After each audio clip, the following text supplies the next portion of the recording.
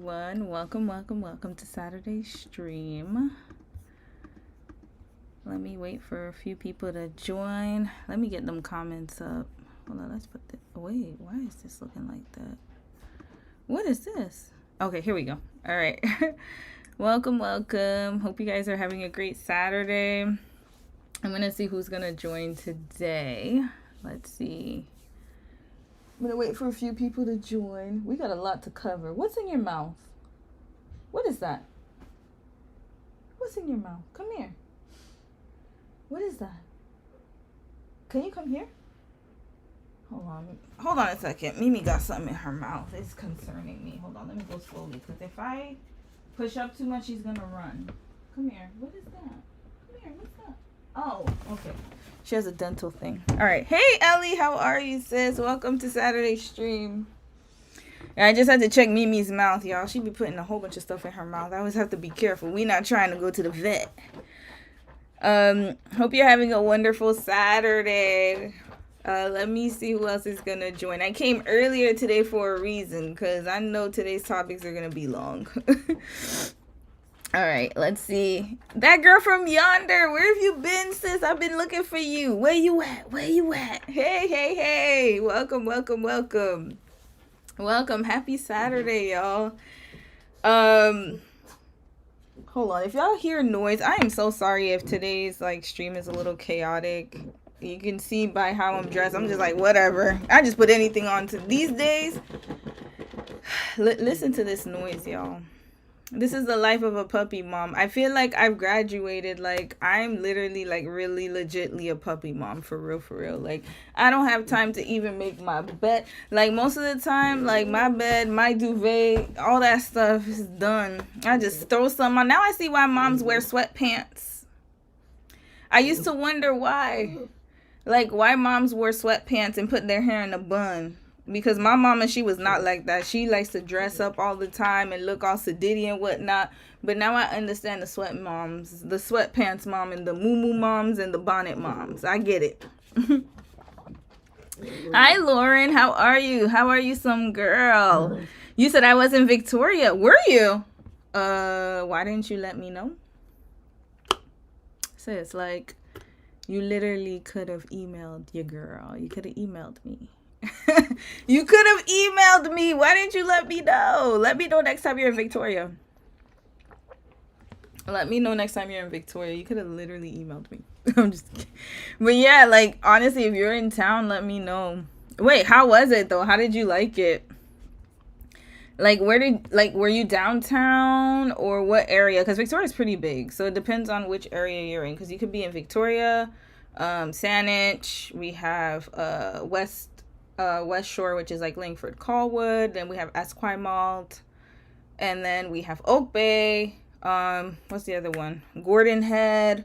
Yeah, it's pretty big. And then there's also Sydney. So there's so many places, but it's still pretty drivable, to be honest with you. Victoria's not a big city.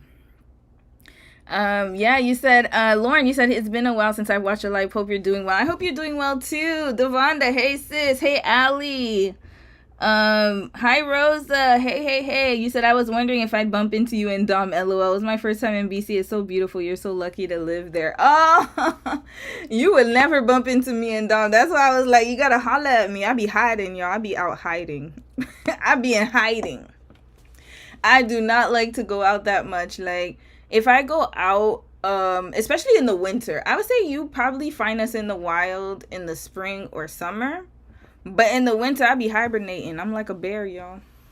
I hibernate. I do not like to be out in the winter. Look, it's raining outside right now as we speak. But I'm glad you enjoyed your time, though. Yeah, it's beautiful here. I'm not going to lie. Okay, by the way, guys. Okay, segue. Okay, I'm going to quickly say hi to everybody, and I'm going to tell you guys something really cool. Devonda, you said great to see you, Romy, and everyone else. Thank you, sis. And thank you for sending a lot of these stories. Some of the stories I think it was Sophie sent me stories, Audrey, you sent me stories, and so did Ellie. So I'm gonna do those stories. Some of them will be split today and tomorrow. Yeah, some of them will be for tomorrow. Yeah, you guys be holding down the stories. Hey Deja Vu, how are you, sis? Exactly. Y'all could have linked up. Yeah, let me know if y'all are in Victoria. Like, let me know. I'm not scared of I'm not scared of nothing because I be staying strapped. But I know y'all not crazy, so it's all good. But yeah, let me know next time you're in Victoria if it matches and aligns. I don't mind meeting people and just being like, hey, if you're in town, why not, right? Especially if we're in close proximity, might as well just meet you even for coffee or something. Yeah, I'll let you know next time, sis. Yeah, let me know. But actually, it's really good that like you went there and you got to travel and stuff. But next time you're there, definitely let me know. Let me know if you have time. If you don't have time, that's okay. I understand that because sometimes like, especially if it's a work trip, it be fast. Like they just make you go in, go out and stuff like that. But I'm talking about if you're there for leisure, then let me know. But if you're there for work, I understand because there's only so much time in the day you have to tour and do all of that stuff, right? But yeah, let me know. Holla at your girl. I was gonna say that yeah, Victoria, you said Victoria is a beautiful place to live. Yeah, and it's so interesting because when we chose to move here, it was because I was tired of for me, I don't like living in big cities. And when I was in Seoul, I was depleted. I was so depleted. And then when we moved to Chuncheon, I actually liked Chuncheon. It wasn't bad. And I enjoyed being by the water. And then I noticed that I'm just more of a water girl. Even when I lived in Florida, I still didn't really like Florida that much because of the weather. But Florida wasn't that bad when it came to like just feeling like more at peace, I guess, in a way. I think I would have enjoyed Florida more if I wasn't in my household. I'll be honest. Like my household was way too chaotic. I feel like if I had lived in a more like stress-free household, like less chaotic, then it would have probably been a lot more enjoyable. But I think at the time I just wanted to get out of that chaos, and so it was just easier to move. But this is the interesting part, y'all. So I found out my life path number.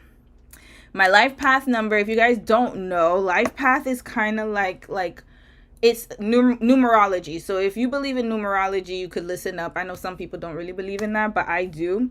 And it basically lines up your birthday with like, where you are in life, right? So I'm going to show you guys. Hold on, before we start. It's so interesting. So there are different life path numbers, right? And so what it does is it tells you, so we're just going to read it. Actually, let's read through People's Digest. Hold on, a Reader's Digest. What am I doing here? Just 1 second, y'all. Hold on. I went to the wrong website. And here, hold on, let me move it here. Okay, I'm going to show you guys really quickly what a life path number is. It's really cool. So, yeah, I've been dabbling into numerology. And if you're a Christian, you will know that the Bible is full of numerology, by the way, and astrology. I know, controversial, but it is. And it says, what is your life path number, and what does it mean for you? And so what I did was like I watched a TikTok and they were talking about life path numbers, and I was just curious. And then I looked up I knew about my sun, moon, rising signs. Shout out to Elle. She gave me all that like a while ago. She gave me like a breakdown of that. But I found out my life path number, and how you get it is that you would add your birthday. So for example, here, if your birthday is May 22nd, then you add 5221975, so your year, and then you get 31, and then you do 3 plus 1, and then it equals 4. So that's actually my life path number too. Mine is 4 as well. And it's so interesting because look at here, y'all. This is the crazy part. So what does your life path number mean? Number 1 is high achieving with natural leadership skills. If you're number 2, you're compassionate, mindful, and nurturing. If you're number 3, you're creative and self-expressive. If you're 4, like me, dedicated, values hard work. Hello.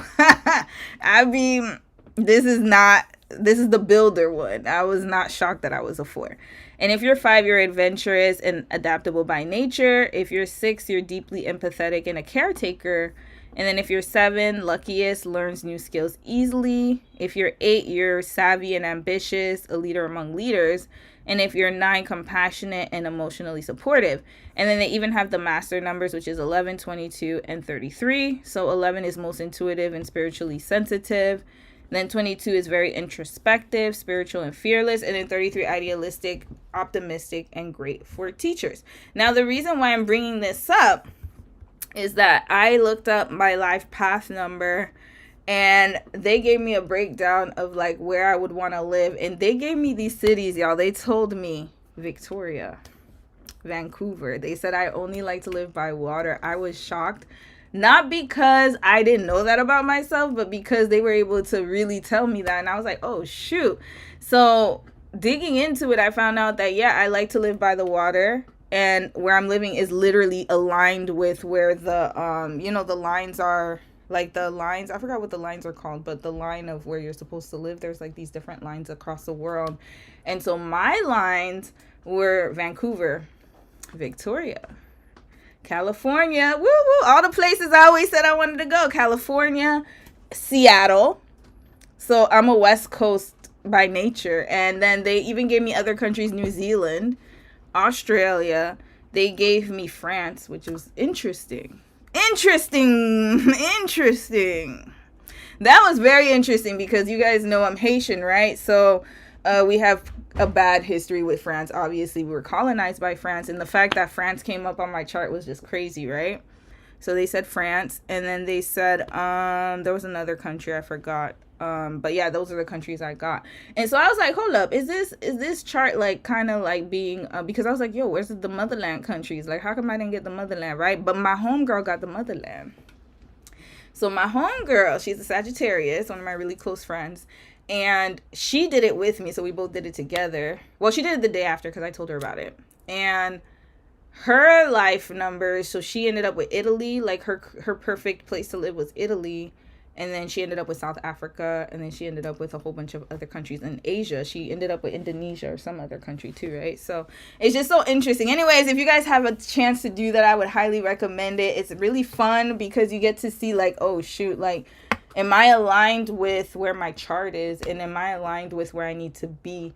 And they said that I don't thrive well in like too structured areas. I need to be like more in like places like this, right, for my my nervous system.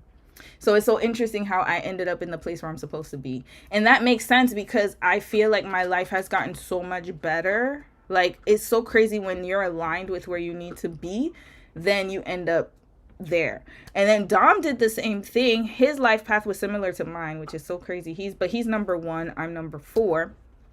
And then not only that, but it said here when we looked at romance, because they were like, oh yeah, like you would meet your person this place, and then we ended up meeting in East Asia, and that's literally where they said he would meet his person would be in Asia. So it's just so interesting how sometimes that does work out. But anyways, just thought I'd share it with y'all. Like, I just thought it was really insightful. So yeah, my life path number is 4, and now I start to like look at things based on, different types of numerology. I mean, of course you're gonna go with intuition too, and then my career, same thing. They were like, I'm literally in the career that I need to be. So very interesting. All right, let me read comments. You said I didn't want to be creepy. I know, I get it. Now I made it a public call now. Now I get it. Like, don't worry, sis. I know you didn't want to be creepy. But now I made it a public service announcement. Please let me know. I knew there was somebody who was living in Nanaimo. One of our subbies, I should say, our family members lives in Nanaimo. So I was like, yo, next time I'm in Nanaimo, let's link up. Yeah. I don't know when that'll be though, but it'll probably be sometime soon because we do plan on going to Nanaimo. Yes. Let's see. Oh my God, it's so warm in Vancouver. I'm in Montreal. I've been trying to go for a walk for days and it's been negative 15. Oh no. Oh no. I know it's negative 15 because my parents live in Joliet. So hold on, I'll show you guys. They don't live in Joliet, but they live near Joliet, I should say. And what's the weather? Negative 13. Oh, hell no. Red flag. What is going on here? That's why I left Montreal. Like, I would say when I lived in Montreal for like 8 years of my life. Well, I mean, if you want to count when I was younger, because I was born there. So 4 plus 8. So 12 years, but not consecutively. It was like 12 years, like 4 years, then 8 years after. The weather was always a draw for me. But to be honest with you, I love Montreal. Montreal's amazing. The food is amazing. I love the city of Montreal itself, but or the Ville de Montréal. Shout out to Montréal. But I don't love the weather. The weather sucks. I'm not gonna lie. The weather sucks. It's so bad. It's so hot in the summers and so cold in the winters. I couldn't survive. It was just really hot. And same thing with Korea. I loved Korea, but the weather's always a draw for me. I can't be somewhere where it's too hot, too cold. But I get it, because it's a beautiful city. So sometimes you just take it, right? You just gotta do what you gotta do. Sophie enjoyed the stories you shared with us in Discord. Some of them are here. I completely understand. Might be us being Aquarius, right? I think that's what it is too. I mean, it makes sense. Water, right? Who would have thought though? Like, yeah. Karma, hey sis, you said I knew I had to check if there was a live. Oh, I'm so sorry. I need to get better at okay, you know what? From now on, I know I keep saying this, but actually I'm gonna be very consistent now. I've started to be more consistent. You want to know why? Because in therapy, CBT, because I do CBT therapy still, and I do personal therapy. Oh, and there was something I learned from my therapist. I'll talk about it tomorrow though, because we don't have too much time today. But tomorrow I'll talk about what I learned in therapy. But yeah, I got a planner, y'all. I got a legit planner, not just an online one. I got a legit planner from Indigo, and it cost me $10. So it was 30% off, and then they marked it down to $20, if you guys could see here. But then there was another discount, so I got this for $10, y'all. It's pretty good. Look at that. So I got this planner here, and I'm starting to organize my thoughts and organize everything. So I have a day where I'm checking comments, and I'm going to start like posting when I'll be on live. And I'll give you guys a rough estimate of the time frame. So that would be really good. Yeah, because I realized like being inconsistent, like just popping up on live is not practical for some people. So then it's better to just have a time. Yeah, or at least a rough time. I'll be like, okay, from here to here I'll be on live. Yeah. Okay, so Rosa, you said your path is 3. Okay, so you are the, hold on, let me pull it up again. What was life path 3? 3 is creative and it's self-expressive. There you go. So you're just gonna watch videos on, all you gotta do is YouTube life path 3 or look online life path 3. You're gonna find everything you need to know. Mine is 9 and it's spot on. Hey Shauna, welcome. Yup, 9 is what was it? Compassionate and emotionally supportive. Yes, you are compassionate. Because there's some times where we disagree a little bit fundamentally, but I could tell your heart is in the right place. You're very compassionate. I would say that. I mean, I'm very logical, and and I think it's an Aquarius thing too, where it's like we value hard work, but we're also very logical. And that's one thing I'm learning in therapy. I'll talk about it more tomorrow, but I realized like, oh yeah, I got to start adding more emotions into my thought process, because I realize it can come off as like unempathetic. Like I can't come off that way. And it's not because I'm trying to be that way, but it's just I'm giving facts. And I realize that when you give facts, sometimes like the feeling and the emotion might be void of that. And so my therapist is trying to work with me on how to not only just be really good at giving the facts, but also be really good at identifying feelings and kind of having both of them together. So I'll talk a little bit more about that tomorrow. It was definitely an eye-opening session, I'll say that, because yeah, it was yeah. Anyways, 9 is spot on. We'll say that. I could definitely see that for you. That girl from yonder, you said I love numerology. Hold on, let me put the chat up here. I don't know why I didn't do that. Hold on a second. Why isn't it showing up? 1 second. Hold on, y'all. What happened to the chat? Here we go. Okay, here we go. It was in the back. Okay, I'm going to put the chat up here so you guys can see. So people can see what I'm reading. And then we'll get to, let me put the numerology up again. Hold on. And then here we go. Here we go. Okay, we'll get it up here. Let me get rid of this dang on commercial. Okay, here we go. Okay. All right. Yeah, here we go. Like, we'll keep the numbers up so you guys can calculate. You said, and RE, regarding the Bible, the wise men were astrologers. Wise men was the old way of calling people astrologers back in those days. Yup. That's so interesting because, again, interpretation, people say, oh, it's the demonic, blah blah blah. I remember when I was young, I used to always read the horoscope on the back of the newspaper. Like that's how I used to read it. That's how I learned that I was an Aquarius. That's how I learned all those things, right? Because I used to love reading. Like I made my dad get the newspaper subscription. It was like $1 a week. And it was because at first he didn't want to do it because he was like, well, I'm not going to read it. Because he used to try to read the paper, but he didn't have time. But then I was like, I want to read it. So then I would read current events and astrology. It would always be comics. So it would be, I would read current events and then astrology. The you know, right behind the comic section, I would read Garfield and my little comics, and I would read the astrology.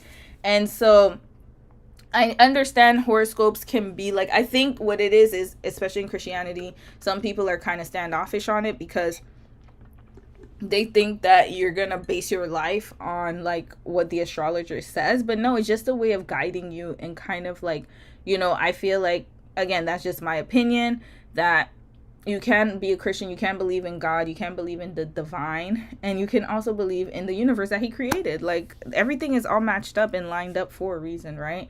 And also the universe, like I think there's like a universal number for everyone or everything. It was just, anyways, we could go into that in another day. That's like a whole nother topic. But yeah, I agree. You said I'm a 4, so you're like me, dedicated and values hard work. You're the builder. We're the ones who gonna tell you the facts, not emotions. We just gonna be like, this is it, this is all, sorry. But then, you know, the ones will lead us and be like, okay, facts, that's great, but we need a plan. And then the 9s will be like, okay, but I feel compassion, I'm so sorry. Like that. We all need each other in a way. So interesting. Amaka, welcome. And then you said, I don't think mine is accurate, I'm the opposite. Well, it could be true, yeah.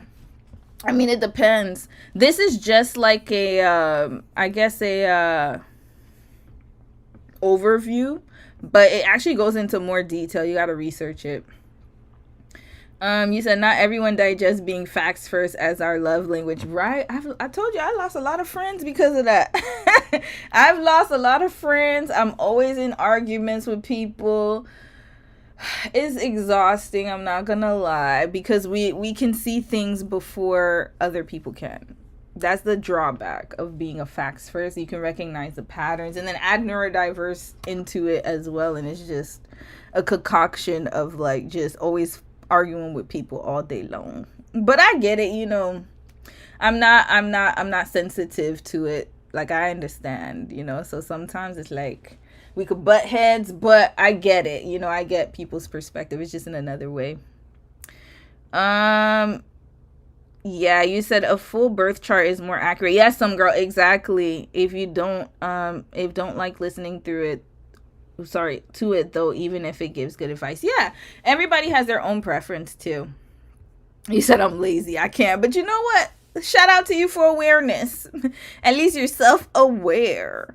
So here, oh, they even gave more details here. Okay, we might have to go over this tomorrow, y'all. Yeah, so here they give a whole like, list of here of like what it means, and then here effort, self-discipline, and then there's also some other stuff in there too, but it's really interesting. All right, y'all, let's get to our topic because we got when I tell y'all we got a lot of topics to cover today, So where are we? We're 23 minutes in. Okay, perfect timing. So how we're gonna do this, we're gonna break this up into sections, y'all. Oh, first we're gonna talk about the White House and what happened this week. Then we're gonna segue to the Grammys. Then we're gonna segue to the Super Bowl.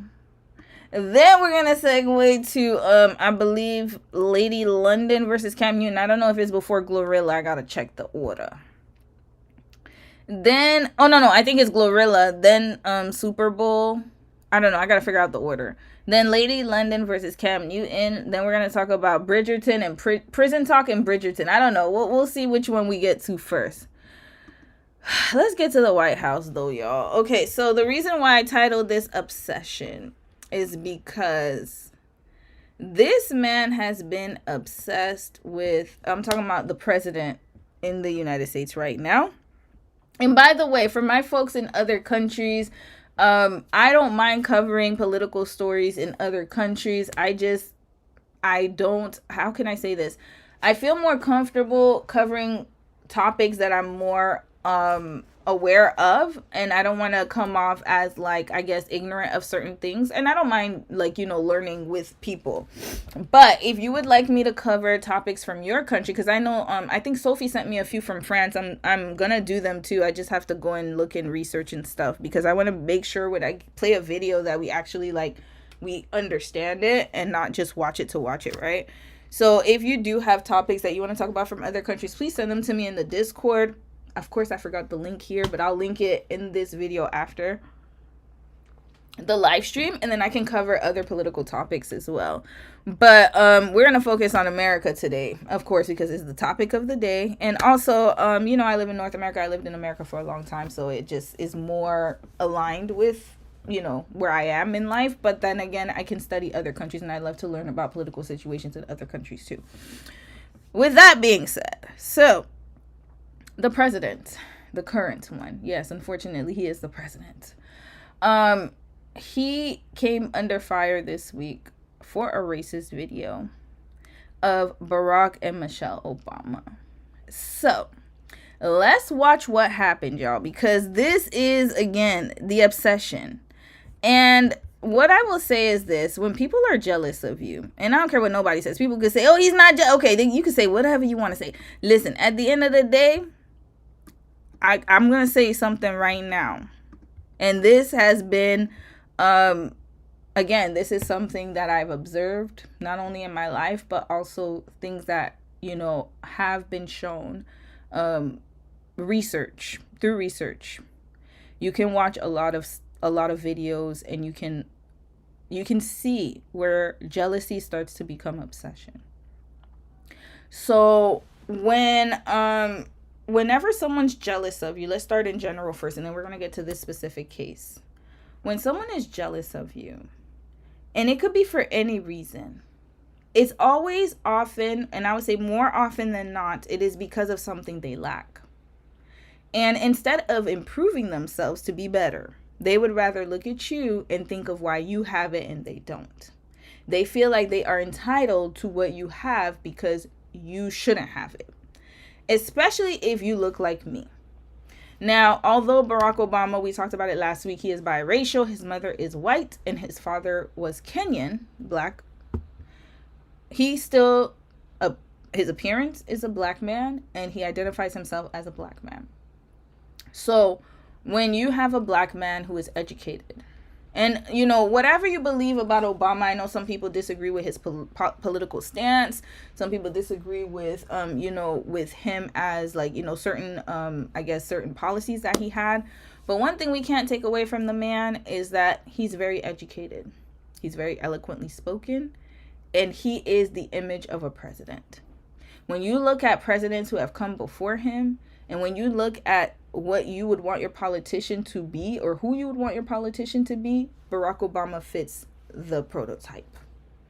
And I've noticed with this office or this administration that they have this vendetta against educated people and people who speak eloquently or people who are more well-versed. And not saying that, and when I say uneducated people, I don't mean because you have a college degree you're certainly, like, smarter than someone else, because people without college degrees can be smarter.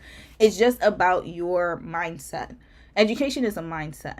You can learn things even after you graduate from university. You can learn things, all the time, right? So the fact that you have this man who is, I believe Barack Obama went to Harvard or Stanford. I got to check. But he went to an Ivy League school. Michelle went to Harvard. These two folks are extremely educated. Orange and his wife are not. And I think that irks him, the fact that this black man had the audacity to be better. And I think he's realizing that people don't like him. His policies are tanking, his ratings tanking. People are against him. And of course, he's going to fixate his sights on somebody who is more successful than him. All Obama is doing is breathing, y'all. He's not even in the White House anymore. He has not been in the White House for how many years? Biden was after him. How is it possible that this man is still jealous? And I will say that jealousy always turns into obsession. Because once somebody is jealous of you and they fixate on you, then it becomes obsession, and they're going to find a way to knock you down. So we have to be very mindful of that, especially as Black people or people of color. If you're not a person of color, this is an educational moment for you. And by the way, there's a PSA to everybody. This channel will always be a safe space for people of color and Black people, especially Black people. Okay, we got to make it very clear. I'm not here to coddle people. I'm not here to, to water down things and make things more palatable. Whatever it is what it is, y'all. That's it. That's all. I got to make that PSA because I know as new people come, I have to reintroduce myself. So when it comes to issues like these, we always have to be careful because we can see that, your greatness, it can shake the demons in people, and it makes people feel a certain type of way about you. Especially the more educated you are, the smarter you are, the more confident you are. I've never seen Barack Obama fold. I'll be honest. He is a very charismatic man. And he's handsome on top of that. He's everything that Trump can never be. And that's okay. Like, if you could just accept it. But the thing is, he doesn't want to accept it because it is a Black man. I've got to be honest. Where's this vitriol for Biden? Biden was the one before you. No. You see, you're not going to see that. So now let's keep watching, and I'm gonna read a few comments. Let's watch what happened, y'all. It was very, very extremely and Black History Month on top of that. By the way, happy Black History Month. Black History Month. So he made it a point to make it like this, right? So just look at the strategy here. He did it on Black History Month on top of that. All right, let's watch. A racist video that President Trump reposted on his verified Truth Social account has now been taken down. The video depicted the Obamas as apes. It appeared at the end of a 1-minute video that promotes false claims that the 2020 presidential election was rigged. The 2-second clip showed the Obamas' head edited onto the bodies of primates to the song, "The Lion Sleeps Tonight." We're going to show you the image for context, but a warning for you, the image is offensive. And there is on your screen there. Reminder, this post has now been deleted from the president's. And you know what the funny thing is? Like, and this is why I said the miseducation of people. Like the cognitive, deficiency in people. If we're going by the evolution standpoint or evolutionary standpoint, don't we all derive from apes? Ain't that what they told us?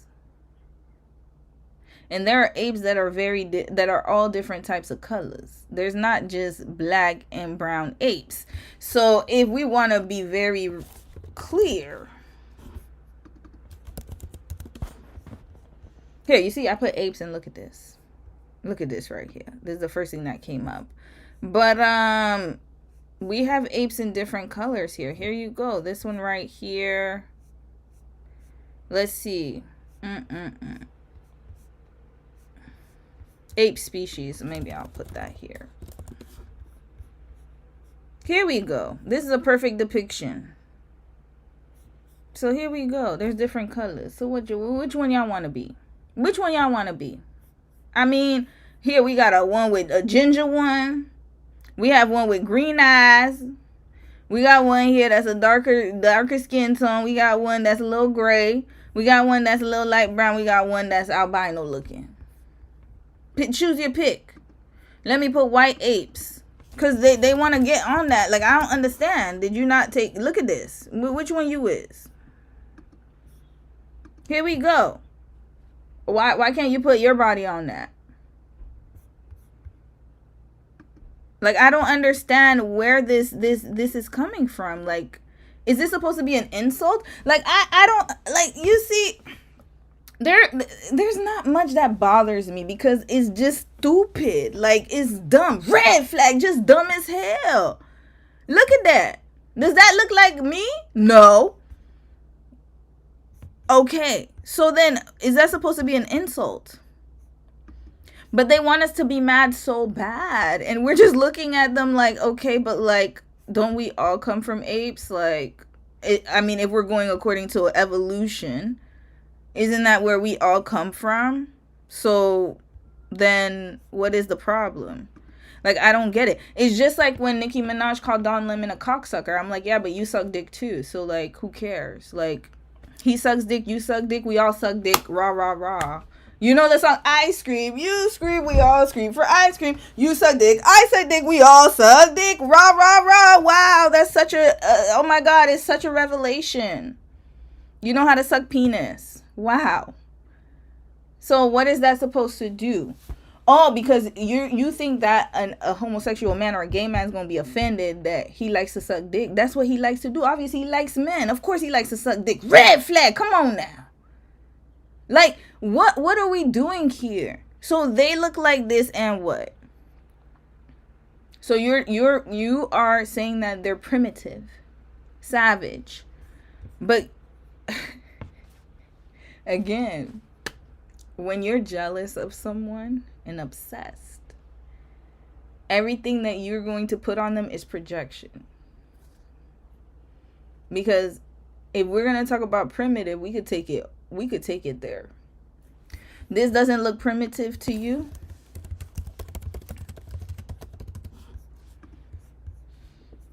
Does this not look primitive to you? This doesn't look primitive? This doesn't look primitive. And when I'm saying primitive, I'm talking about the agents doing all this. That doesn't look primitive.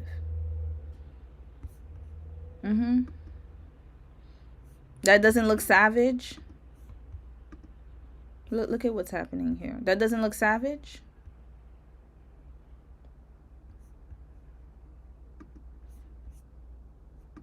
Let's talk about it. We're going to keep it real. We're going to keep it all the way real. Here, primitive, right here. Oop, I don't want to show that. Here we go. The behavior right here. Primitive. Arresting him for what? Like putting him on the ground for what? And then this is what you want to show. It's primitive behavior. You know what else is primitive?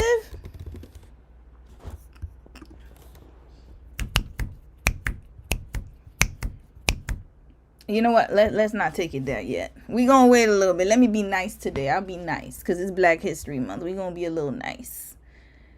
But if anyone... Hold on. No, you know what? We're not going to be nice. I don't give a damn.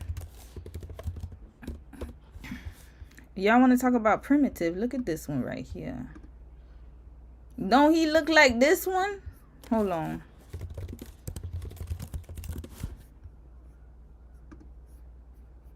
He could easily pass for this one. So, like, why are we even... What is this? What is this? Like, it's ridiculous at this point. So, it's, again, an obsession. For what I don't understand. So, continuing. Let's keep watching. Truth Social website. Okay, joining us. And I hope Obama paid him dust, by the way. I hope he did not even comment. Michelle, please don't even waste your breath. Now with CBS News White House reporter Olivia Rinaldi. Olivia, how is the White House responding to this? Well, Mugo, it's good to be with you. The White House is now saying that post is taken down, and now... Look at that. And you want to call us primitive? Look at your hair looking like an orangutan. Hold up.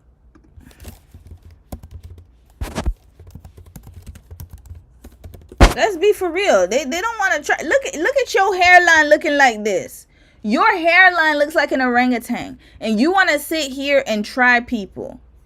Like you don't even have a hairline to talk. Red flag. You ain't got no room here. Stop it. You ain't your damn toupee. Look at that. They are blaming a White House staffer who erroneously made the post and saying it's been taken down. That obviously raises a lot of questions. One being, which staffer has access to the president's Truth Social account? And why are they posting this at 11:45 at night and reposting this? Also raises the question as to why this White House earlier today in a statement from the press secretary, Caroline Leavitt, called this fake outrage and also said this is an internet meme video depicting President Trump as the king of the jungle and Democrats as characters from The Lion King. Please stop with the fake outrage and report on something today that actually matters to the American public. This is what they'll always do. And I'm going to be honest, and I'm talking in general, but especially like if the shoe fits, here it is. It's a pathology, right? So they're always going to deflect. Stand on it. Why can't you just stand on it? Like, just say, hey, I don't like this man. I hate him. Just say that. But no, always want to have, we got other things to worry about. Like what? Like how to terrorize people in Minneapolis? That's what you worried about right now? How to fund more ICE agents? Mrs. Leavitt? Is that what you're concerned about? How to make it harder for people to the cost of living, how to make it harder for people to live? Is that what y'all sitting here congregating about? But no, you would rather show this and then all of a sudden deflect. We didn't do that. Oh, we didn't do that. Of course.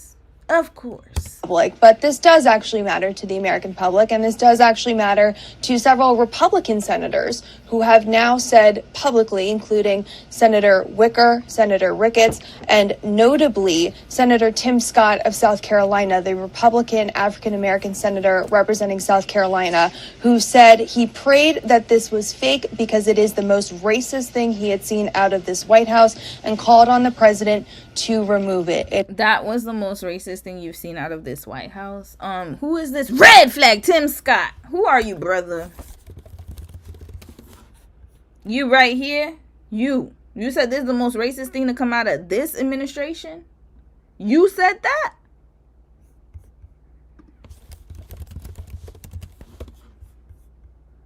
What is this? So you gonna bypass all that. But then when you see somebody who looks like you being depicted as a monkey or as an ape, that's when you draw the line. This man has said horrible things about Obama. He talked about he was the one who tried to bring out his birthright. Hold on, let me see if I can find that video. There was a whole video about it where he was the one who went on this crusade to prove that Obama is not American because he was born in Hawaii and he didn't consider him American. He thought that he was not born in America. This is the man that you guys have in office right now, who was 18 years old when the Civil Rights Act became enacted. Red flag. This man right there. The one that looks like an orangutan. Got the damn nerve to talk about Obama. It appears they had heard that request and now it has been taken down, Mugo. Yeah, Olivia, I think it's important to note that this is not the first time the president has posted a meme or a video that some might consider offensive or racist. There was that meme of House Minority Leader Hakeem Jeffries where he had a sombrero and also had a mustache. And Jeffries did not specifically address that post, but have we heard from the Obamas at all about this? We have not heard from the Obamas. And you better never hear from them ever. Ever. Michelle and Barack, stay on mute, please. Do not respond to this. That's what he wants. He wants the attention. So then he can deflect from whatever the hell's going on with him. Hold on. Let me show y'all something right here. Hold on. Because this is how I need a stand. I know I need a stand for my camera. But look. Hello. This is what they jealous of, y'all. This is what they're jealous of. Right here. This beauty right here. Beautiful woman. It was $4 book. I got it from the thrift store. I done told y'all buy books at the thrift store. Becoming Michelle Obama. That's on my list. I got to finish reading this. #1 New York Times bestseller. You know what? Matter of fact, this is going to be on my reading list for this month. Yeah, I know I'm supposed to do a book club on the Discord. I don't want to make false promises, to be honest with y'all. So we going to see if we could do, maybe we could read Becoming together, actually. That would be a really good Black history book. But yeah, that's what they're jealous of. Michelle and Barack stand on guard. Y'all don't need to say nothing. He wants the attention. That's all it is. He's jealous. Yet about this, but many Democrats are coming to their defense. One of those Democrats being House Minority Leader Hakeem Jeffries, who in a post on X said that President Obama and Michelle Obama are brilliant, compassionate, and patriotic Americans. They represent the best of this country. We also heard from the Congressional Black Caucus leader. Oh, she didn't want to, wait. Oh, sis, you ain't want to read the rest? I'll read the rest. Hold on, let me drink my tea. Let's finish. Let's read his entire statement. Let's go through the whole thing. President Obama and Michelle Obama are brilliant, compassionate, and patriotic Americans. They represent the best of this country. Donald Trump is a vile, unhinged, and malignant bottom feeder. Green flag, yes. All of the above and more. Why are GOP leaders like John Thune continuing to stand by this sick individual? Every single Republican must immediately denounce Donald Trump's disgusting bigotry. Yes, continuing. Representative Yvette Clarke, who said some folks still find Donald Trump's behavior shocking. I do not.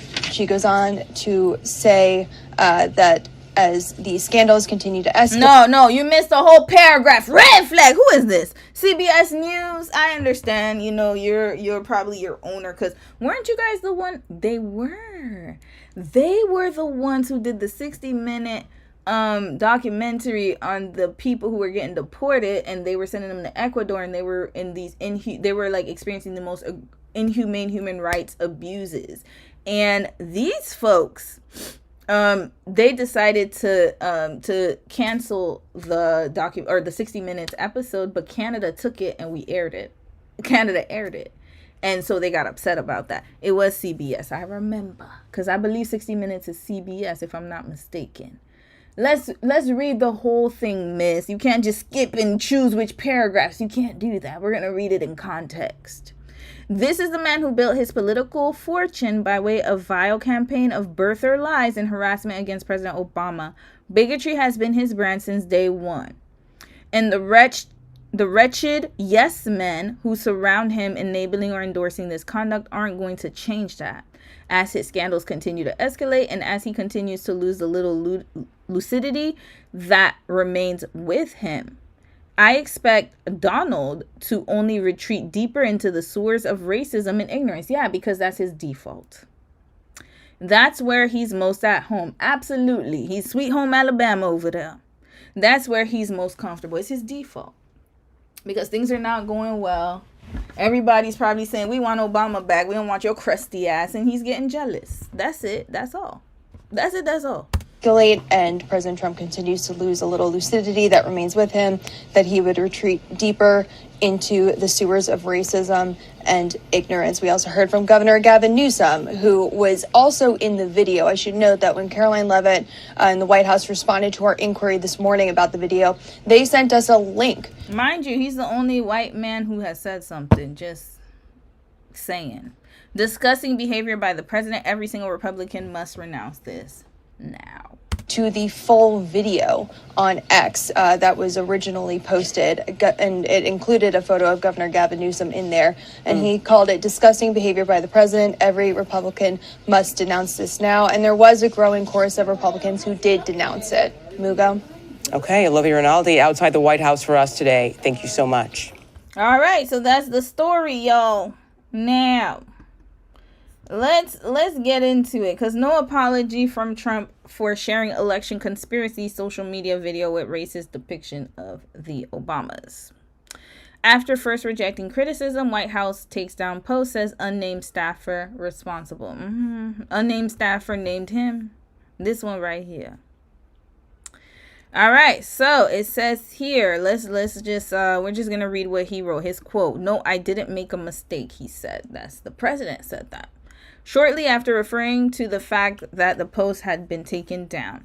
When a reporter later asked if at the very least he condemned the racist parts of the video, he said, "Of course I do." Oh, really? Okay, so you know what? How about this?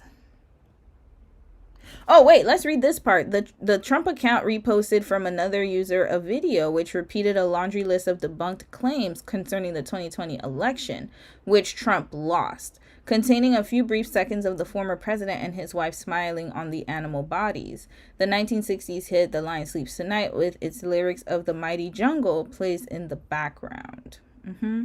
Then he said, I like the beginning.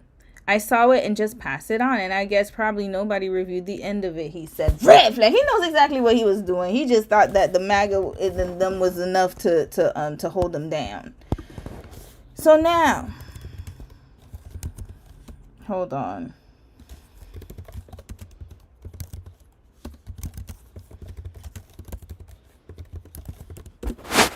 Let's see if we can find it. This was 14 years ago, y'all.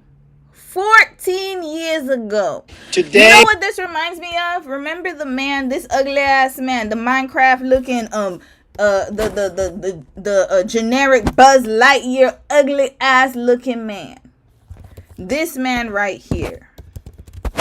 I remember the story I covered a few days ago. Very sad. Very, very sad. Look at this monster right here. Y'all don't remember him? If you were a part of that live stream, you will know who I'm talking about. This man right here divorced his ex-wife 9 years ago, and he was obsessed with her. And he literally went to her house to unalive her and her husband, her new husband. They had 2 kids. They got married in 2020. This man waited 9 years after they got a divorce to unalive her. He held that jealous obsession for years until he snapped. And then you want to know what he did afterwards? He went on as if life was just normal. They caught his ass, packed his ass right up out of here. Look at him. Look at this man. This was a neurosurgeon. And this is what I'm talking about here. It's a pathology. He waited 9 years. Had this woman scared to move on. Said that she's always going to be his wife as if she's a property. Obsession. I should say his property. And so when he couldn't take it anymore, she was too happy, got rid of her. So this is the same mindset, y'all, that's in the White House right now. Look at him, 14 years ago. And he's still talking about Obama. Mind you, there's somebody in between Obama. Red flag. hey, I'm very proud of myself because I've accomplished something that nobody else has been able to accomplish. I was just informed while on the helicopter that our president has finally released a birth certificate. I'd want to look at it, but I hope it's true so that we can get on He's to talking about Obama, by the way. much more important matters so the press can stop asking me questions. He should have done it a long time ago. Why he didn't do it when the Clintons asked for it, why he didn't do it when everybody else was asking for it, I don't know. But I am really honored, frankly, to have played such a big role in hopefully getting rid of this issue. Now, we have to look at... Mind you, where's his birth certificate at? Y'all know his daddy, was it his daddy or granddaddy's from Germany? They changed their last name to assimilate. Where's your wife's birth certificate? How about that? Where her paperwork at? Red flag. You sitting here obsessed. Look at this. 14 years ago, y'all. 14 years ago. Even got his wife here. Now, is he really running for the presidency, or is this a big publicity stunt? The wife knows the truth. What is it? Look, he doesn't need the publicity stunt. No. He's successful. He will make a decision prior to June. And he's very passionate about the country. He's one of the best, the most brilliant negotiator mind out there, like genius's mind out there. Mm-hmm. And he wants to see that country one of the best on the world. We all know the troubles in America nowadays. Yeah. And he wants to see everybody doing well. The issue is about bringing jobs back, bringing jobs to the country. Right. And he's very passionate about that. And I see that people really like it. They like it what he's saying. he's saying the way it is. He's not a politician goes in the circles around and around and just to talk. No, he's very direct. He's very direct. He will say what he thinks, and he gets the job done. He did very successfully with his firm, with his organization. Yes, but I don't know what skeletons he has in his closet, but everybody gets vetted when they're going to be president. You know what that means, vetted? They're going to look in. Joy, what the hell did you just say? He gets the job done. He did very successfully with his firm, with his organization. Yes, but I don't know what skeletons he has in his closet, but everybody gets vetted when they're going to be president. You know what that means, vet? Now would this be considered microaggression? Red flag. I understand, English is a second language. She ain't had to say, do you understand what vetted means? That's a bit much. But anyways, continuing. Hell, I don't care because it's her. Whatever. We'll let that slide. But damn, you ain't had to say it like that. Very successfully with his firm. First of all, okay, I'll let you guys know though. Like, real talk, that is very insensitive to act as if when people have an accent that they don't understand what words mean. Accent doesn't mean that you don't understand what words mean. So I would say PSA. If someone doesn't understand, let them tell you that they don't understand first before you act like they don't. Let's just put it that way, because that was just crazy. Do you know what that means? Like, what the fuck? Just if she said, if she looked like, I don't know, then you could say, oh, okay, do you want me to explain what vetted means? But you don't just assume people don't know what something means. That's that's a bit much. But hell, it's Melania. We'll allow it. With his organization. Yes, but I don't know what skeletons he has in his closet, but everybody gets vetted when they're going to be president. You know what that means, vetted? They're going to look into everything. He's had a few wives. He's had financial difficulties. All of that's going to come out. How do you feel about that? Well, that's part of it. Yeah. If he decided to run, he knows that's part of it. And, he's very passionate about the country, and he's taking a very serious look at it. But what is this with the birth certificate obsession? Did he ask to see yours when you met him? Here, you see, obsession, love. You know what, Joy? Thank you. Okay, let's continue watching. What is it with this birth certificate obsession? Imagine, I just pulled this video up.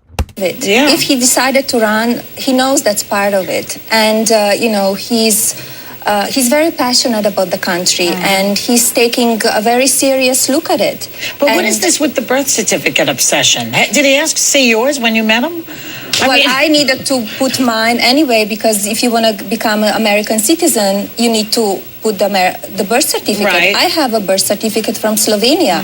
And do you want to see President Obama birth certificate or not? I've seen it. It's not the birth certificate. Well, it's a certificate of live birth, right, which they give. But Melania, if he insists on what he's saying, then no one in Hawaii can ever run for president. Thank you. Exactly. And not only that, but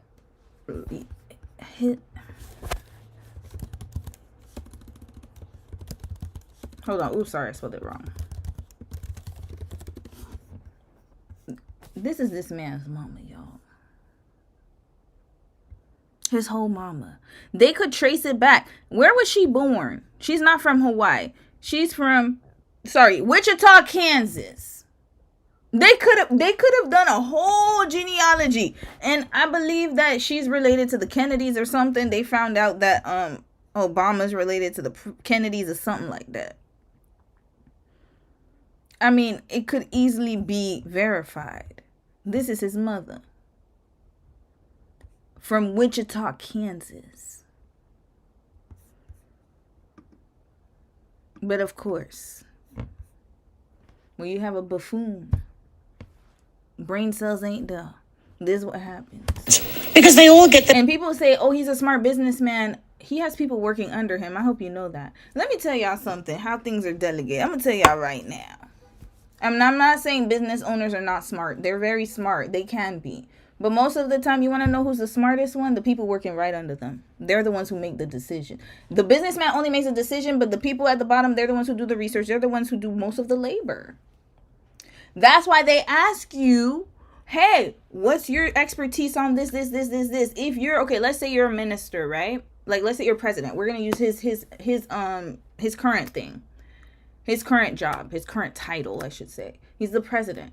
Do you think that he knows all of the foreign issues and all the policy? He knows nothing. What they do, they brief him on it. Somebody comes in there with a little folder because, you know, they old as hell, can't even use technology right. And then they say, hey, brief me on this. What's the issue here? So I can talk to this person directly. They don't know anything. You want to know how you can find out if your boss knows something? You leave. Go on vacation. Your email's going to be blowing up. Watch your emails go crazy when you go back. When you come back. You're going to be like, what the hell? And they leave you all these emails for you to do. Because they don't know your job. Like you do. That's the point. So, for people saying he's a smart businessman, he just has people working under him. That's it. That's all. You need to talk to them. Let's continue. The same live birth certificate. Well, but they need to have... Midler is finished, for example. They need to have, and in one way, it will be very easy if President Obama just show it. And because it's not only Donald who wants to see it. It's American people who voted for him and who didn't vote for him. They want to see that. But it's on display in Chicago. We've seen it on the internet. We've seen it. It's not the same as yours, but it's a certificate of live birth. Well, we feel it's different than, birth certificate. How would you know? You're not even from America. You're not even from here. You don't even go here. Where's that Mean Girls?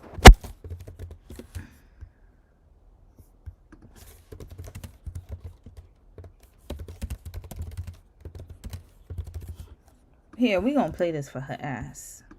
I just wish we could all get along like we used to in middle school. I wish that I could bake a cake made out of rainbows and smiles and we'd all eat it, be happy. She doesn't even go here. Exactly. You don't even go there. Red flag. How you supposed to know what a birth certificate looks like?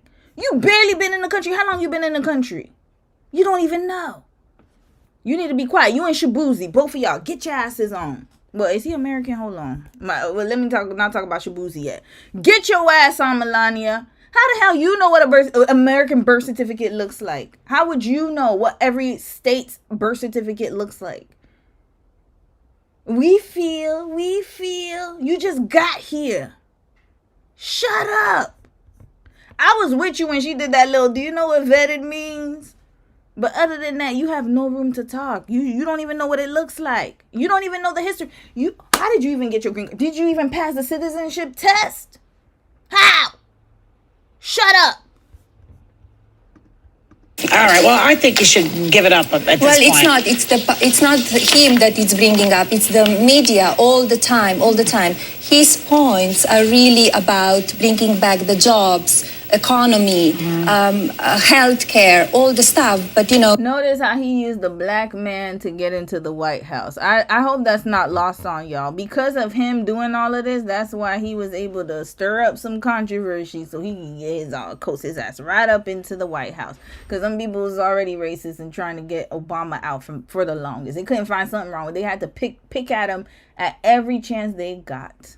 Continuing. Let's watch this one, y'all. You see, hold on. Not they put the birth certificate like this. Damn, this was the old CNN 14 years ago. Here we go. Look at this. Certificate of live birth. Okay, we're going to research that.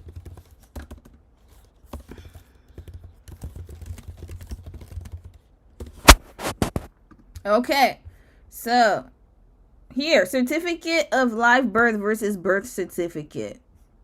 Here, okay, we're gonna even read the Canadian version, y'all. Hold on, let's see. Okay, here, Law Dictionary. Okay, we're gonna read the difference here. Difference between birth certificate and certificate of live birth. Hospital record of birth, certificate of live birth. So the medical community has established a practice of issuing the certificate of live birth when a human being enters the world. Hello, welcome. You're recorded. This form will include the basics of the baby's name, parent's name, doctor's name, hospital, sex, race, date of birth, and the person completing the record. Correct. Healthcare professionals will then enter the information into their hospital database. At this point, the father should verify the information on the form, should verify that the information on the form is correct. Mistakes can be made in the original form or during medical data entry.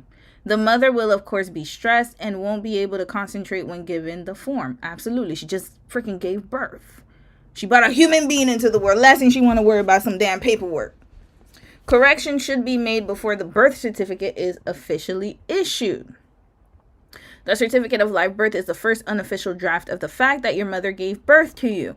Once this information is complete, this certificate of live birth is sent to the Office of Vital Statistics or State Register to complete the official birth certificate. Okay, so then that's when, for the sake of school, insurance, taxes, identification cards, and travel documents, you should use your birth certificate. So while the certificate of live birth shows that you are medically alive, the birth certificate is the official record declaring your place of birth. Some people are not born in hospitals and don't have these what? Other records. Here we go.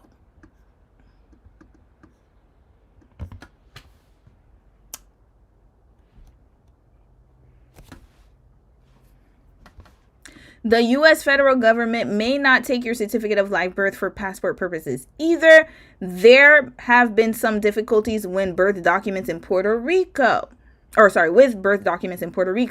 is always wise to have your official birth certificate in a safe deposit box. Remember that the live birth hospital form is primarily for data entry purposes. Your birth certificate is for official recording purposes and will have the signature and date of the state official on the bottom. It should be printed on high quality paper or cardboard with registrar's embossed state seal in the corner for authenticity. This official birth certificate will also have a registration number so it can easily be looked up for reference. Okay, so now let's see Hawaii's. Hawaii birth certificate. Let's check. And mind you, he was born in, I gotta see the year he was born in. Because let me tell y'all something. When I was born in 86. Yes, that's ancient for some of y'all. But there was a, that girl from yonder, it might be your birthday. Happy birthday, sis, in case your birthday passes, because it's February. Yeah, it's Aquarius season, y'all. All your February people. Happy birthday. Speaking of which, next Saturday, I know I'm like all over the place right now, but next Saturday, I will not be streaming. I will be away for my birthday, okay? Just letting y'all know. Speaking of births, okay?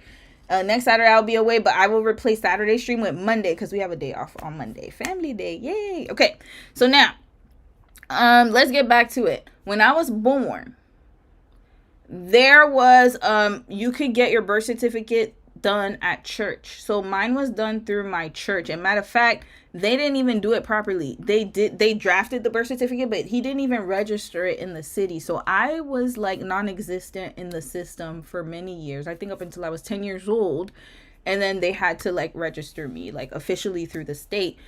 But the point is that some people, especially like pre-1995, I think before the internet and before computers, like before computers came to be, there were different forms of birth certificates. So you cannot have the same birth certificate as right now.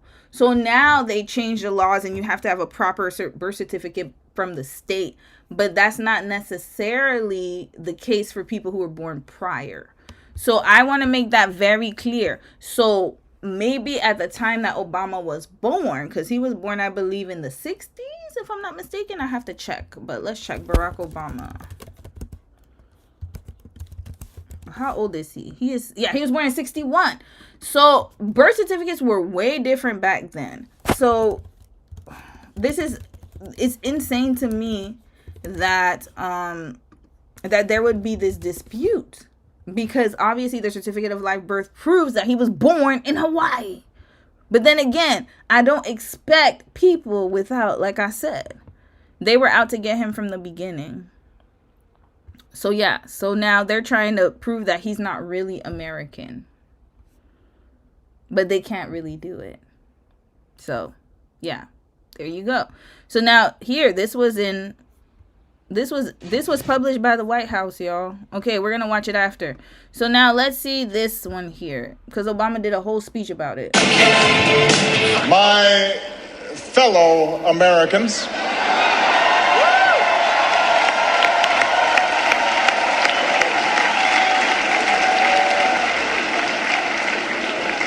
Mahalo. As some of you heard, the state of Hawaii released my official long-form birth certificate. Hopefully, this puts all doubts to rest. But just in case there are any lingering questions, tonight, I'm prepared to go a step further. Tonight, for the first time, I am releasing my official birth video.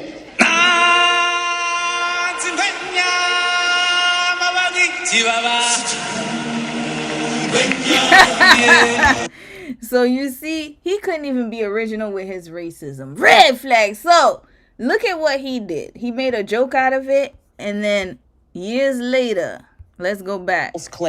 Years later, here they did In the Jungle. They can't even be original with their own jokes. This is what I'm talking about here.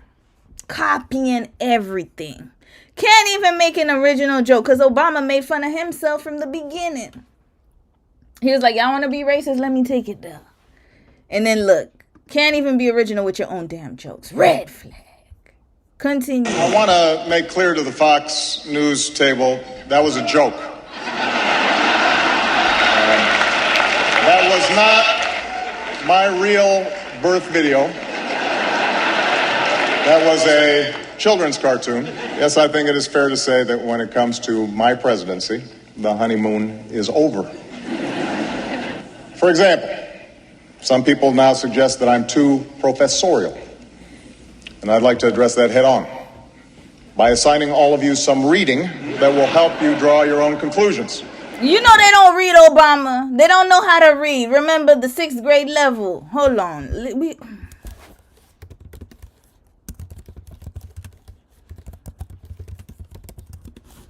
Here, 79% of U.S. adults nationwide are literate in 2024. 21% of U.S. or adults in the U.S. are illiterate.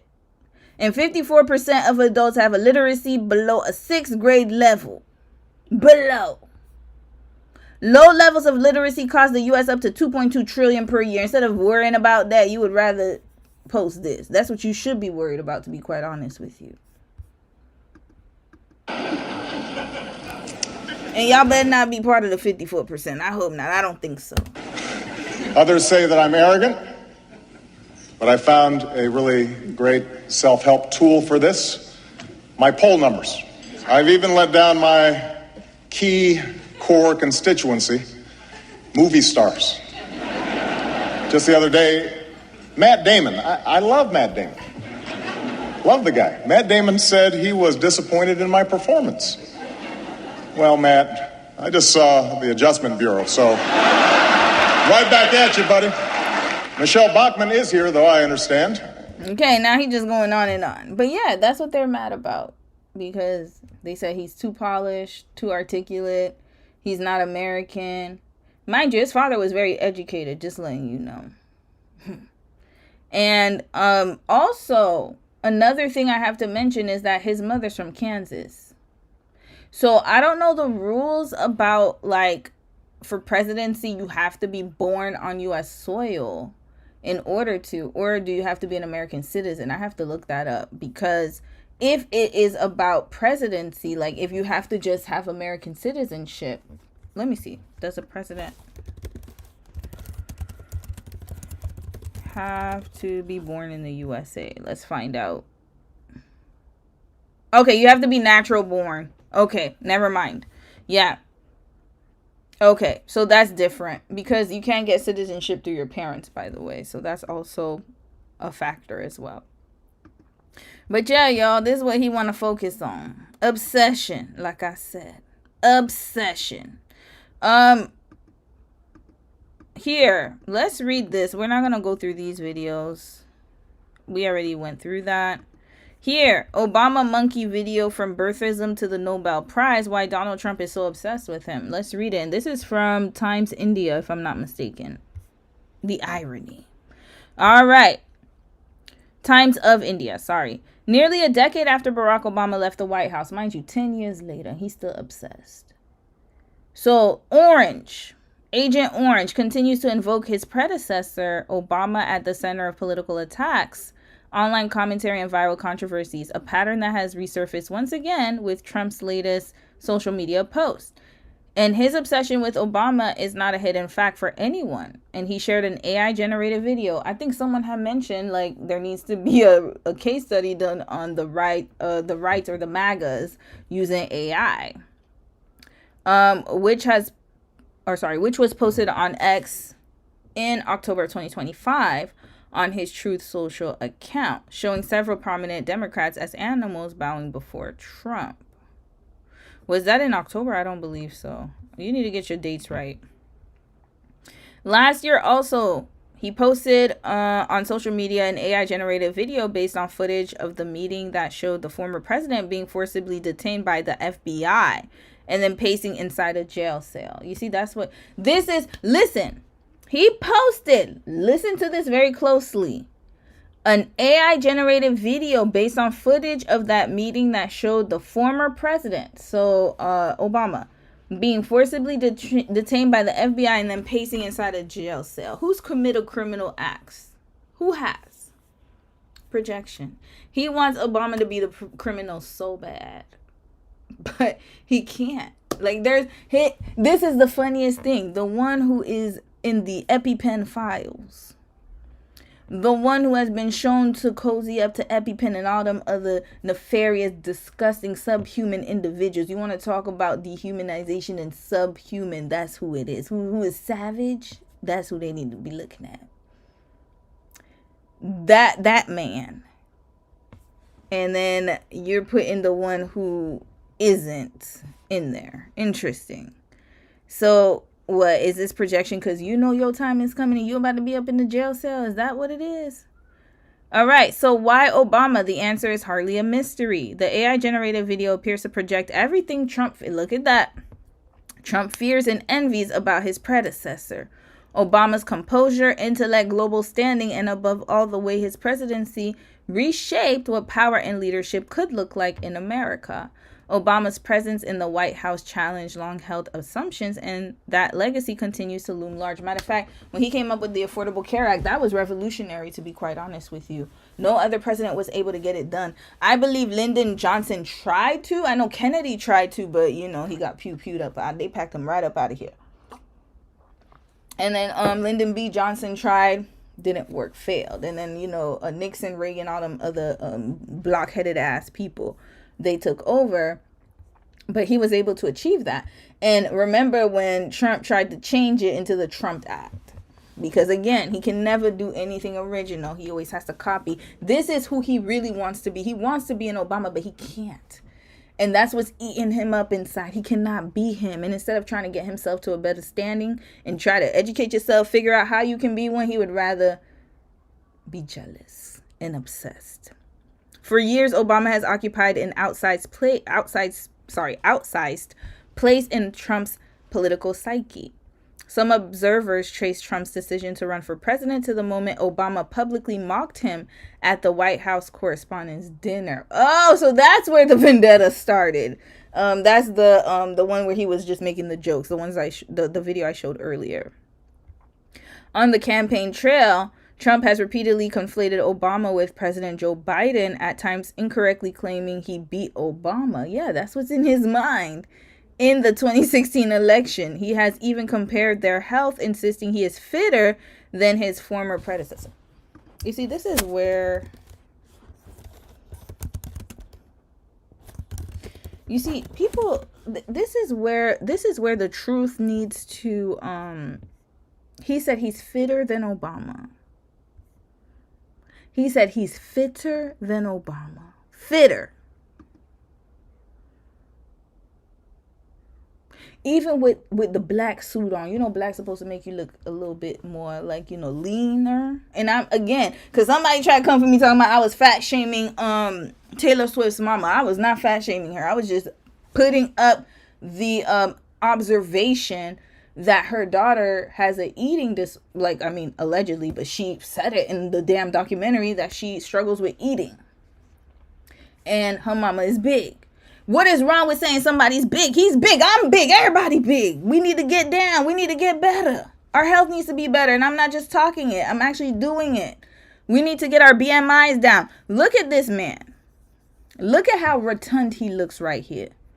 And then you said you're fitter than him? Let's not be delusional. See, like I said, he wants to be him. He's jealous. That's all that is. When you have somebody obsessed with you that much, that's jealousy right there. You can pinpoint it. Now he's obsessed with the Nobel Prize. Lord. Because Obama won a Nobel Peace Prize. So he's going to try to make it happen. Donald Trump spent years obsessing about winning it himself. Barack Obama passed a historic healthcare law, which I talked about. And Trump made it his priority to overturn it. He got it for doing nothing. Obama got a prize. He didn't even know that. He got elected and they gave it to Obama for doing absolutely nothing but destroying our country, Trump said. They gave it to Obama for absolutely nothing but destroying our country. Okay, y'all wrote it twice. You need to go back to the editing board.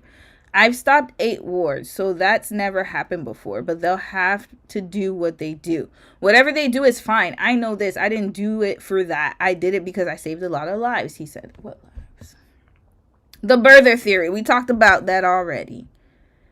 How he went dismantling Obama's victories. As President Trump systematically dismantled Obama's legacy, exiting the Iran deal, attempting to repeal Obamacare, and repeatedly blaming Obama for policy failures. Mind you, there's a president in between Obama. There's a whole president in between. But he's obsessed with the black man. This is a case study in that pathology, y'all. I'm telling you, if you're a confident, like I said, educated, confident, and you look good, be on guard. You're going to have these people come out the woodwork to try to...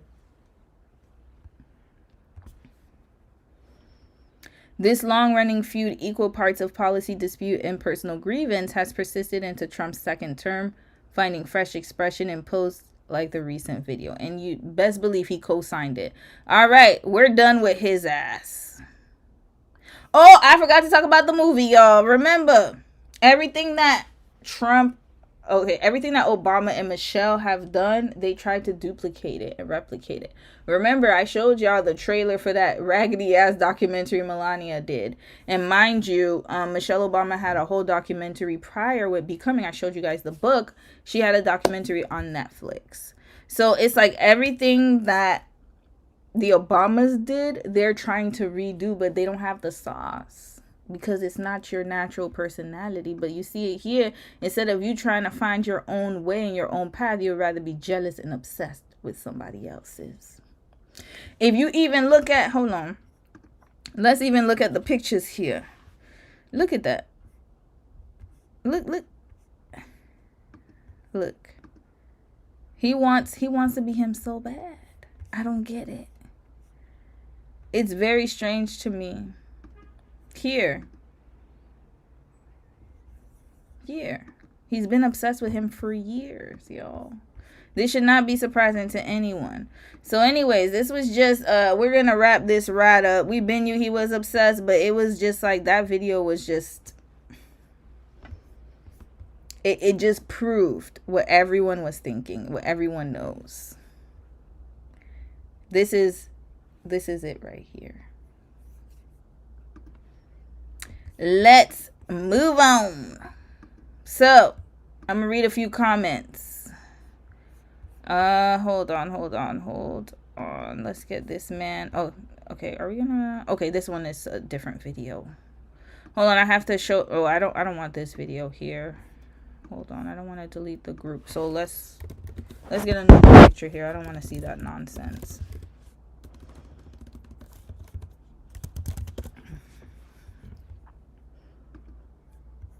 Okay, we'll keep Obama's picture up here. Here, was he teaching him how to read? Look, was he teaching you how to... You see, Barack Obama even did the Lord's work, teaching your ass how to read. You see, you didn't even have that. You look at this. Even Melania's ass is trying to read that damn pamphlet. Look at her reading. Look at him reading, and then look at him with his clothes. But you don't know how to read. Red flag. That's probably why you're jealous. He knows how to read. You see, he's teaching you, and then you sitting here up jealous of him. Even your wife is trying. Hell, we don't even know if she could read it, but hell, she's trying. And look at your paper. You got your paper closed. This is why you are failing. You're not interested. You're not paying. You're not learning like everybody else. Take cues. She has it open. He has it open. Why don't your ass have it open? But then you want to be mad that somebody's better than you. This is why. All right, let's watch. Let me read a few comments and then we move on. Oh, you said happy birthday. Yay! Happy birthday. Thank you, thank you, thank you. We are the age of Aquarius, y'all. This is the real deal Holyfield. Yeah, and I'm telling you, I don't work on my birthday. I'm sorry, I don't labor. That's the only day I do not labor throughout. I would work Chris, actually holidays I don't work either, but especially my birthday, I do not work at my job and nowhere. I don't labor. I rest all day long. That's my day to rest and do nonsense, whatever the hell I be doing. And thank you. And shout out to all my Aquariuses out there. We it's our age now. The age of exposure.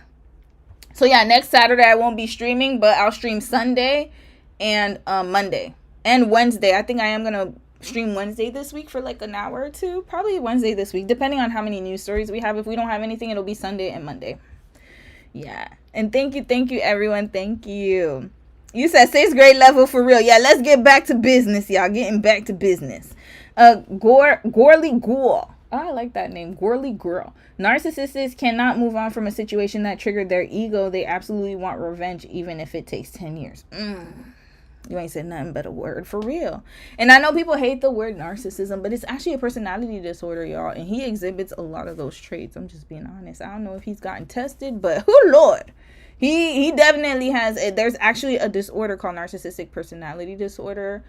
Borderline. There's a whole bunch of them, and they're all in the cluster. I think it's cluster B, if I'm not mistaken. Hey, Elle, how are you, sis? You said, hey, y'all. You said, was just thinking about you since it's been a while. Oh, you talking about at the girl from yonder. You said, if Obama was in the right, you know, we wouldn't hear the end of it. Hell, they got Jay-Z's name on it, and people, Lord, oh God. Speaking of which, the Jay-Z and Beyonce case study is coming. Like, I literally spent all day yesterday getting research, going through interviews. I didn't even touch the surface. I'm just on part 1 and 2. Part 1 and 2. I'm gonna film it, but the Beyonce and Jay-Z case study that's gonna be a multi-parter. Oh Lord. But y'all saw how Jay-Z's name was on that and Pusha T, and you see what happened, right? So it's just very interesting. Let me even do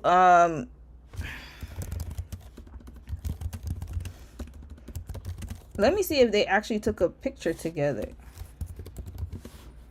Did they take a picture together? Hold on a second, y'all. Let's go back to Google. You're right. Oh, sorry, I spelled his name wrong. Yeah, there's no picture. Yep. He's like, look, I'm a family man. I don't be doing none of that nefarious shit y'all be doing. But then look at this. Oh. Who's this? Interesting.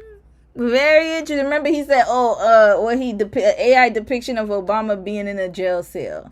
Oh, you want him to be in a jail cell and not your ass? Look at this. Look at this. This is disgusting, y'all. Look at this. They were all there together. Melania, you was worried about Obama's birth certificate. We need to worry about how you came into the country. We need to worry about that. How are you able to come into the country in the first place? Please do tell. Because I see you next to these traffickers right here. So that just lets me know. Allegedly. My spidey senses are tingling. That's all I'm going to say. Worried about that black man's certificate. That's how he identifies himself. And then look at what y'all need to be worried about. You need to be worried about this right here. That's more concerning to me. But again, deflection. That's what they'll do. They'll point you to another target. I always bring them right back. Wait, what were you saying now? Yeah. Case closed. Get out of my damn screen. All right, let's keep going. Hold on, I'm gonna read a few more comments and then we're moving on to the next story. I can't stand that damn man. Let's look here. Him teaching him how to read. How about that? That's a good picture right here. Let's keep it up here for a little bit while I read the comments. The Lulu. The Lulu's not even the word. Thank you. No, it's my birthday next weekend, not this weekend. Next Saturday, y'all. Next Saturday. No, but I'm just pre-warning y'all. Next Saturday, I will be off the grid. You ain't gonna find me. You're gonna be like this. Where Romy at? Romy's not here. I'll make the announcement tomorrow, too, and I'll even post it. I'll do a post about it. I will not be here next Saturday. Yeah, it is. Unfortunately, it is. I hate that dang on day. I wish my birthday was the day before the day. I have a cousin who's born the day before. But, yeah, I was born on that day. I guess there's a significance. Who knows why the Lord did that to me. You said yay, Rosa. You said yay, Jay-Z and Beyonce. Yeah, it is.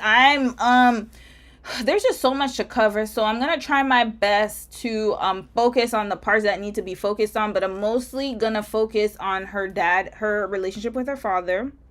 How he treated the other girls of Destiny's Child. We're going to talk about all that. That's going to be part 1 and 2 alone. Maybe 3 parts. That's a long one. Because, you know, they met since they were like 9 years old. They were friends, right? And then we're going to talk about her relationship. She doesn't have much experience with relationships. But she was talking to a lot of rappers, y'all. Nelly and I think she was also talking to some. I got to dig up some 90s tea. And it was so interesting because it's like, I went down memory lane because remember Destiny's Child is like 3LW to me. Like I literally remember I bought their first and second album. The first one was No No No. I had that whole album, y'all. I literally went to the CD store. It was we had Sam Goody. So I went to Sam Goody at the mall and I went to go buy it. And I remember I bought No No No, and then I bought The Writings on the Wall. That was my album. I played it from front to back. I know all them songs, y'all. Every single song.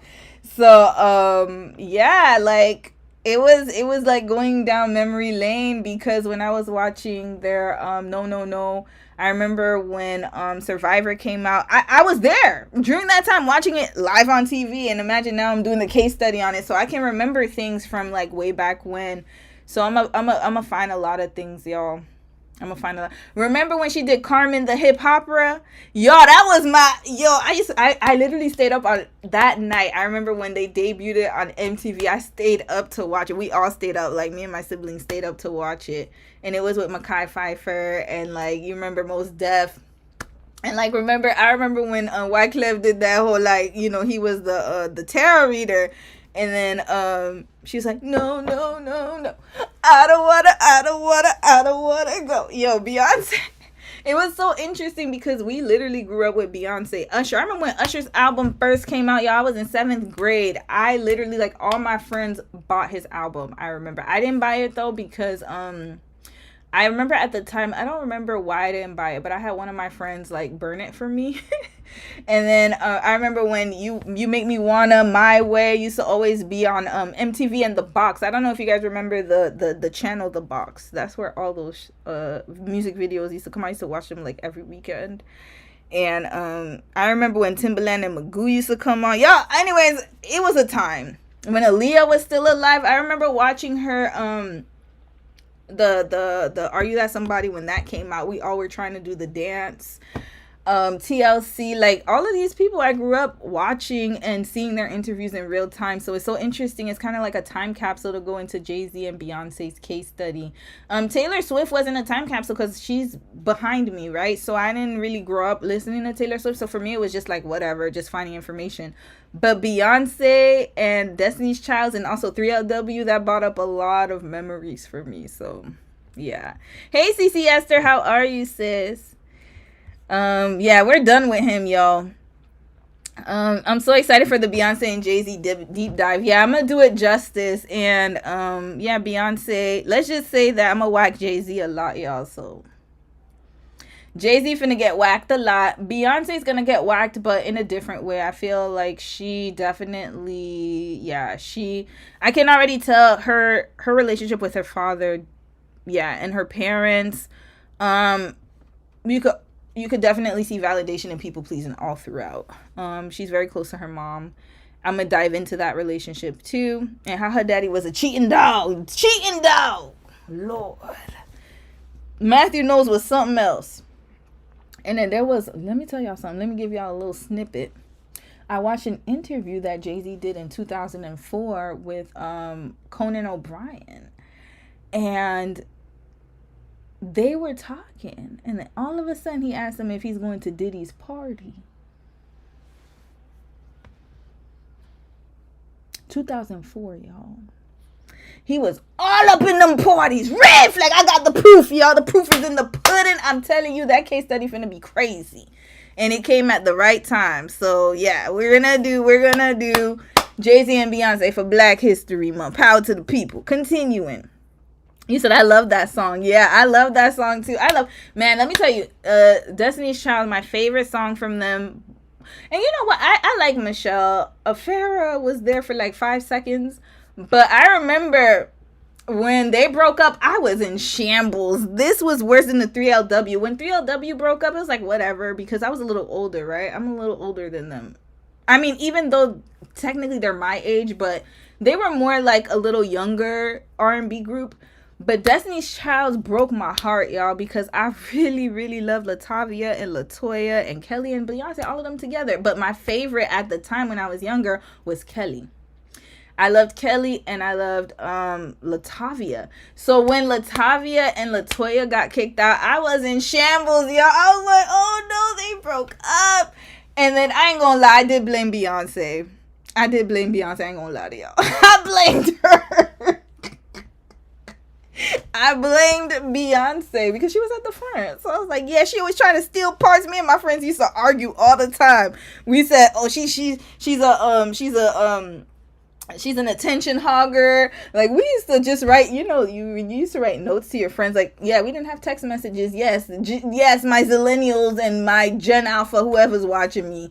We didn't have text messages, so we would write notes to each other and fold them up and pass them to each other in between classes. And I remember we used to have like heavy discussions about Beyonce and how she thinks she all that because she's the one getting all the parts, but Kelly's just as good, and LaTavia, and we were just stupid. But anyways, point is, my favorite Destiny's Child from my favorite song from the first album is "With Me," the one with "If You Wanna With Me" with Jermaine Dupri and Jumpin'. I love those two. And then was it So Good? Which So Good was in which albums? I'm doing so. That was my favorite song, I think, on the second album. And then I also love the what other song? Bugaboo, of course, is a classic, but there was another song I liked. It was I gotta look at the album and tell y'all, but I remember So Good was one of my favorite songs. Yeah, So Good. I used to play that every single day. That was on repeat. But anyways, yeah, Beyonce. I have so many good Beyonce songs, y'all. Anyways, we'll go down memory lane with Beyonce when I do her whole case study. Jay and the EpiPen. Yep, he's in there. Oh, we gonna talk about that. He's in there. Him and they said him and Pusha T. And then they even had pictures of him and Harvey Weinstein. I'm not surprised. Like, the way we gonna talk about how him and Beyonce met. We gonna talk about all that. Yep. That's why sometimes she looks too perfect and robotic. And I think that's what I didn't like about her, even from a young age. I feel like she was just too programmed.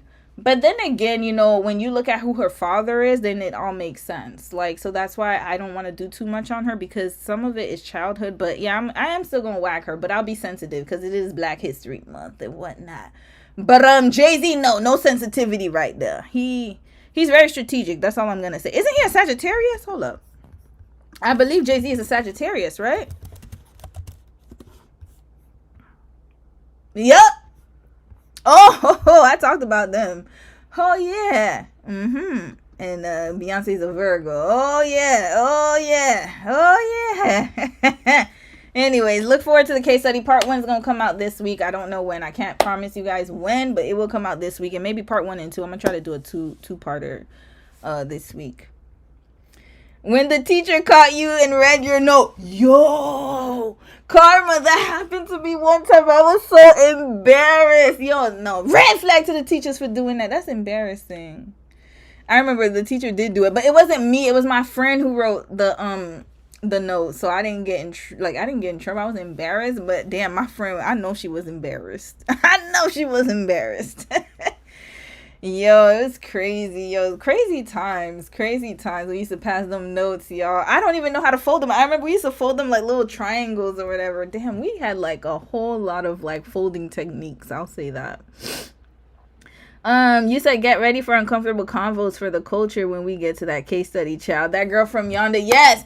And you know what? If it gets too hot, like the EpiPen one, I'm gonna leave the comments up. But what I am gonna do though is if it gets too much, then I'm gonna just block the comments. Then I will have to block the comments. I'll have to just block them from the video if people get a little bit too out of control. But people are usually pretty okay. I just noticed, to be honest with you, when I do more of the white celebrities, I do notice that I don't know what it is. When I do white celebrities, like for example, I did Taylor Swift.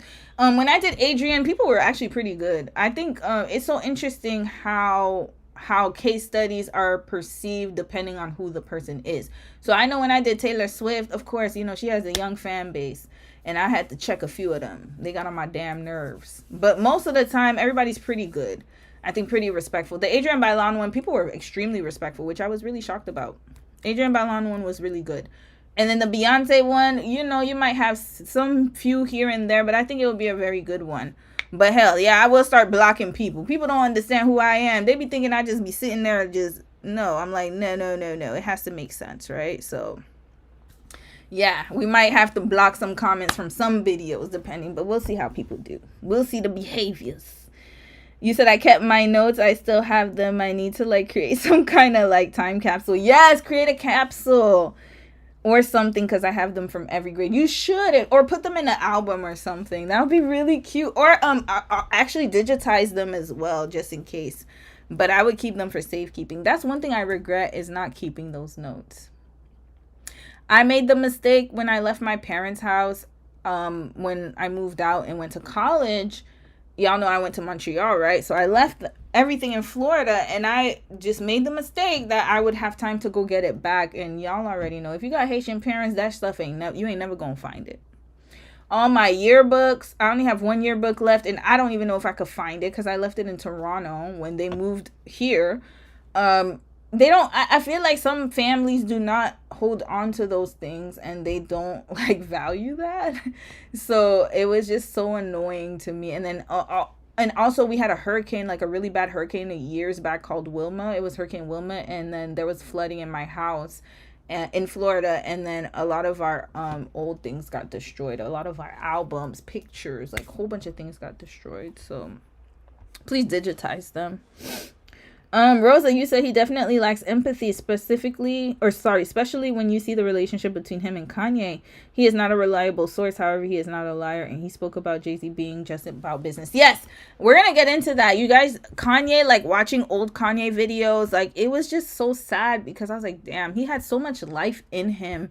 And you could tell his mom's death broke him. Like, even in the video I was watching, he's like, oh, I can't wait to call my mom, So you could see that, like, he's strategic. Anyways, we're gonna get into that. Wait till the case study. I'm gonna dive. Y'all know I'll be dissecting. I'll dissect all into it. I feel like there's gonna be a lot of pro Jay-Z defenders, but hell, y'all know I don't give a damn. They've been chill lately. They mad at Beyonce too. I don't know why they're mad at her, but I guess I understand because she's with him, right? So she found somebody like her daddy, y'all. Oh, you're sorry to hear that? No, it's okay. I know who I'm dealing with now. I don't leave nothing at my parents' house. I don't trust their asses. Jay-Z and Damon Dash. Yeah, we're going to explore. Okay, let's do a quick overview of what the case study will be like, and then we're going to move on to the other story. So I'm really excited because I really have to write this down. But first part is Beyonce. It's going to be about Beyonce's childhood. Destiny's Child, of course. Y'all know I'm going to get into that. Her on Star Search, how she wanted to, her type of temperament when she was a kid, she was shy, all that stuff. People already know this, but we're gonna walk down memory lane. Then we're gonna get into her parents. We're gonna get into the parents dynamic. We're gonna get into the Destiny's Child's breakup. So parts 1 and 2 will address all of that. Then we're gonna head into her parents and their dynamic, their relationship, but not their divorce. Their divorce will come later because it has to be in sequence, right?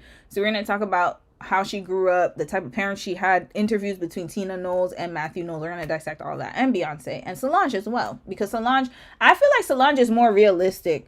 When you watch interviews with Solange, you definitely get more of a picture of what it was like growing up in the household versus Beyonce. So we're going to talk about that. And then we're going to move on to Jay-Z. His childhood, his parents, where he grew up, the type of environment he grew up in. And then we're going to get into his controversies with Nas. We're going to talk about him versus Karen White. Y'all, Karen White, if you guys don't know who she is, look her up. We're going to talk about Karen White. We're going to talk about when he got, I think he assaulted a woman before, allegedly. I got to look it up. R. Kelly. We're going to get into his relationship with R. Kelly, Dame Dash, Kanye West. This man has a whole lore. I feel like I might have to, it's not going to be the Beyonce story. This might be Beyonce and Jay-Z. Because we're just going to do both. 2 for 1. What do you think the elevator fight was about? Oh, girly girl. That's going to be up in there too. I think it was about many things. But, Rihanna. We're going to talk about how he signed Rihanna. Tiara Marie. Y'all, this is going to be more of a Jay-Z kind of case study because Beyonce is very clean. And to be honest with you, like, it's more about their relationship and, you know, how she's a rider. She's a big rider. I think their elevator fight was, I mean, people are speculating it was about him cheating. I think he disrespected her. He did something to her. And her sister got fed up. That's what I think. I don't know how he disrespected her, but I've seen a few clips where I'm like, yeah, he's very extremely, like, I was very uncomfortable watching him and Rihanna. I'm just going to say that. We just going to leave it at that and we'll dissect. I need the footage to show you guys. I watched a few things with Rihanna that gave me, like, the creeps. Gave me big creep vibes. I'm not going to lie to y'all. I didn't like it at all. And, yeah. We'll just leave it at that, y'all.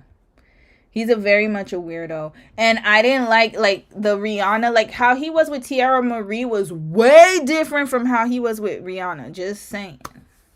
Like the way he hovered over her at one point, I was like, ooh, I didn't like it at all. And then him and L.A. Reid, I think it was him and, I don't remember if it was him and L.A. Reid or whoever, but he specifically, like when he was signing her, and Jaguar Wright spoke about that, and I found the footage. But I actually found it before I found the Jaguar Wright footage where he said, Rihanna said herself on the Tyra show that he told her the night he was signing her to the label, to Rockefeller. I think it was Rockefeller. Yeah, it wasn't Roc Nation at the time. That there were only 2 ways she could exit, either through the window or she's going to sign the deal. Not only, mind you, this girl was 16 years old, 15, 16.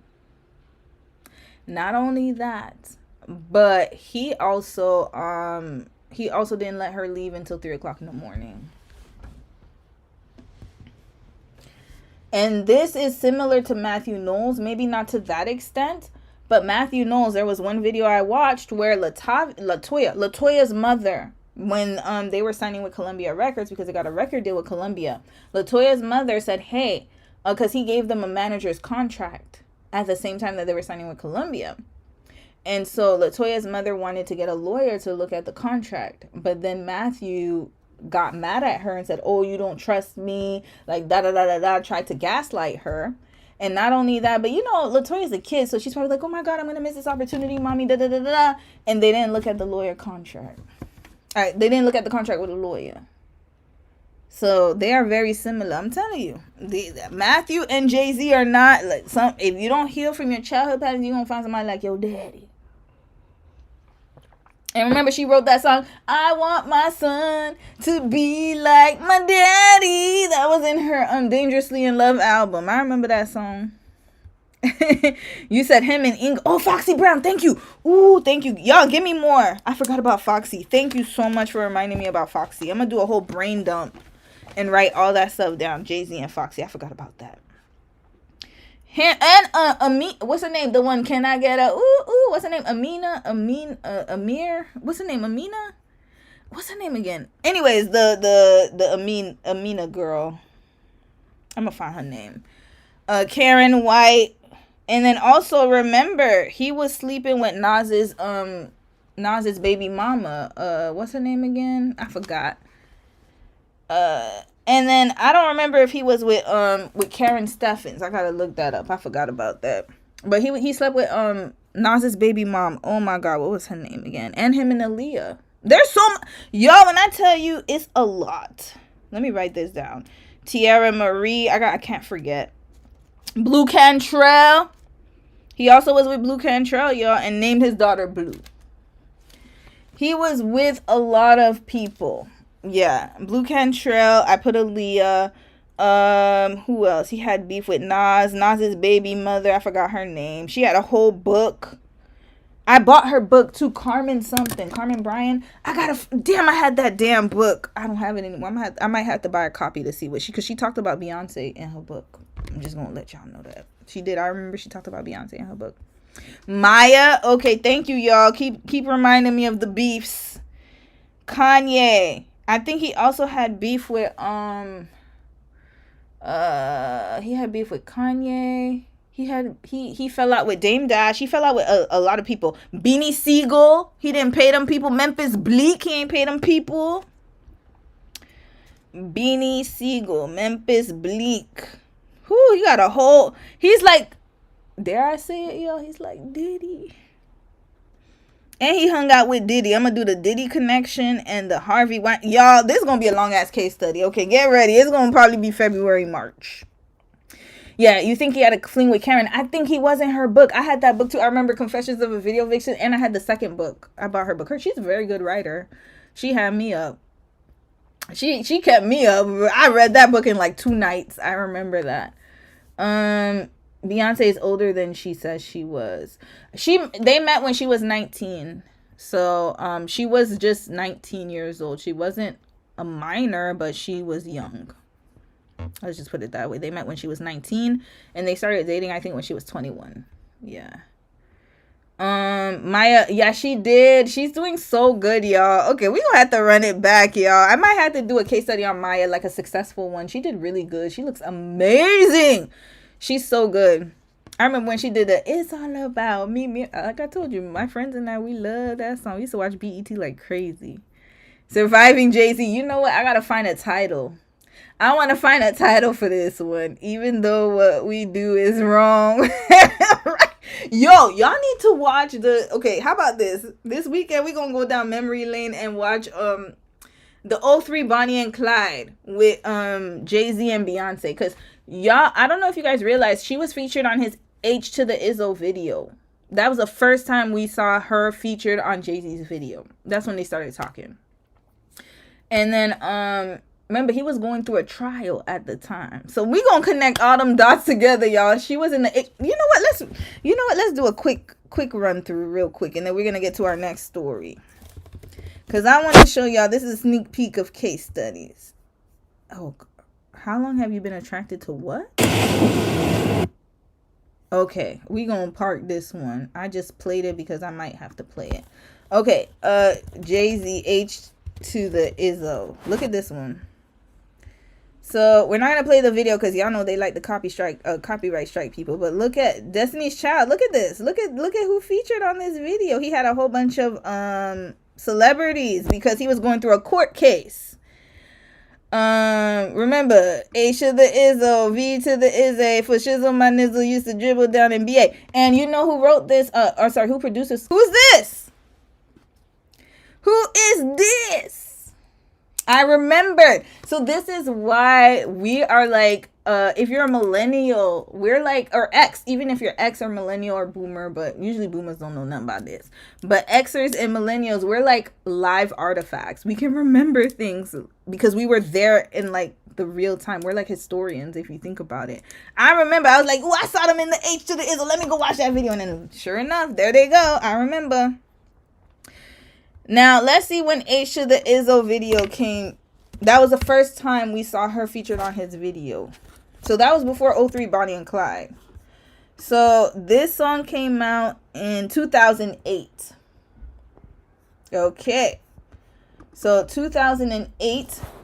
Hold on. 03 Bonnie and Clyde. Wait. 03 Bonnie and Clyde came out before. My bad. So this one came out afterwards. My bad. So yeah, 03 Bonnie and Clyde was the first video, and then 2008 was when she was featured in the H to the Izzo video. But he was in a court case. I forgot what the court case was about. I gotta dig that up. But yeah, he was in a whole court. He had a whole court case again, a whole lawsuit. And then on top of that, I forgot about, there was one song where he was talking about the different types of girls he likes. I forgot what song it was called. I think it was Give It To Me or something like that. I don't remember. But he was talking about the Latina girl. And then he spoke nothing but, like, he was like, oh, when, you know, she likes to cook rice for me. She takes care of me. But when he was talking about the black woman, he said that she, you know what? Let me go look for the, no. Okay, we'll wait till the case study. When he got to the black woman, because he was talking about different types of women and their ethnicities and what, you know how they do this thing. Like, oh, yeah, my Latina woman, she cooks for me, rubs my feet, blah, blah, blah. When he got to the black woman, he said she got an attitude, ghetto, aggressive, and he said that she's demanding respect. Red flag. But then when he talked about the Indian girl, all them other girls, it was something more positive. But when he talked about the black woman, it was negative. And then if you look at all of his videos, like most of the women that he features are actually, you know, lighter or biracial, or he definitely has the tendencies of a colorist. Y'all, I'm gonna tie it together. We gonna tie all of that together. All of that together. And I have a feeling it's because, again, insecurity. He's a very insecure man. He's a very insecure man. Don't let things fool you. I remember when Nas talked about his lips and then he stopped. He didn't want to continue with the beef that they had. When he came out with Ether. That was it. So yeah. You said Kathy White. No, she's on my list, sis. Kathy White's there. We're going to talk about Kathy. We're going to talk about Kathy. Harper, you said Claudia Jordan. Yes, we're going to write that. I thought it was Karen White, but it's Kathy White. Thank you for correcting me. Yeah, Claudia Jordan was her best friend. And she always talked about that. You know what it reminds me of? Komora and Kim Porter. Is same situation, similar. He did have an album with R. Kelly. I remember when Fiesta came out, y'all, after the party is a hotel lobby. Imagine we were singing to that song, and that song came out when I was in high school. I think my last year of high school, Fiesta. Yeah, because we used to play that song in Hotel by Cassidy. And Holiday Inn. So what you doing? Nothing, chilling at the Holiday Inn. Everybody went to the Holiday Inn after that. And that was Chingy. I'll be there for 14 parts. They met when she was 16. They said they met in 2000. So I'm going to have to research. But they met at the Cancun MTV video music. The whole Cancun. I watched it on TV. It's so funny. Like, I actually watched that whole spring break thing that they had on MTV that year. I found the footage. So we're going to have to investigate and see if she was 16. But she was 19. She was 19 years old when they first met each other, according to Jay-Z. But we're going to check and see if I can dissect it and find out. And remember, Matthew Knowles was all like trying to control Latavia and Latoya for messing with the Jagged Edge twins. And then look at who his daughter ended up with. Isn't that interesting? He was trying to control. One of the reasons why they had to break apart because he was being too controlling over Latavia and Latoya because of their relationship with Brandon and what's the names of the Jagged Edge twins, the two handsome guys, the fine ones, the twins. Well, I mean, they're all handsome, but the twins, Brandon and whatever his name is. It sounds just like Kanye track in an old one. Yep. He said something bad about Black American women and African women and yeah, that was the one. Girls. Yes. Okay, we're gonna look at the lyrics real quick and then we gotta move on for real. I'm getting on a tangent here, but this is good. Girls, thank you. It was this song. Thank you. That's the video I screen recorded yesterday. I didn't even like. The funny thing is, most of the Jay-Z songs I do know are the older ones. But I forgot about this one. And then when I played it, I was like, I like to listen to the lyrics because y'all know that's what I do. Right here. I got this Spanish chica. She don't like me to roam. So she called me cabron plus maricon.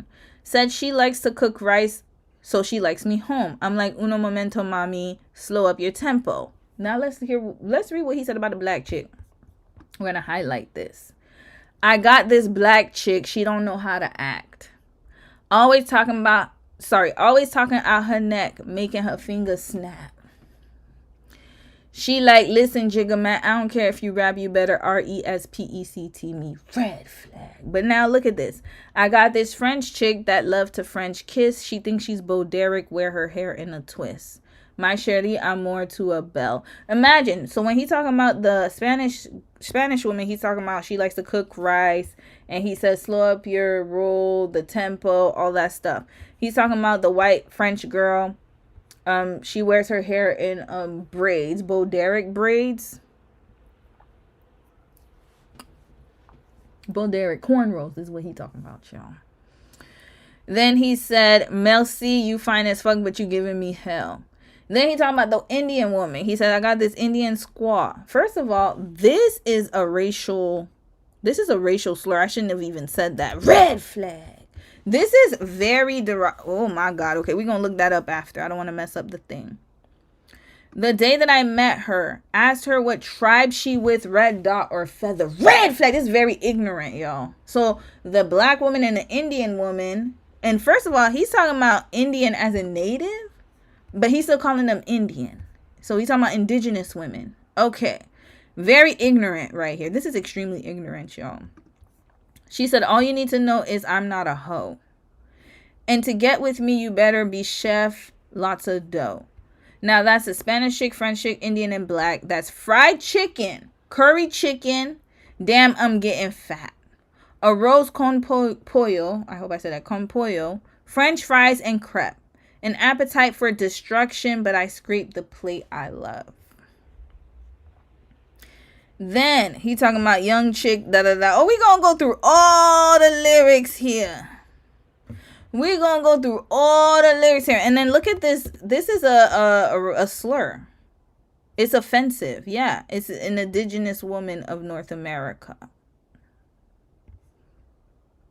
It's a sexual slur.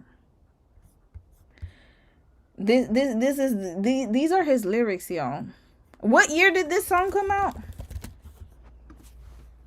2001, mind you. Him and Beyonce, they was talking at that time. Whew, this is gonna be an interesting case study, y'all. Oh, get ready for it. Oh, yo, get ready for this case study. Hold up. Let's just leave this picture right here.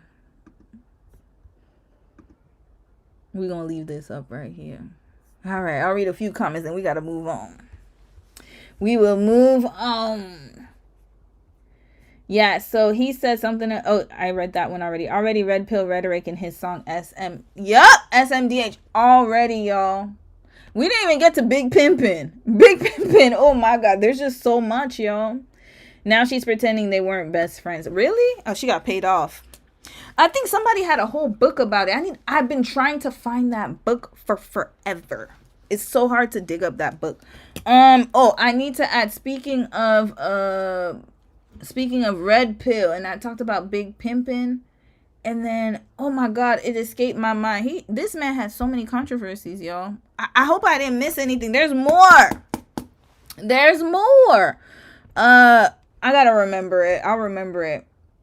You said I trust not one thing Jay-Z's. I don't either. He's very nefarious, y'all. Extremely nefarious. We're going to do a red pill section. He got a lot of bad, like, awful lyrics, y'all. Awful. I feel like Beyonce would have left a long time ago if they didn't have the Jay-Z Beyonce brand and if they didn't have kids. I agree. She's a Virgo, y'all. One thing about Virgos, look, if y'all was a part of the membership, Maze Lee, Elena is a Virgo. They are gonna be very strategic when it comes to that. They're not gonna leave.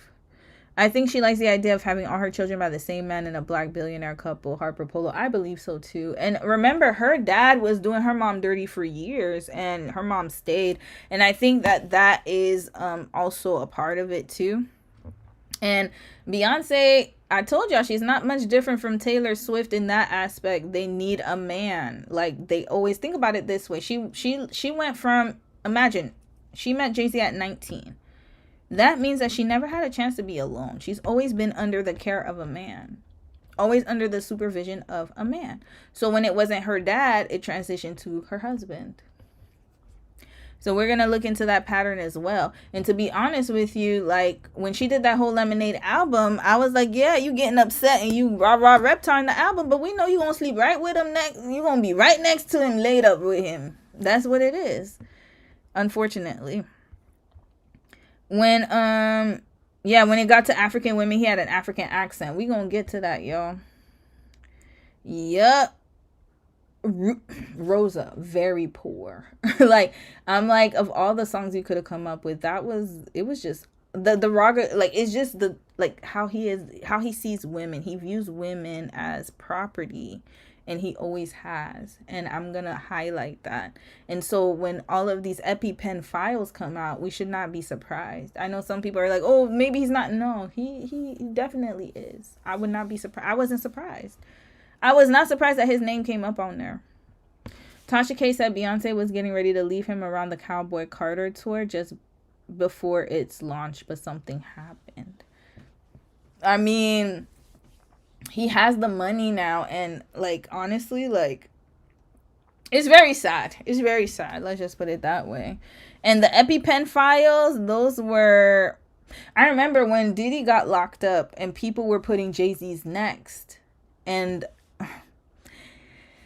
they weren't far from the truth, yo. The truth wasn't far off. And Jaguar Wright, people try to label her crazy, but she's not crazy, yo.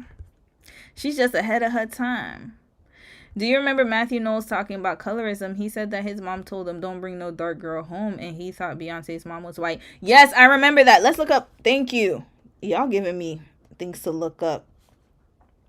I remember that's not his preference. Because, let me tell y'all something. Let's look at Matthew Knowles real quick.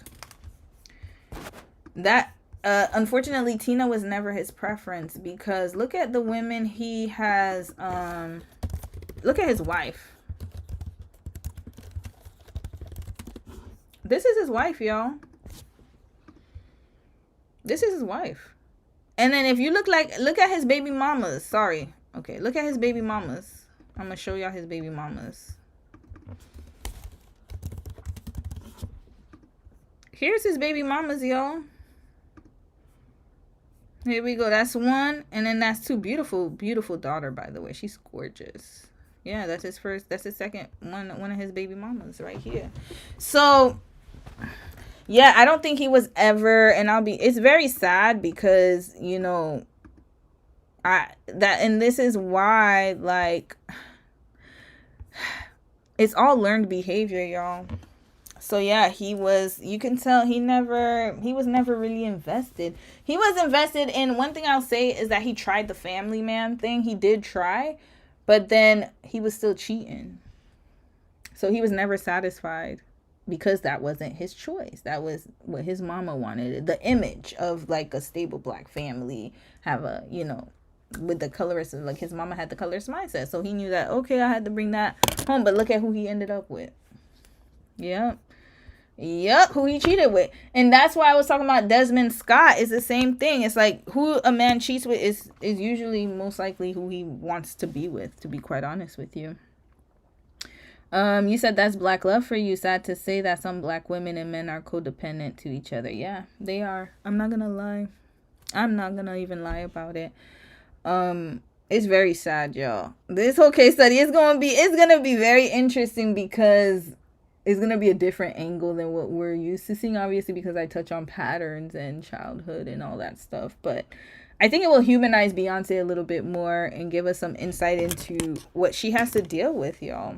And I think that's also why she's trying to make her kids more independent. If you see, Blue Ivy's always on tour with her. And I was wondering why she got Blue Ivy started so young. But I think I know why. It's because she wants to be able to see her and protect her. And I think that if she's not with her mom, then she would be worried. Beyonce gives me that type to want to worry about her children. Matthew also apparently made the other girls tan so Beyonce look lighter. Ooh, We gonna talk about that. And Farrah did a whole interview with Wendy Williams, and she was going in, and I'm not surprised at all, because I think Farrah was the one who looked the most, who was the closest to Beyonce's skin tone. Let's look her up. Farrah Franklin. What happened to that girl? Farrah Franklin. She was the one who looked the closest to Beyonce, as far as skin tone goes. She had light eyes.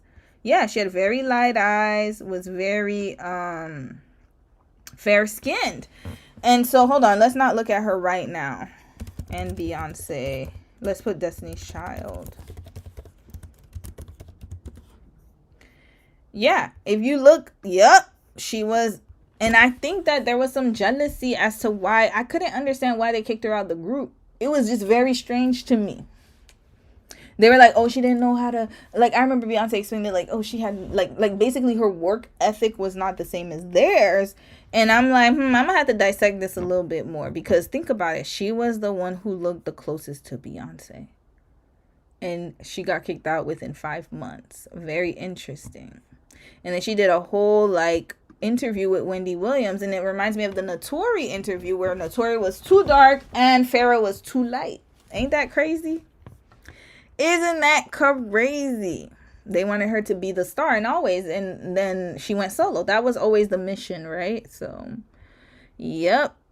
I will never forget the Wendy Williams episode where she exposed Matthew's side chick to quit. Yep, we're gonna watch that, y'all. Y'all know I'm gonna break it down, the whole thing. I'm gonna break down the whole episode. 20 part, sis. That might be 30 part. Jay-Z alone, if it was just Beyonce, I could see it being a 10-parter. Jay-Z alone is at least 15 parts by himself. And from now on, I'm trying to cut the case studies up so it's easier for me to edit. So each of the case study parts will be like 45 minutes each, tops. Not more than that. Because then it gives me time to edit, and it gives you guys more content to go through, right? So we're not doing the 2 hours blocks no more, because it was just way too tedious. So 45 minutes, I think, is my sweet spot. I can do that within a day. People bullied that lady child, so of course she is going to have her kids protected from the media and unkind comments. Absolutely, they did. And her children are beautiful. They're all beautiful. All beautiful. All right, let's move on, y'all, because of time. We going over why many rappers are MAGA. Okay, so we don't need to talk about Trump anymore. Okay, there was a video about police brutality, but we might have to hold this off till tomorrow. Let's hold this one till tomorrow, because I want to go through the topics on my thumbnail first, and then we'll hold this one till tomorrow, and we'll also do why Americans will never strike like the French tomorrow as well. We'll continue that tomorrow. If we have time today, I'll go over it, but let's go over the Grammys now, because the Grammys is tomorrow. So let's segue, y'all. Oh boy, not the Grammys. What am I saying? The Super Bowl. Super Bowl's tomorrow. But let's talk about the Grammys. So the Grammys, y'all know that was, what, a week ago? Was that a week ago? Y'all, I'll be forgetting. I think that was last Sunday? I don't remember. But anyways, it was a week ago. And there was a lot of controversy with Shaboozy. Okay, Shaboozy is the black man who is, like, you know, who catapulted in country music for the song Tipsy. Was it called Tipsy? What is his song called? Shaboozy. His song is called A Bar Song. Is that what it is? Hold on. What's his song again? A Bar Song. Yeah. So he is of Nigerian descent, and his song was called A Bar Song. Mind you, this is, wait, was it called A Bar Song? Tipsy. Yeah. Y'all want to know the song that he got his, it's basically a sample of Jaquan's song, Tipsy, because if you were class of 2003, 4, maybe, I would say 2003 and 2004, that was a song we all listened to when we were younger, Jaquan, Tipsy. That's the song that he got it from this guy, Jaquan, an African American. Let's just put it that way, guys. So the song that made him the most successful and where he was able to make a name for himself in country music was a sample of Jaquan's song, who is an African American, Tipsy. Let that sink in.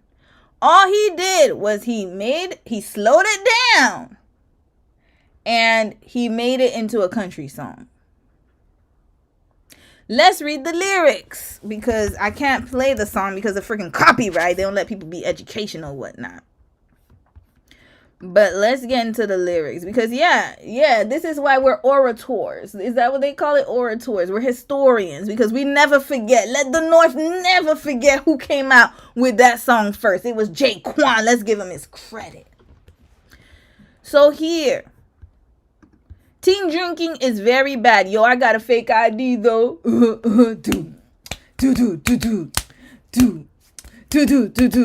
One. Here comes the 2 to the 3 to the 4. So I remember when Dom was the one who told me about Shaboozy song. He's like, oh, have you heard this song? And I'm like, I know damn well this ain't Tipsy.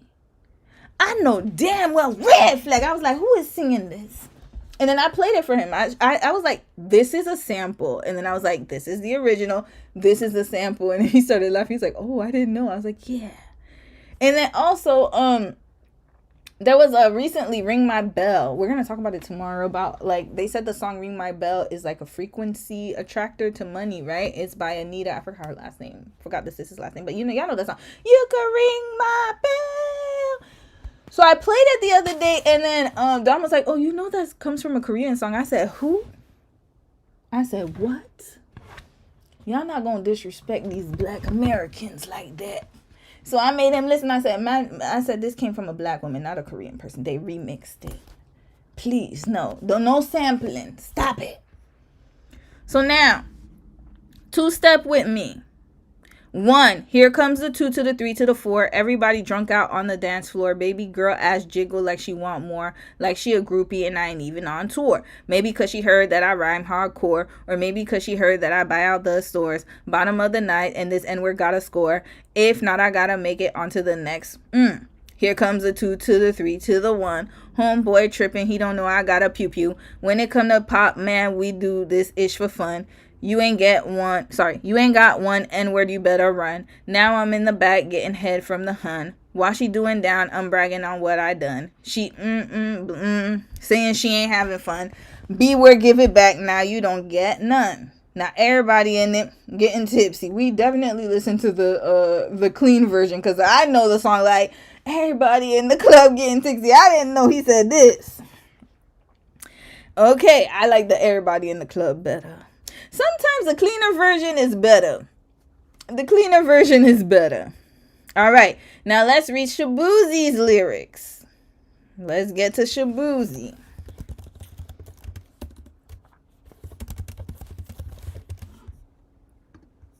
Here.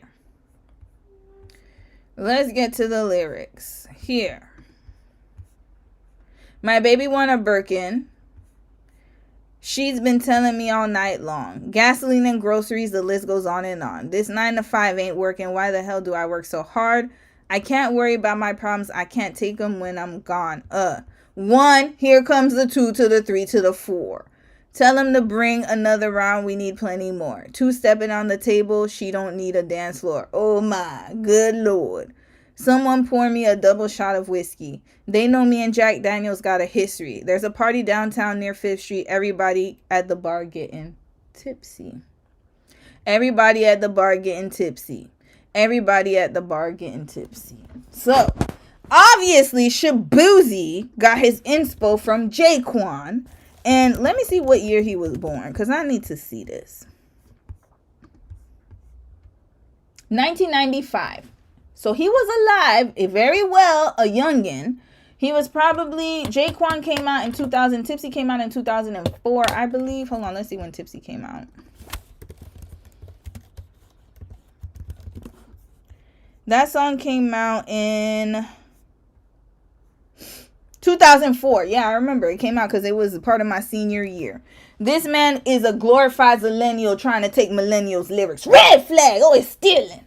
Y'all need to come up with your own stuff. I'm tired of these remakes. I was today years old when I found out She's All That has a remake. I said, for what? Devil Wears Prada's having another remake too. I'm gonna watch that movie though. I like it because what's her name? Anne Hathaway is there. This man was born in 1995. In 2004, how old was this youngin? He was 9 years old. Probably listened to the rap song, was like, oh, this is so cool. And then when he was older, he decided to use it. So now, why am I bringing this up? Because let's hear what he had to say on the Grammy stage. Okay, Grammy stage. Mind you, remember, his parents are from Nigeria, so he is an immigrant child of immigrants. Like, such as myself. My parents are from Haiti. I am a child of immigrants. Let's listen to what he had to say. Okay, let's go. Let's break this down line by line. Line by line. Working in the medical field as a registered nurse in a psych ward. That's commendable. So that's amazing. His mother was able to get it out of the mud. Okay. She worked 3 to 4 jobs just to provide for me and my four siblings. What happened to your daddy? What happened to your dad? That's what I need to know. Hold on, Shaboozy. What happened to your dad? Let's new tab to the right. Shaboozy's father. Because how she working 3 to 4 jobs to support y'all? Where your daddy at? Red flag. If he's not 6 feet under, I need answers. We need answers. Where your daddy at? So his father was there? He talked about his mother had 3 to 4 jobs. What was your daddy doing? So the country star says he's grateful your daddy is still alive. Alive and well. Red flag! What was your mother working all these damn jobs for? I know some women like to work hard, don't get me wrong. But it sounds like struggle to me. I'm so sorry. So his mother, he thanks his mother and his dad for tireless work ethic. Your daddy wasn't working. Why did you say your mom worked 3 to 4 jobs? What was your father doing? And then you thanking him for work ethic. You don't even need to mention him. I'm thinking your daddy's not alive anymore. That's the only acceptable reason. So listen, he has his mom and dad to thank not only for his taste for country music, but also for his tireless work ethic. No, one person was working, not your daddy. Shaboozy, Nate Collins Obina Shaboozy, grew up in Woodbridge, Virginia, and was raised alongside his 3 siblings by Nigerian parents. His father, who attended college in Texas after immigrating to the U.S., always felt somehow connected to country. Was his dad a professional student? Was his daddy a professional student? What the hell was your dad doing while your mom was laboring for the 3 to 4 jobs? That's what's more important to me right now.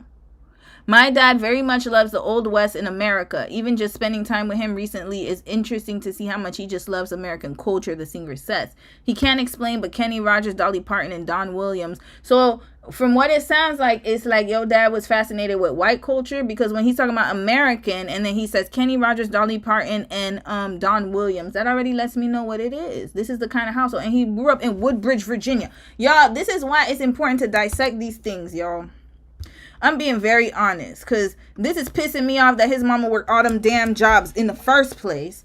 But then also, this is why last week when we had the colorism discussion, I said it is very important. We need to be very clear about the environment we grew up in. Because some people will come out and say, oh, white people accepted me more, or black people accepted me more. Where did you grow up? And what was the environment? And that'll tell you all that you need to know. Let's stop this. Woodbridge, 42% Hispanic, 23% white, 22% black or African American. And then look at who his daddy is listening to. Freaking Kenny Rogers, Dolly Parton, and Don Williams. Not that there's anything wrong with that. Don't get me wrong. I like to listen to diverse music. You could check my album. I listen to everything under the sun. But his speech let me know that he is very extremely uninformed. And to me, you were born and raised in the United States, and you didn't know about the civil rights movement. You didn't know about how immigrants were able to come into the country. Did you even watch Sinners? Red flag. You ain't even watched Sinners. There were no immigrants in there. Everybody was either Asian. I remember the one Asian shop owner. They was already there. Because remember, Chinese people migrated during the railroads and the gold rush. They came first. They were the first immigrants to come in, if I'm not mistaken. No, they weren't the first. I lied. Europeans were the first. It was Italians, Jewish people, then China. I don't remember. Anyways, my history is all types of wrong. Y'all could let me know. I believe the Chinese folks came during the gold rush. That I know for sure. Now I'm trying to find out if it was before the Italians and Jewish people came or after. But either way, they came all after the people, the enslaved Africans that landed in America. They were there first. Let's not forget that. Okay. Let's not forget that. Before everybody else came in. Let's not forget that. My dad very much, okay, I read that one here. He'd mentioned these people that I feel like he's somehow connected to their music. Okay, so again, this is the daddy of the year right here. Making his wife work 3 to 4 jobs while he was doing what? Who knows?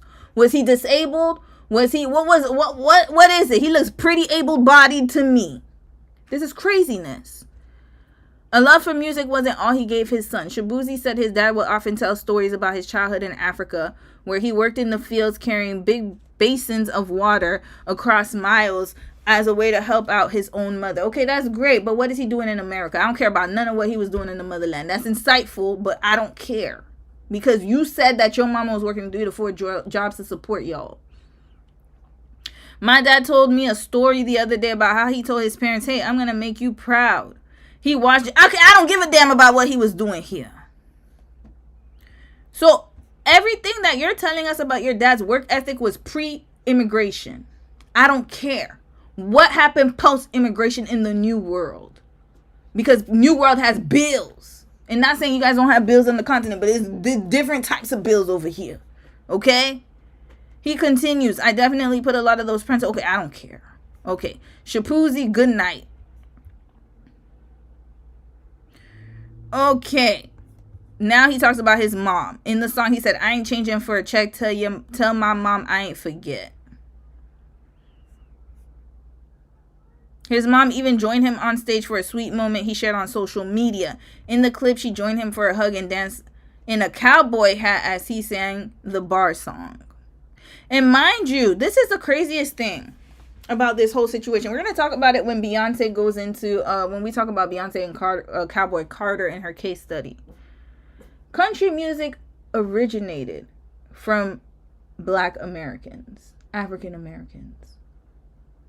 And blues is a derivative. I believe it derives from blues music, if I'm not mistaken, because of the banjos and all that stuff, right? Then they show us he need to watch Sinners. Here, a quick look, Googleable. This is why I do Google, y'all, because it's easy. American country music has roots in older traditions, the folk songs, instruments, and musical traditions brought by English, Celtic, and other European immigrants and enslaved Africans in the 17th century. Indigenous music traditions that already flourished in North America.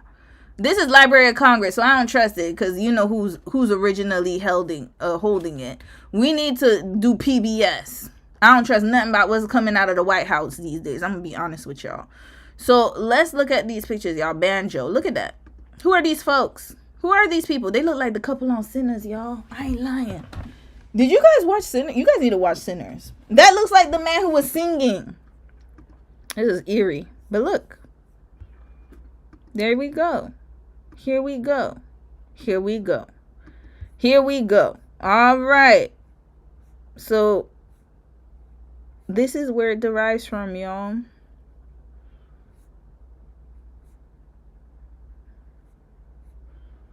And look at that. Sinners will tell you all you need to know about the music scene. He needs to watch Sinners. You know what it is? He needs to be educated. He needs an education lesson on education. But then I don't expect him to know because he grew up in Woodbridge, Virginia. This is what happens when you take your kids as an immigrant and you put them in a city where a high population of the demographic does not identify or look like you. Because as a child of immigrant parents, I learned that real quick. Okay? It wasn't that difficult for me to learn that. Because I had the people around me to teach me that. And then look at his ass. Let's continue listening to his speech. I still don't know what his dad does for a living. Let me find out.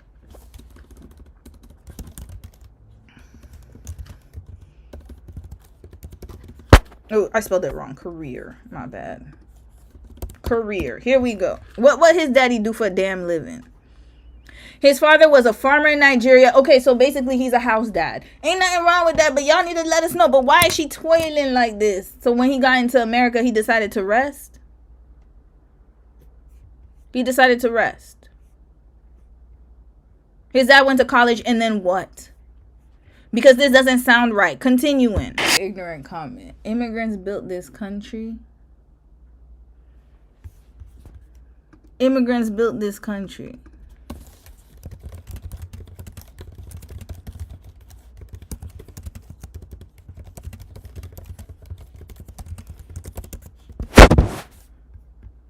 (1565). The first permanent European settlement in the U.S. is established at St. Augustine, Florida by the Spanish. 1598. Spanish immigrants settle in what is now Texas and Mexico. Okay, are we doing a historical lesson? Let's write this down. 1565. First European settlement. 1598. Spanish immigrants. Texas and Mexico, New Mexico.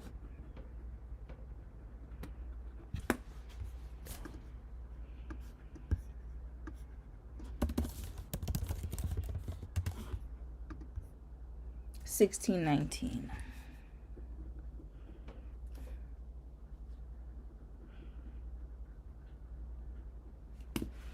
Okay, so let's get into it. Who did this research? We gotta be careful, y'all, because y'all already know. I don't be trusting. Okay, San Diego government. I trust it. It's California. All right. I want to get rid of this thing here.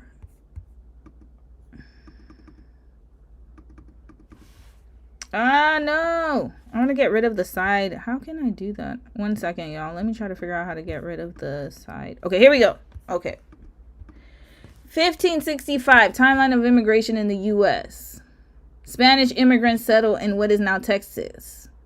1619, the first shipload of 20 indentured African slaves arrives in Jamestown, Virginia. 1630, the Great Migration saw 21,000 immigrants to New England, about a third of them being Britons. That makes sense because it was during the war. And then 1718, Scottish and Irish immigration begins from Ulster, with most of the immigrants settling in or around New England, Maryland, and Pennsylvania. So you see this right here. I need to figure this out here. Because how is it that we have Spanish immigrants? So I'm assuming they're from Spain.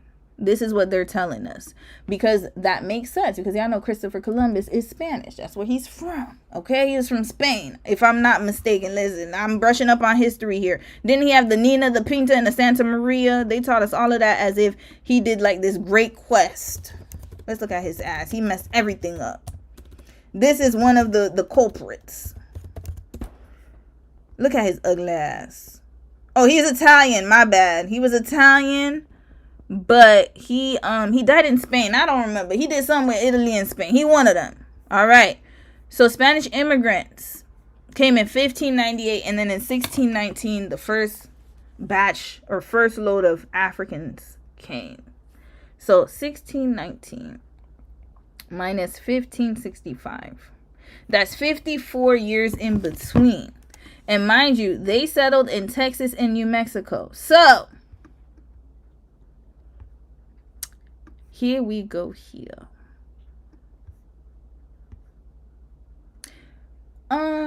Now, are we calling people who were enslaved immigrants?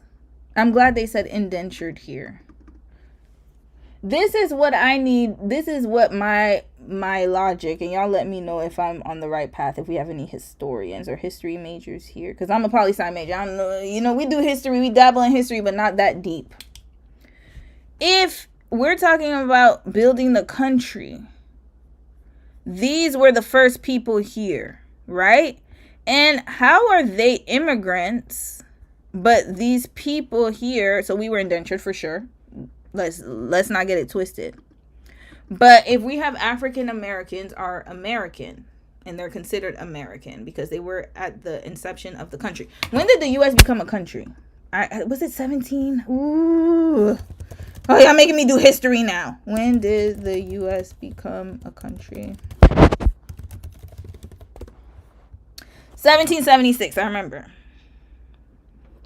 So between here and here, it was the people who built the country. Where's 1776? Here. So these are the people who built the country, because the country didn't come into inception until 1776. The United States as we know it today. Now, if you look at 1807, the U.S. Congress declares it is illegal to import African slaves. Then in 1812, the War of 1812, I remember that because Canada was involved in that too, brings immigration to a virtual standstill as hostiles prevent oceanic transport. So we're not denying that immigrants did contribute to the inception of America or to the building of America. That's not Shaboozy. That's not the point that people are upset about with Shaboozy. The problem is he erased this part here. He erased. And so he equates immigrants as African slaves who were brought into the New World, into the United States, as immigrants. They were not immigrants. They were indentured servants. They were completely different. And matter of fact, they weren't the only ones. Not even indentured servants. These are slaves. I don't know why they said. Indentured African slaves. So we also had slaves, and then there were also serfs. And then there were also Irish people from Ireland and stuff were brought in for indentured servitude. So again, it was very tone deaf. I will say that. I think he is erasing a whole history of people, and I'm not saying that he's wrong in what he says, because yes, immigrants did help and contributed, but they didn't build the country though. There were already people here. These folks here. So if anything, I need to find out about these Spanish immigrants. Who are they? I need to figure this one out here. Hold on, y'all. Y'all know I get into my little deep dives. I gotta figure this out. So the first Spanish missions were established in 1680s. So where did this, wait a minute, hold on a second. So we got we have a factual issue here. 1565. We need to figure out where this is coming from. I need the source.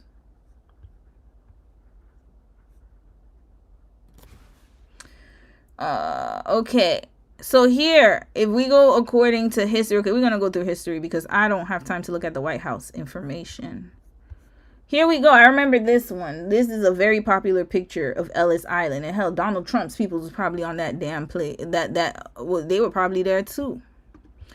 So, white people of good character granted citizenship. So, this was in 1776. Yeah, around the time that the United States of America came to be. But remember, the first group of slaves came in the 1600s. Okay. So this is disputable, y'all. I'm not finding this a 1565 settlement. Where did they get their facts from? What was it? 1865? 1565.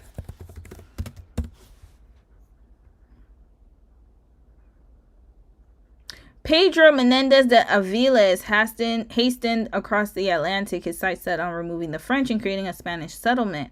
Menendez arrived in 1565 at a place he called St. Augustine, and established the first permanent European settlement in what is now the United States. Okay, so now, these were the colonists that were there. So basically, the original peoples were the people, the colonizers, and the slaves. That's what it sounded like to me, because if we're going by the Spanish, and remember I said Christopher Columbus and all them, the Europeans that came to conquer the indigenous folks. 1598, this is what I need to figure out too. Who are these folks here? I'm going to read a few comments too, because maybe we have some historians here.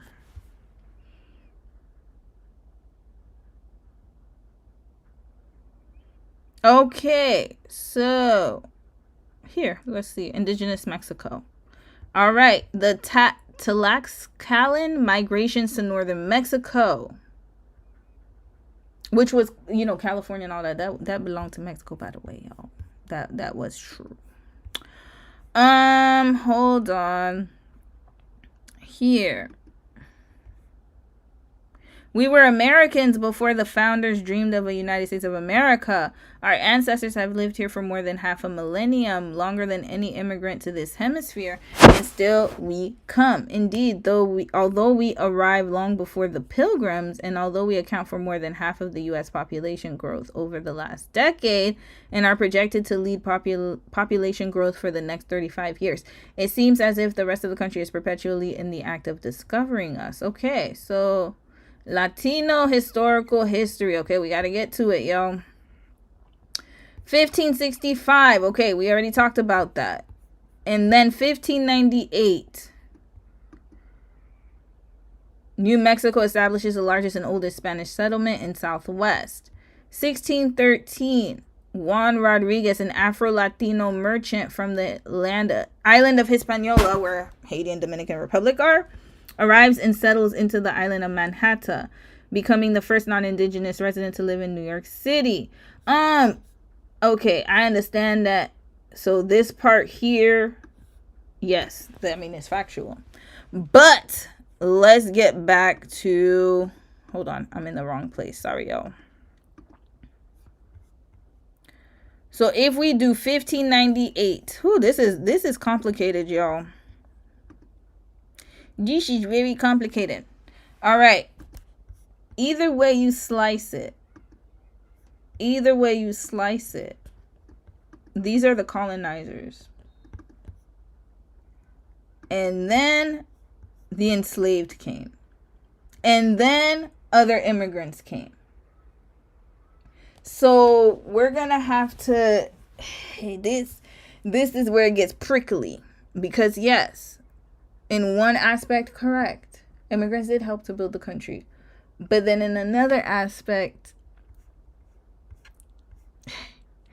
though, it's like there were also a lot of enslaved people there too.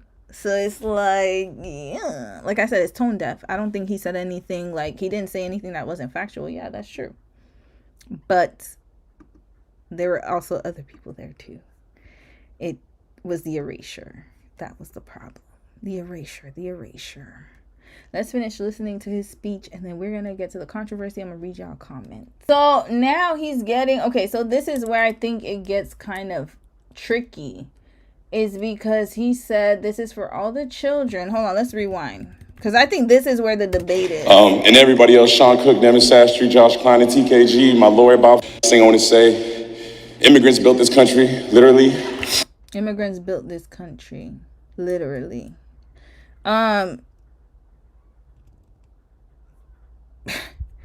Okay, continuing. So this is for them, for all children of immigrants. Okay, for all children of immigrants. This is also for those who came to this country in search of better opportunity, to be a part of a nation that promised freedom for all and equal opportunity to everyone willing to work for it. So I think this is where people are having the problem. Okay, I got it.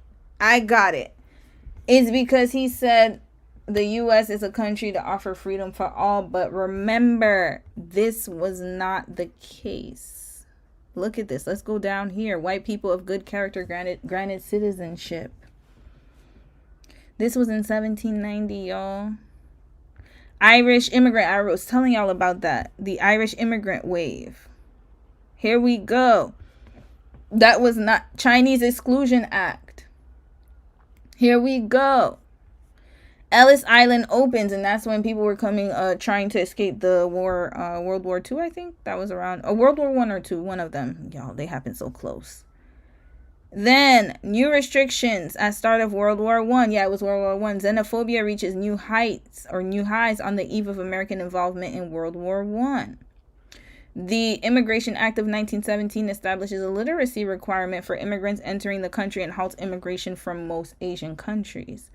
So I believe this is where the discussion is coming from. Like, it's not that he said, well, one part of it is immigrants built the country. We have to also include people who were not immigrants and who were basically enslaved and brought to the country. They're not immigrants. That's number one. They were forcibly laboring. Okay, that's number one. Number two, another problematic part about it is he's talking about the country that offers freedom, but at what cost? Who made that possible? And this is where the miseducation comes up, because look at this. This is the reason why you Shaboozy and why my parents, sorry, not you Shaboozy, but your parents Shaboozy and my parents were able to come is because of this right here. Civil Rights Act. The act signed into law by President Lyndon Johnson on July 2nd, 1964 prohibited discrimination in public places, provided the integration of schools and other facilities, and made employment discrimination illegal. And it also had, hold on. Here, how the civil rights movement influenced U.S. immigration policy. Because remember, we saw the Chinese Exclusion Act. And if you were not white, then you weren't deemed a good citizen. So they already didn't want your ass in there. Let's just put it that way. So I believe this is what people are up in arms about and upset about, and rightfully so, because again, like I said, you're not only erasing the history of the people who fought for the civil rights, but also the people who are the descendants of the slaves who built and labored for free, while other people got paid and they got land. And people still waiting for the 60 acres in the mule, 40 acres in the mule. They waiting for that. Red flag Shaboozy. So here, when did the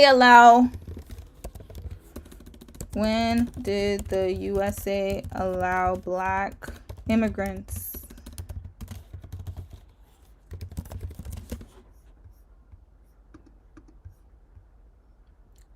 Yep, 1965.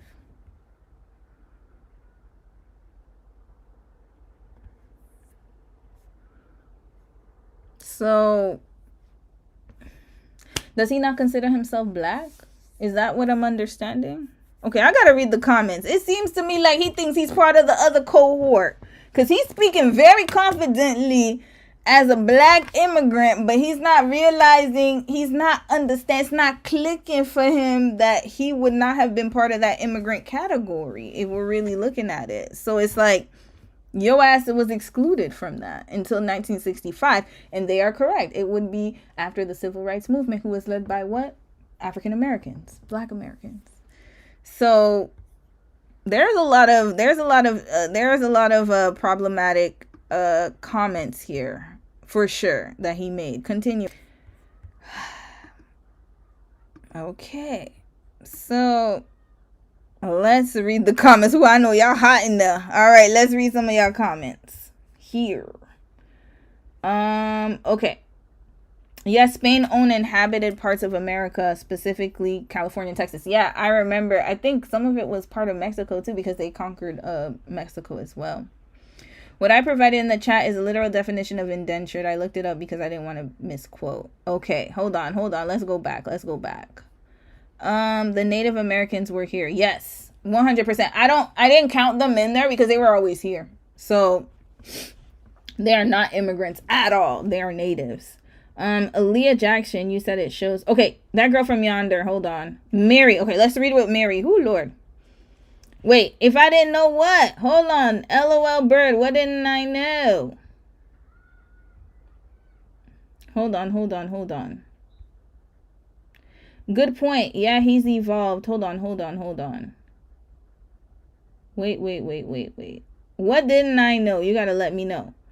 You said Bad Bunny's speech was good too, but Bad Bunny had a bulletproof vest. We're gonna talk about that. That's crazy. Bad Bunny is really for the culture. I think it was something he evolved to, but now I know Puerto Rican history, music, culture introduced by one person. Okay, hold on. LOL Bird, I would say he evolved. Okay, I don't know who Crippy Kush is. Okay, I mean, if he considers slaves as forced immigrants, so yes. Okay, yeah, that's what I'm saying, because to him, you got to remember, from the immigrant mindset, he's not thinking of the enslaved folks. He's thinking about people like him. So that's why I said it was tone deaf. I don't think he was necessarily wrong, but it was just not expressed in the proper way. And it's something that you got to be careful about, especially if you're a celebrity and you're speaking. You got to make sure that you're speaking factually, especially when you're talking about things that have historical context to them. It's like, it's hard for people to thank Black Americans for the things they've done. It's weird. Yes, Mary, I agree with you. It's very strange to me. I don't get it. I wonder why he had the guts to stand there and say immigrants built the country, knowing full well Black slaves were the ones who forced into labor. He did. That's what I'm saying. He's not correlating that, and it's really strange to me. It's very strange. Maybe his handler put him up to I think so too. You said good point. Yeah, he's evolved at this point. I don't think he needs to speak on ICE like he used to, because you're talking about Bad Bunny. Okay. He's speaking out about ICE and DT administration. He's doing more than your local politician. Are we talking about Bad Bunny? I think you're talking about Bad Bunny. Girl, you ripping Christopher Columbus a new one. He was sent to America by the Spanish king. Yes, I remember. Y'all gotta remember, man, this was history from a long time ago. In my political science, remember, mind you, I went to political science. I got my degree in Canada, not in America. Okay, we gotta make it very clear. So what I learned about was more of like a European history. And also we learned more about like Machiavelli, like, you know, those kind of policies. And like we learned more about like political theory, but not history. So that's why I'm like, I had to remember my elementary school education for the history lesson, because we had to learn that in our history class. That was a long time ago. 1776. Yeah. Guys, I'm Canadian. Just remember that. And sometimes I forget the dates. It was 1776 and Canada was 17. I gotta remember, when was Canada a confederacy? Confederacy, Canada. Hold on. Canada was a confederacy in 17. I think it was 17. I don't remember. 1867. My bad. 1867. Yes. The swarthy indigenous people here were enslaved. Yeah. Girl, you ain't no poli-sci major if you didn't know that. Wait, didn't know what? 1776? I can't remember every single damn date. Goodness gracious, give me some damn... You know what I remember, though? I do remember the events, but I don't remember every date. I remember the wars. But I'm not a history major. I don't remember dates, y'all. I just know dates. You know what date I remember? 1804. That's the most significant to me. Someone said we're Blacks native. I said, did I say that? I said they were enslaved. Isn't there a difference? Just dumb. Oh, wait, what? Okay, I don't know what's going on here. I know there's a whole discussion about that. It's very complex, y'all. It's complex. The definition of indentured is to bind someone... Like, yeah, an apprentice. That's the Irish folks. That they were indentured, because I remember in Canada, they built the canals. And they built like the Rideau Canal, and they built like a lot of the structures we have in Canada. Not only that, but a lot of, like, even in Quebec, a lot of the women were bought to populate the province, the Nouvelle France. It was supposed to be New France. And so, yeah, there were a lot of people bought over. And also a lot of immigrants from the European immigrants, they were promised land. And so they were given land, and then they worked and labored. Yeah, so, but they were indentured servants.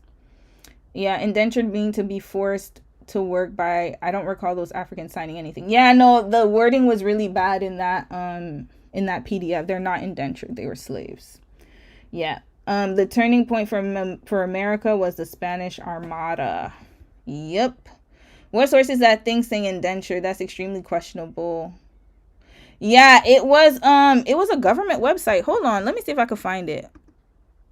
It was a weird, here. This is from San Diego government.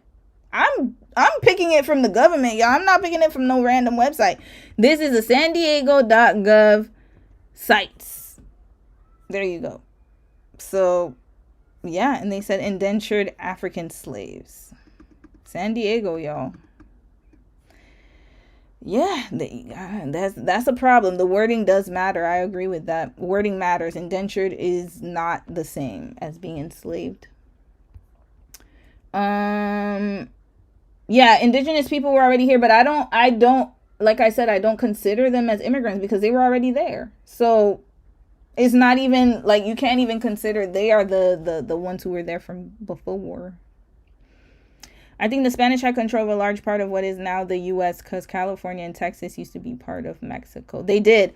The Spanish and the French. The French were they owned. They had Louisiana. That is exactly why 1804 matters. That's why I bought 1804. It's all connected, yo. So 1804 was when Haiti gained its independence. And then after Haiti gained its independence, so after the rebellion, right? There were so many slave rebellions, but that was the most significant one. Why? Because this allowed for the Louisiana Purchase to happen. And this is the reason why Louisiana is part of the U.S. So they were all split too, right? So it was I know Mexico owned, so Spain, and then France. It was between the Brits, the Spanish, and the French.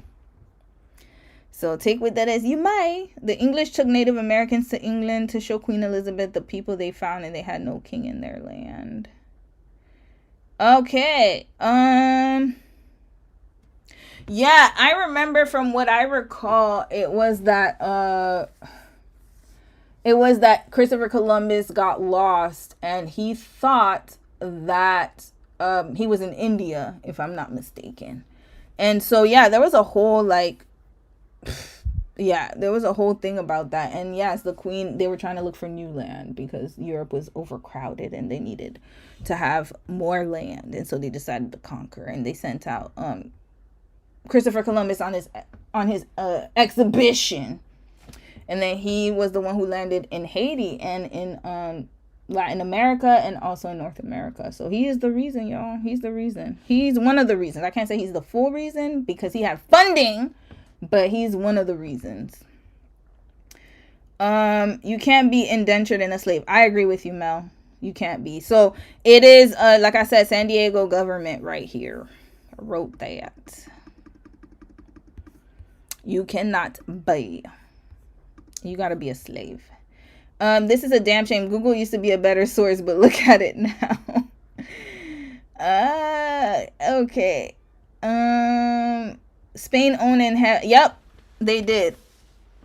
I feel the erasure of slavery in some historical textbooks and other docs is what holds the U.S. back, unfortunately. Yes. And notice how it was hard for me to find the information because look at this. Just by a quick Google search, I'm looking and I'm like, hold up. Here. This is one. But this source already, you see indenture, and I was like, oh, okay. So then now, even here, there was the Latin American one I read. It kind of removed all of the African American sources. Like, that's what I'm saying. So it's a complex thing. I'd have to like really research. The Spanish found the Americas first. The English were robbing their ships. When they came back, they fought the Spanish Armada, and the Spanish lost. And the English Empire was born. I'm not surprised because then that's what happened with the French too. Yeah. So yeah. But actually I found, hold up. So actually, to be honest with you, the Spanish didn't find Americas first. It was the Nordic people. Wasn't it the Nordic? What were they called? Was it Nordic people? Norway? Oh my God, what's their names? The Vikings. They were the first ones, y'all. They were the first ones to come. Norse settlement in North America. So they came first. Vikings settled in North America in 1021 AD. And they had a settlement in North America exactly 1,000 years ago, centuries before Christopher Columbus arrived in the Americas. And scientists say a new dating technique analyzing tree rings has provided evidence that Vikings occupied a site in Newfoundland, Canada in 1021 AD. And it has long been known that Europeans reached the Americas before Columbus's arrival in the New World in 1492. But this is the first time researchers have suggested an exact date. Yeah. So the Vikings actually were the first ones. They tapped in, and then y'all already know the rest. Yeah, so it's very interesting. Yeah. I would need to brush up on my history. I ain't gonna lie to y'all. I'm really bad with dates. I swear. It's terrible. But I know the context. But dates, nah. Don't get me on dates. I don't remember the dates. I just know when it's like, 100 years, 500 years. Yeah, so it's really interesting. That they had that in the whole Viking. There was a whole Viking series that they did about that. Okay, few more comments. And then we're going to see how people ripped him apart. I'm talking about Shaboozy. I think the U.S. was the only, the 13 colonies at the time, and the Spanish owned the rest. Yeah, they were, and then they became a confederacy after. Yeah. Canada was similar, because I remember Canada was like Old Dominion, and then it was only like Ontario, what is considered now Ontario. I forgot, but it's like Ontario, and then a few of the provinces was made Canada a confederacy. Yeah. The Dominion of Canada. Yeah. We would have been speaking Spanish if the English didn't win that battle. They were highly outnumbered by the Spanish Armada. Not only that, but yes, in America you would have been speaking Spanish, and then in Canada we would have been speaking French. We were the British won. That's the only reason we're speaking English, guys, is because of I forgot which war it was, but it was in Quebec City. I had to learn about that. So, yeah, it was the British versus the French. And we would have been speaking French if the Brits didn't win that one either. So it was just a lot of conquering, divide and conquer. I'm reading that the first batch of Africans arrived on the White Line ship, and they arrived in Virginia under a system of indentured servitude because there were no slave laws. This one it's there's just like so many semantics with that, right? Yep. Weren't the French taking some territory of the U.S.? Yeah, they had Louisiana. I remember Louisiana was the big one. That's the reason why you have the Creoles over there and all that stuff, why they speak French, is because of that. I remember. And if Haiti didn't do the slave rebellion, Louisiana would have still probably, I wouldn't say it would have been under the French, but it would have been harder for America to buy it. And the reason why, though, is once they did the slave rebellion and they overthrew the French, because there were more slaves than colonizers on the island. So what ended up happening is they lost a lot of money.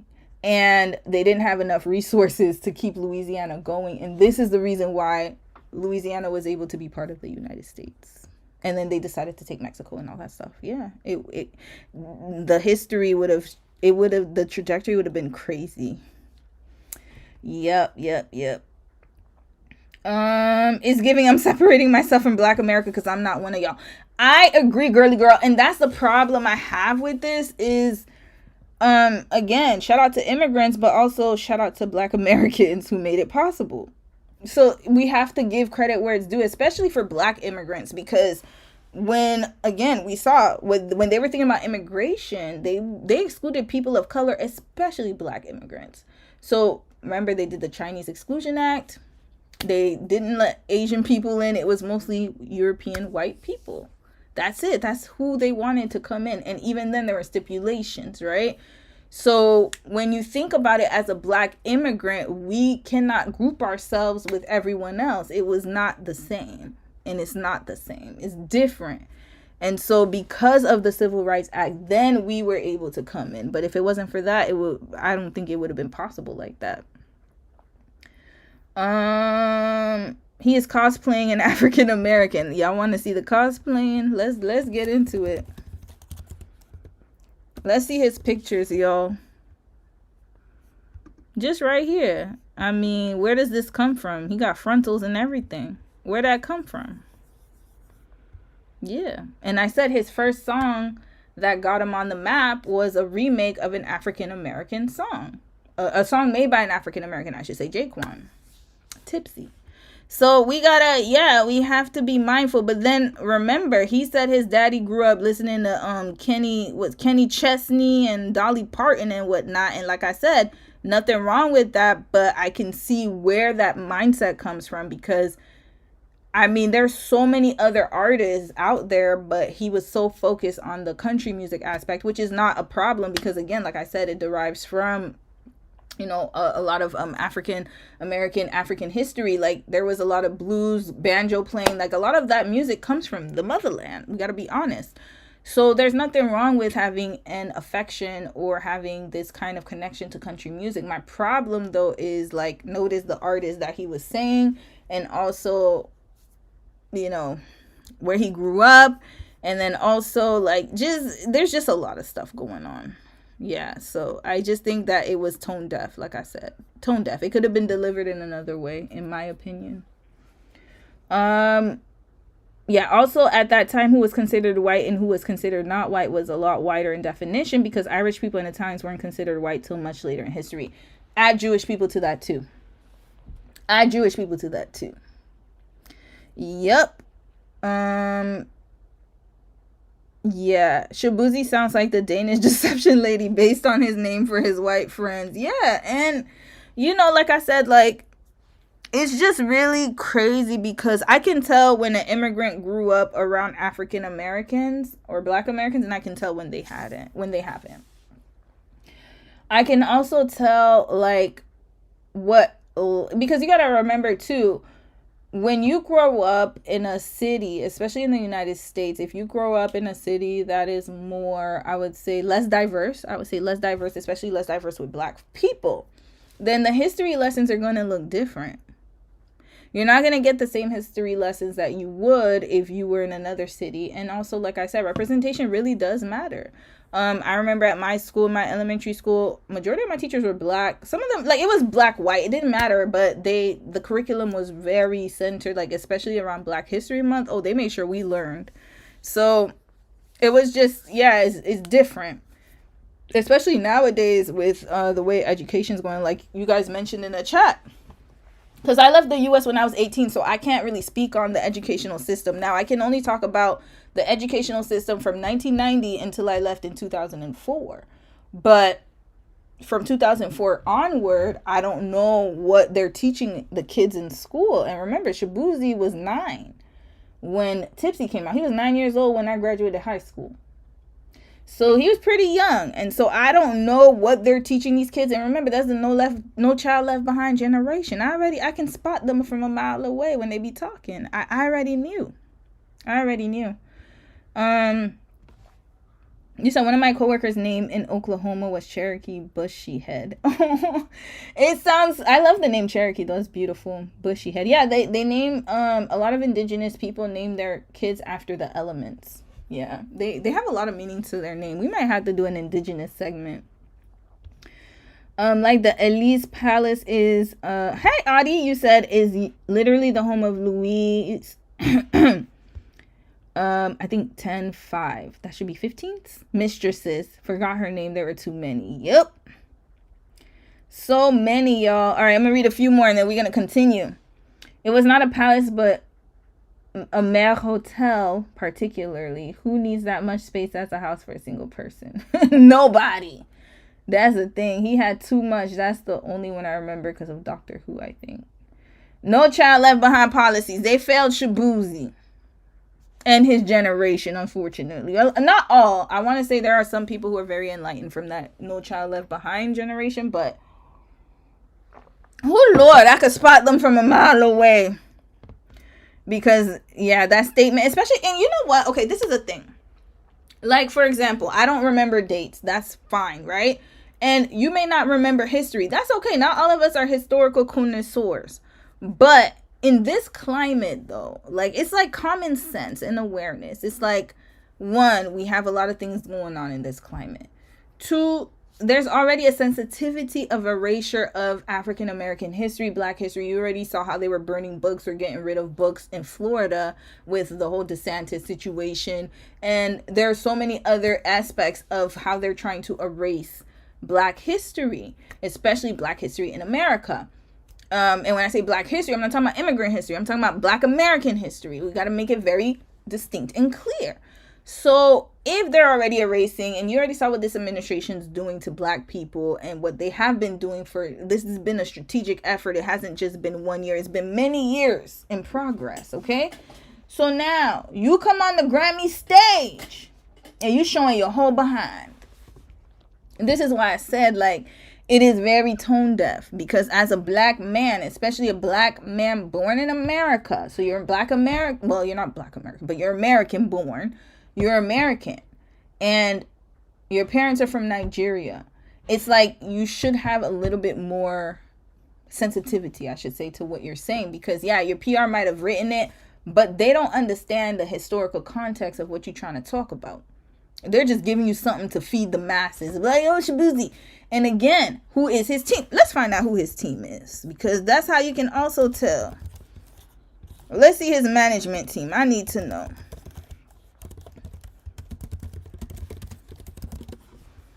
Who's his management team? Here we go. Okay, let's see. Jack Harlow and Shaboozy's management company has range. Okay, who are they? Ari sits down with Matt Graham, founding manager partner of Range Media Partners. Okay, Range Media Partners.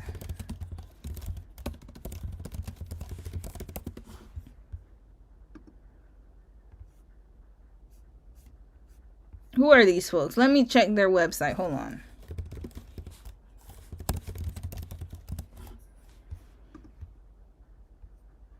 Is that them? Hold on, I feel like that's not them. Okay, this might be them. I don't think this is them. Okay, hold on. Why can't I go back? Range Media Partners, Shaboozy. Maybe I'll find it.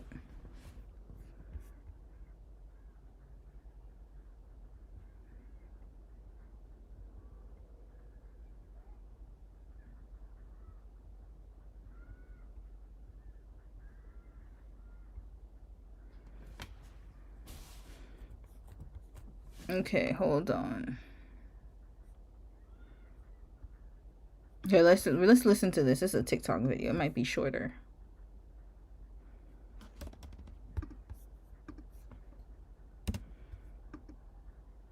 Oh, wait, I can't hear anything. Hold on. Okay, here we go. And the most challenging is there's so much movement in the industry that when you say, hey, I'm going to sign my artist to this person, whether that be the head of the label or the A&R, and you don't really know if they're going to be there, it's a scary proposition, because these relationships can be 12 years, 15 years before artists move through their deals. That can be an entire career. And if the person that you went to partner with, whether that be the head of the label or the A&R, is gone after 2 years, just when you're starting to maybe get some traction, it's a really scary proposition, particularly when the label heads move, because every label head wants to put their own imprint on the future. Y'all, this is his media representation here. This man right here. You expect him to be sensitive to this? And I'm not, again, like, it's all connected. Media, PR. Okay, you know what? Let me even do better, because some people might, well, maybe it's not his PR. Okay.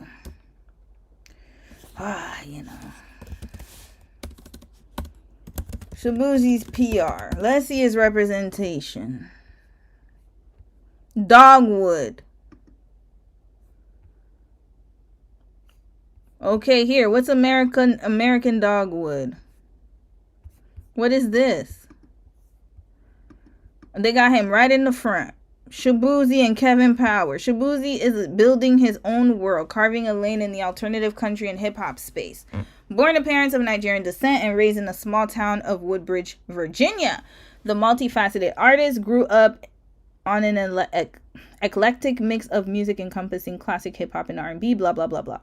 Okay, listen to this. To country and blues icons like Johnny. Okay, so notice how they just put classical hip-hop and R&B. Didn't even name the artist that he's influenced by, but then put Johnny Cash, Kenny Rogers, Garth Brooks, and lead belly to master lyricists such as Bob Dylan and Leonard Cohen. I think it's Leonard Cohen. I think that's how we say his name. A true crossover artist, he began his epic rise to stardom with 2 standout features on Beyonce's Cowboy Carter. Oh, we need to put that in the case study. Okay, so blah, blah, blah, blah, blah. So the album's breakthrough anthem, remember I told y'all, is the Tipsy song that he remade. And then he earned Grammys, blah, blah, blah. Okay, so I'm trying to see who his PR is. Yeah, this is his management. That's their website? This is very, I don't know. Something's off with this website. Is this real? Okay, it looks like it. I don't know, yo. American Dogwood? What is this? I feel like it's not a proper website. Why it look like? It looks like an amateur website. To me.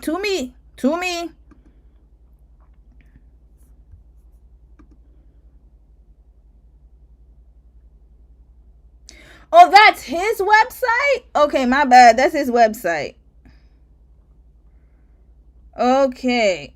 Finally, it's time. I'm excited to announce this next chapter. This was 21 weeks ago. Okay, American Dogwood is a tribute to where we come from and to artists, storytellers, and creators who make this life remarkable. Okay, Shaboozy adds label head to his portfolio, signs first artist. Okay, he's signing people already. Didn't he just have a song? Red Flag. How long you been an artist and you already signing people? No, you see, I need to school this generation. We need to have a conversation. No, I'm sorry. This is gonna turn into an old lady rant. I should say refined woman. So let me tell y'all something. How long has he been? His breakthrough song came when? Hold on. Let's go back to American Dogwood. No. We gotta go back. Oh no, we gotta go back. We have to go back. And this is not taking away. I'm sure he's very talented. Don't get me wrong. But this is where we need a full stop. His album came out when? He began, mind you, look, a true crossover artist. Crossover. When was this? When did he cross over? Did he even have hits before? We need to stop doing this, y'all. This is ridiculous. Okay, we're gonna look at his albums, y'all. Albums. A true crossover. You know who's a crossover artist? I'm gonna give you some examples. Here, discography. Let's go through his albums. Okay, so he did a mixtape in 2013. Then he did Lady Wrangler in 2018. Okay, so he had music from before. Okay, we gotta have to listen to this. Cowboys Live 2022. May 31st, 2024. Where I've Been Isn't. A bar song. Okay, so this is where he became popular. Okay, I'll give him that. He has been an artist for a long time. But let's see here, though. Like, now he got famous in 2024. Let me see his albums. Has he always been on the music scene? Horses and Hellcats. This was in 2024, so this makes sense. But what about the albums before? Lady Wrangler.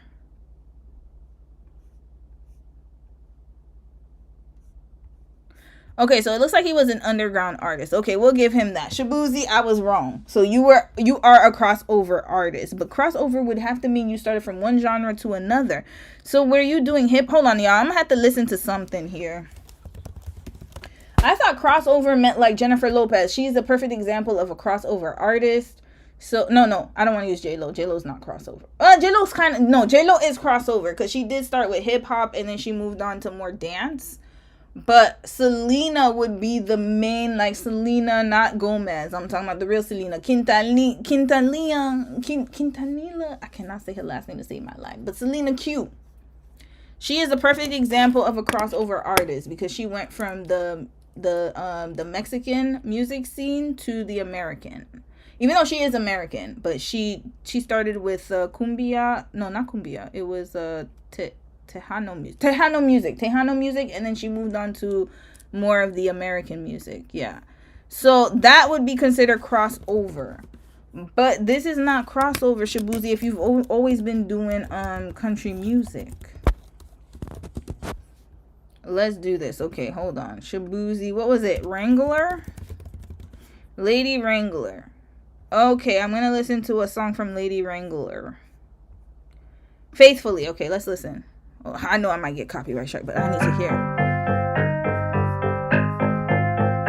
What is this? Okay, hold on.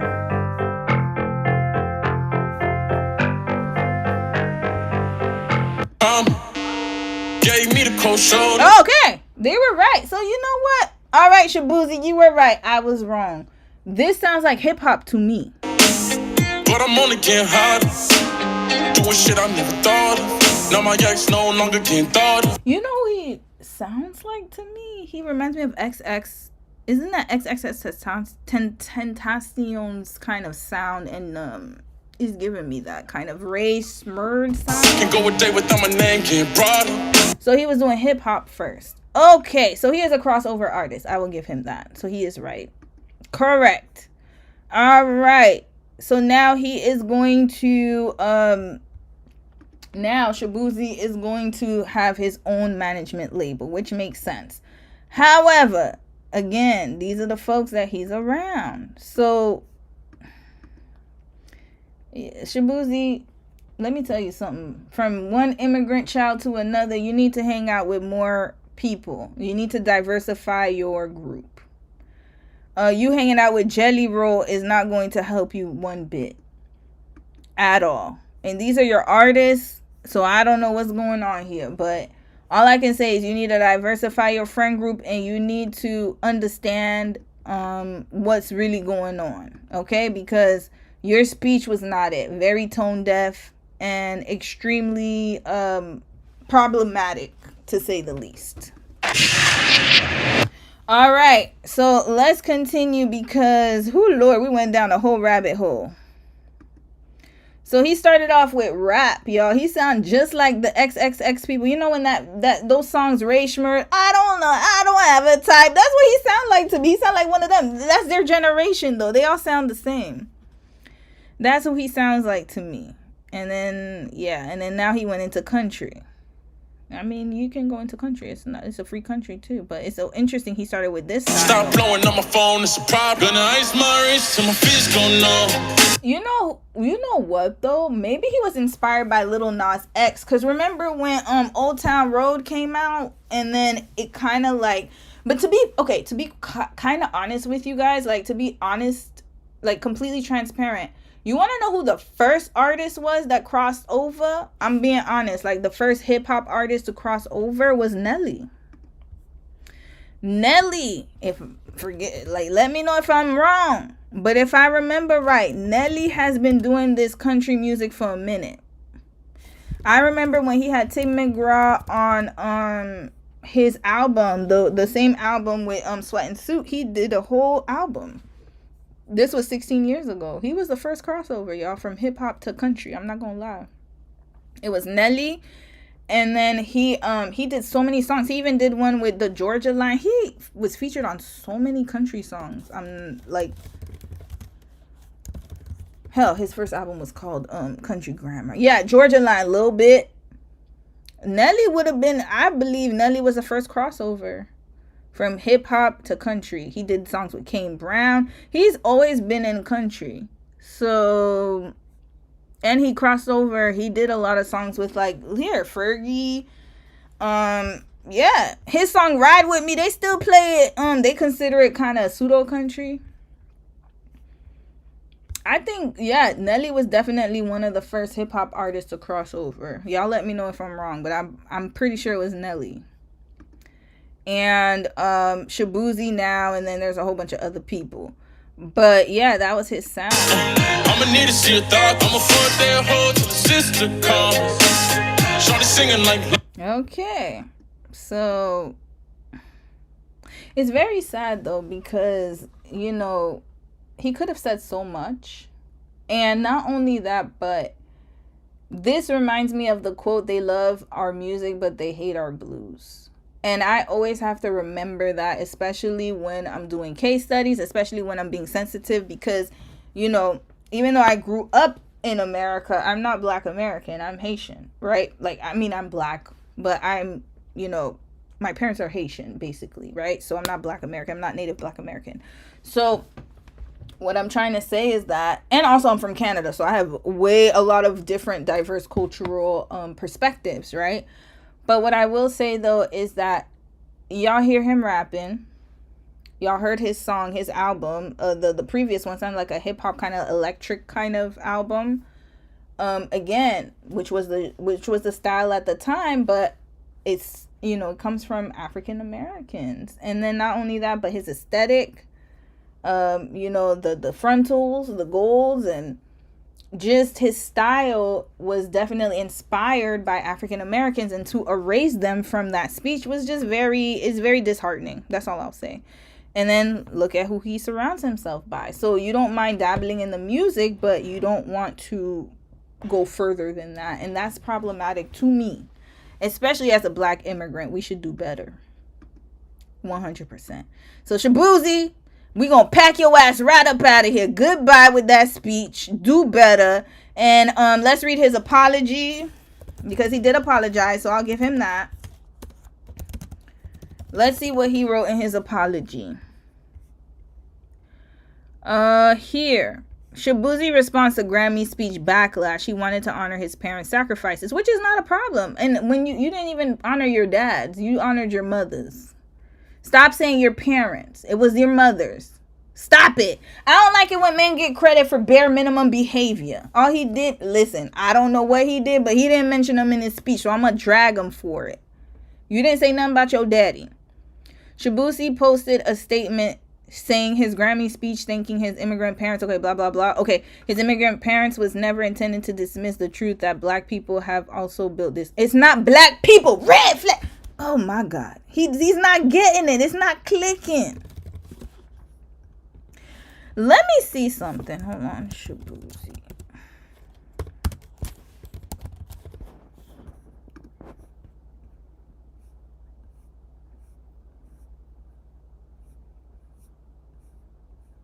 Let me see the apology.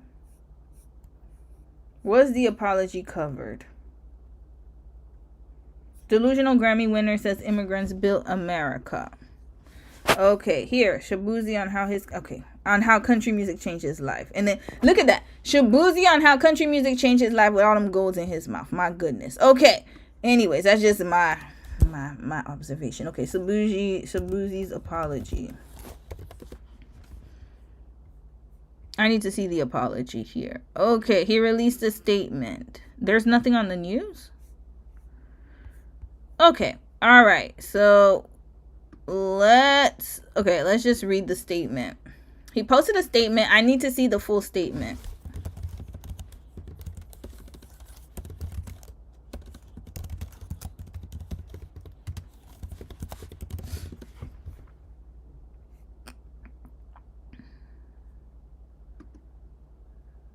Okay, here we go. All right. Oh, Rolling Stone, don't try me like that. They always trying to block people. I ain't got time for you, Rolling Stone. Red flag. Okay, maybe Reddit might have it. Oh, Lord, I'm scared to look at Reddit. Okay, Reddit be a cesspool, so maybe not Reddit. Okay, let's X out of here. I need to see the dang on. Is it so hard to see it? Okay, maybe Facebook. I Love Africa might have it. Oh, no, of course they don't. Okay. Okay, Black Enterprise. Oh, Lord, why is it so hard? Let's read the statement. I need to see the actual statement. Here we go. A letter from me. And then he put a black heart. Shaboozy, boy, if you don't get your ass on. All right, let's see here. First and foremost, I want to express my deep gratitude to everyone who has supported and celebrated my journey as an artist. I also want to acknowledge a conversation surrounding my acceptance speech. Please continue, Shaboozy. We need to hear this. To be clear, I know and believe that we, black people, have also built this country. Red flag. What are we saying here? That's not the point. Did he listen to any of the controversy or the comments? Or who wrote this statement? I need to know. It sounds like it came from his PR again. My words were never intended to dismiss the truth. I am both a black man and the son of Nigerian immigrants, and in the overwhelming moment of winning my first Grammy, my focus was on honoring the sacrifices my parents made by coming to this country to give me and my siblings opportunities they never had. At the same time, winning this award on the first day of Black History Month and becoming the first black man to win Best Country Duo is Black history. It stands on the foundation laid by generations of Black people who fought, sacrificed, and succeeded long before me. This moment belongs to all of us. You see, he's still not understanding it. This apology should have been kept in the trash. This is drafts. Like, does he not? How can you not understand? Is it that complicated? Am I living in the Twilight Zone? My entire career has been rooted in lifting people up, honoring where we come from, and expanding what's possible. I'm proud to be part of this legacy, and I intend to continue doing that work for the rest of my life. With love, Shaboozy. Now, Shaboozy, we need to wrap you right up out of here. You don't get it. So you see, to be clear, I know and believe that so he included himself in the Black people have built this country. They weren't talking about Black people. They were talking about Black Americans. Let's get this factual. And number 2, at the same time winning this award on the first day of Black History Month and becoming the first Black man to win Best Country Duo is Black History. It is Black history. Correct. It stands on the foundation laid by generations of Black people who fought, sacrificed, and succeeded long before me. This moment belongs to all of us. The context was not Black people who fought. Because if we want to get into reality, yes, we all fought. Like, a lot of our ancestors fought. That's not the issue. The issue is that you're still not acknowledging African Americans or Black Americans. I have to make that very clear. You're not acknowledging. This would have been better written if you said, I acknowledge the sacrifices of Black Americans who have made it possible for me and my family to come here. That's all they wanted to hear, Shaboozy. That is it. That is all. But now you're making it a collective thing. My parents immigrated to Canada in I think my dad came when he was like 19. So my dad came in 1976, 77, around that time. Nobody before that in my family. I mean, my uncle came prior, don't get me wrong. He did come a few years before, but what I'm saying is the fight that they're talking about, that he's talking about, my ancestors did not do that in America. They did it in Haiti. I gotta be honest. My ancestors fought in Haiti, in my homeland. But in America, if we want to talk about the semantics of it, yes, they fought in Haiti, but not in America. In America, they just came and immigrated. When did your parents immigrate, Shaboozy? Because since oh Lord.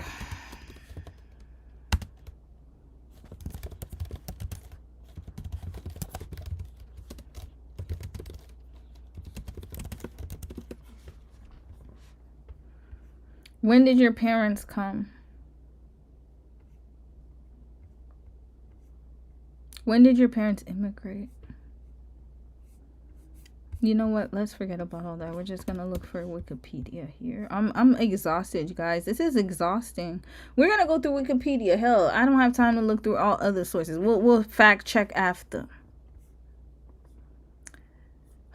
His parents are Igbo. Y'all gonna take that L. My Igbo Nigerians. Y'all gonna have to take this L. I love y'all dearly, but y'all gonna have to take this L. So when did they immigrate? It doesn't say it here, but he was born in America in 1995. I am assuming that, remember, his parents immigrated. They do not have family here. And if they did, it was way past the civil rights movement. Red flag! Are you that dense? What's going on in that brain of yours, Shaboozy? Whenever your parents immigrated, it was long after 1965. I can almost guarantee you that. I can guarantee that. So what is he taught? What is this? We Black people have also built this country. When? Who is these Black people you speak of? Because remember, we were not allowed to immigrate until after 1965. My parents came in 1970s, the tail end of 1970s. Prior to that, my ancestors were here probably maximum 1970. I think my uncle came first and he came in the 70s. Either way, they came in the 70s. I was born in 86. You were born in 95. So your parents had to have come after 1965, which lets me know that you didn't build a damn thing. Not a damn thing in this country. Listen, I got to be honest. The system was already there for you. Stop. Like I said, our ancestors fought hard. Don't get me wrong. I'm not trying to minimize that. 1804 in Haiti. Yeah. Catch me there. That's where my ancestors built in brick by brick. Even if it politically it looks like a mess, it was still built brick by brick in Haiti. I can go to Haiti and say all that. I can talk all that yik-yak in Haiti. But in America, I got to keep my mouth shut. It was already there. We just came and profited off of it and took advantage, and we were privileged. Thank you. That's all you had to say. Because what black folks, please let me know what black folks were there before. Please let me know before 1965. Can somebody let me know, please? And riddle me this. This is the riddle of today. Can somebody let me know which immigrants, whether they're African, Haitian, Caribbean, wherever they come from, Jamaican, wherever, which immigrant group was able to immigrate to the United States prior to 1965? Y'all let me know. And we're going to figure that out, okay? Because this doesn't sound wise and intelligent. And this is what people were trying to make you realize, but you're so dense and you keep hanging out with these jelly roll. You keep hanging out with jelly rolling them. Where you at? Where jelly roll at? This is why I said it's important to diversify your friend group. This is who you hanging out with. And no, Jelly Roll he's talented, so I'm not talking about his artistry. But if you only hang out with people who look like Jelly Roll, then this is exactly the kind of statement you're gonna make. It's ignorant and it's stupid. You see, at first, with the first speech, I could be a little bit more sensitive because I'm like, dang, okay, it was heat of the moment. He's just saying whatever. But now you had a chance to really sit there and educate your narrow ass, and you still couldn't do it. You still couldn't figure out what the issue is. I could figure it out in 5 seconds, and you couldn't figure it out. Red flag. We packing him right up out of here. Goodbye. Goodbye. Goodbye. And you know who he looks like? This is where that style comes from, y'all. Look at this. Them dreads. Look at that. Y'all know where that come from? Here. Whole aesthetic, y'all. Look at that. Them thick dreads. That started in the in Black American culture, y'all. Come on now. They don't do this y'all let me know. Where did that come from? That style. Do Nigerians have their hair like this? Y'all gotta let me know. I gotta see. If they have these donk ones, then I'm gonna shut up. Do they have the thick ones? No. That's what I'm saying. So yes, dreads are not like that's a universal style, but what I'm talking about is the style of the dreads. This right here, ain't T-Pain have dreads like these?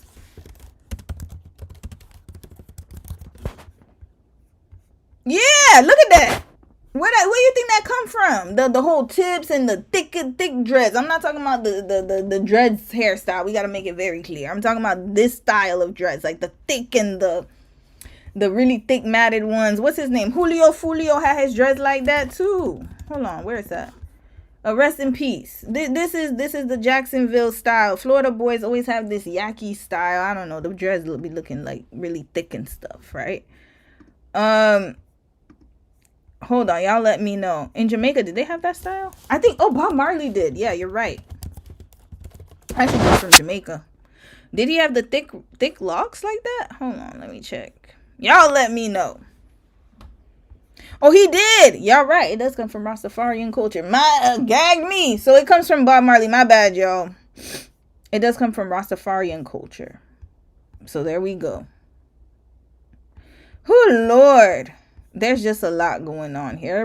Everybody's taken from cultures, and that's fine. We can all celebrate each other, but we have to say where it comes from. That's all that is. Yeah, he did have the thick locks. He did. Bob Marley was the first one. Shout out to my Jamaicans. Yeah, and then they just remixed it to look like this style. The young guys. Here we go. Whoo boy. All right, continuing. I thought dreads were stated. They were popularized by Jamaican. Is the type of dreads, not dreads, y'all. Type of dreads. You see, that's why I had to make it very clear. Type of dreads, not dreads. Dreads were Jamaican. I don't think Beyonce should stay away from who? Shaluzer. All she cares about is money. Y'all, I'm not gonna call him Shaluzer. Sis, you kind of too. But yeah, Beyonce, yeah, they were saying that about her. And then here's another one. Hold on.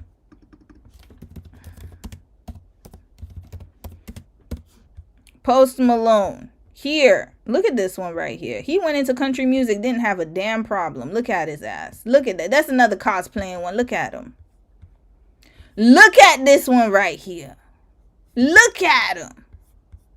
And he was able to skip. He didn't have no. I didn't hear a peep about people saying, "Oh, like, you know, he's gentrifying country and we can't let him in there." But of course, and even Shaboozy didn't have an issue. It's because it's a black woman. This is another thing we need to talk about here. Look at this one right here.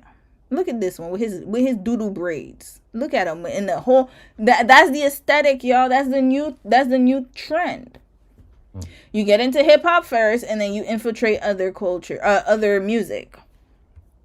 Gentrify it. Here we go. So yeah, I gotta make it very clear. My Jamaicans, yes, dreads. I think, if I'm not mistaken, dreadlocks. There's so many different discourses about where it started, but I'm gonna say it started in Jamaica because that's all I know that it was popularized by Jamaican folks. So let's just make that very clear. But I was talking about the thick dreads, the really thick ones. But yeah, it's Jamaican. So, but the young people in America, they adopted it. And then especially the young men, they have these like huge dreads with the tips and stuff like that. But yeah, look at this one right here. He's another one. He went into country music, skated right on by. No controversy with him. None at all. And then look at his damn tattooed ass face. Red flag. Look at him. Look at this man right here.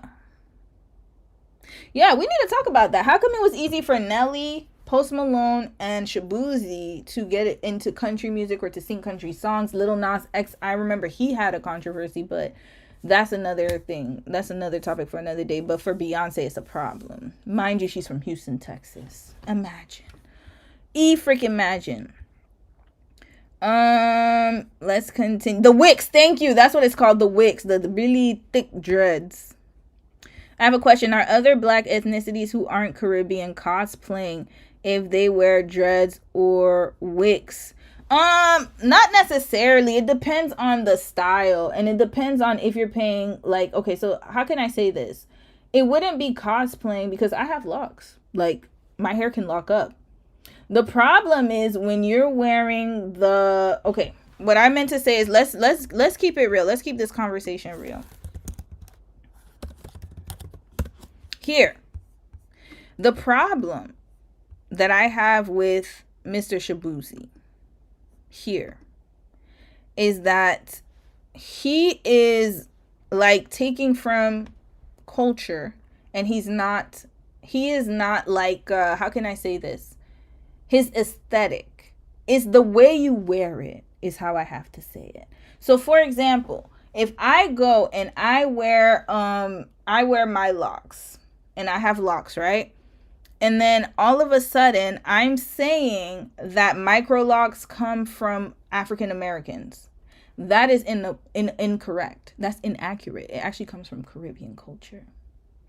And so if I walk around and I act as if my whole style is due to my culture or my immigrant culture, but not necessarily of where it comes from, then yes, I do have a problem with that 100%. And it is how you wear it and what is your representation. You see, the problem with Shaboozy, what is he wearing here? Oh Lord, they already got him looking. Okay, he's a fashionista, y'all. All right, continuing. The problem with Shaboozy that I have is that he doesn't, like, even with the music that he's inspired by, it's like you grew up in America around black people. Your whole aesthetic, look at that, the golds. That's what I'm talking about, the frontals. You telling me he's not just wearing dreads, he's wearing a whole aesthetic. I can tell you who looks like this. Hold on.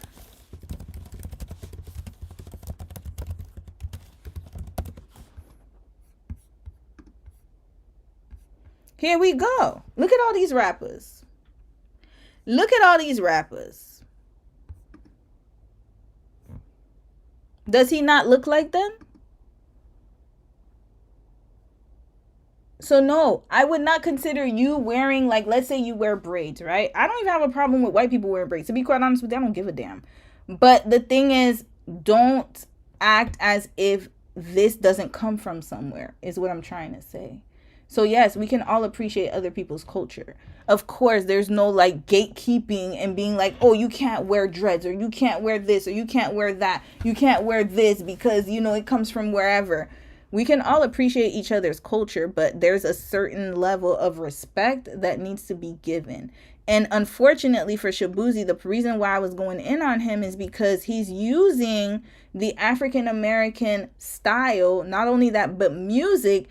And then he went into another genre and is not even recognizing that. And that is the problem. That's the problem. So look at here. This is very problematic. He can't even say Black Americans. That's problematic. You see, look at that. We Black people have also built this country. When have you as an immigrant built this country? When? You already came when everything was already built. That's the problem.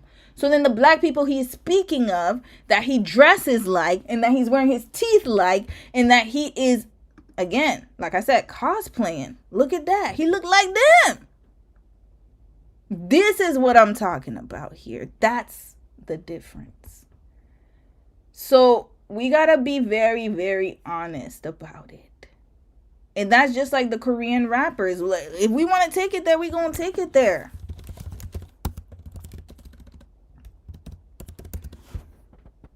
Here, we got whole Korean rappers looking like this.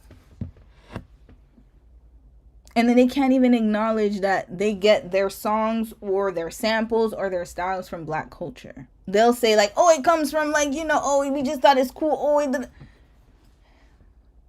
it's not that difficult to say, oh, it came from this. Or yeah, like, you know what? I really love eating this. You know, it came from this country. Or I really love like tasting this food. It comes from this country. It doesn't take long for you to recognize people's history, is my point.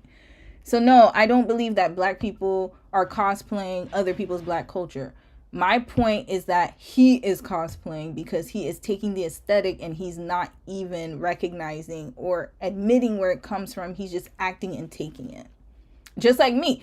My accent comes from Black Americans. Why? Because I grew up in Florida. That's where it comes from. So you never gonna hear me say, oh, I just talk like this because I talk like this. No, it comes from somewhere. It was because I grew up around a lot of Black Americans, African Americans, so I picked it up. That's where it comes from. But I could never in my life say, oh, yeah, I learned it. Like, oh, because I just always talk like that since I was young. Like, I didn't learn it from anywhere. It's just how I am. No, that's not where it comes from. Yeah. So anyways, that's the long-winded answer. You said you don't like white people wearing box braids. They act like it's just hair. But if that were true, they wouldn't want to wear them so badly. And that's my point. Like, you can say box braids. Like, for example, Fulani braids. I remember for a season, a lot of Black girls were wearing Fulani braids. Here, they were wearing these Fulani braids. And they come from the continent. So there were a lot of black girls from America, or black, not even just America, just black women in general from the Western world. They were wearing Fulani braids, and they come from West Africa. So if somebody asked me like, oh my God, how did you get your hair like that? I'll be like, oh, I got braids. And if they ask what kind of style it is, I'd say, oh, it's Fulani braids. It actually comes from West Africa, but you know, my hairstyle, It's not that difficult, y'all. It really isn't. It's not that hard. It's not that hard to give credit where it's due. But you're not going to be like, oh, I got braids because where did the box braids come from? Oh, it's because Bo Derek wears braids like this, so I wore braids like that, knowing damn well where Bo Derek got it from. It's not hard to pay respect. And again, he was at the Grammys. He could have done a lot more. And even if, okay, like I said, we're going to give him a pass for the Grammys, because the Grammys, you know, it's heat of the moment. He was given a paper. He just had no time. This apology, though, there's no excuse. None at all, because he had the opportunity to say, hey, you know what? If it wasn't for black Americans, my ass wouldn't be comfortable to be here. My ass wouldn't be comfortable to get into country music. My ass wouldn't be comfortable to be wearing my golds and my, you know, how I dress and what I sound like. And everything is homage. And, you know, we can all take from each other and we can respect each other. And I respect them very much as, you know, black people who have paved the way for my black ass to come here. It's not that difficult to write that in a statement. But nope. Doesn't want to write it. Yeah. So yeah, it's really sad. Shaboozy should definitely understand racism, because he was disrespected at the Country Music Award multiple times. They didn't take him seriously at all. Exactly. So it's like, I don't understand where this is coming from. Like, he could like, it's just so sad to me, because again, like, it was just such a good opportunity and he doubled down on it. The apology sounds worse than he should have just he shouldn't have even written an apology, in my opinion. Just left it at what it was. Yeah. Copy paste using black culture for your own gain. That's what I'm saying. And it's like, imagine, okay, so it's kind of like the people, you know, we're gonna go into another topic because I know time is going, but this reminds me of like people who wear, like, they literally dress and cosplay, like, I want to say cosplay, but we're talking about it.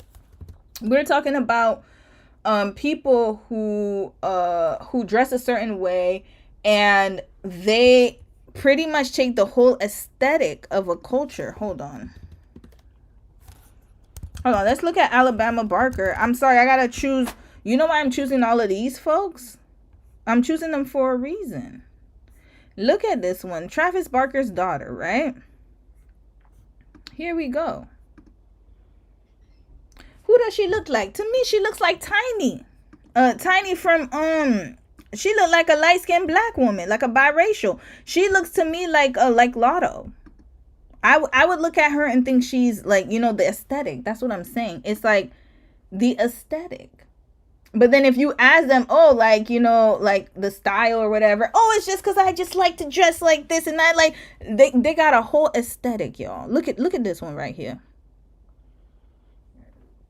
Who she look like? I remember there was a video where a white girl called her out, which is so crazy. It's very rare. Usually it's black women who call them out.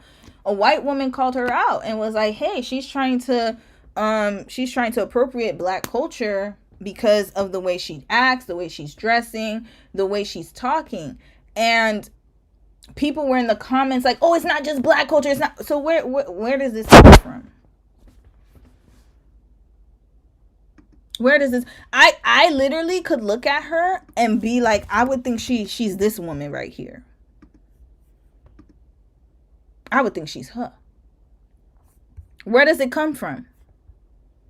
The brown lip liner, the makeup, the style. Where does that come from?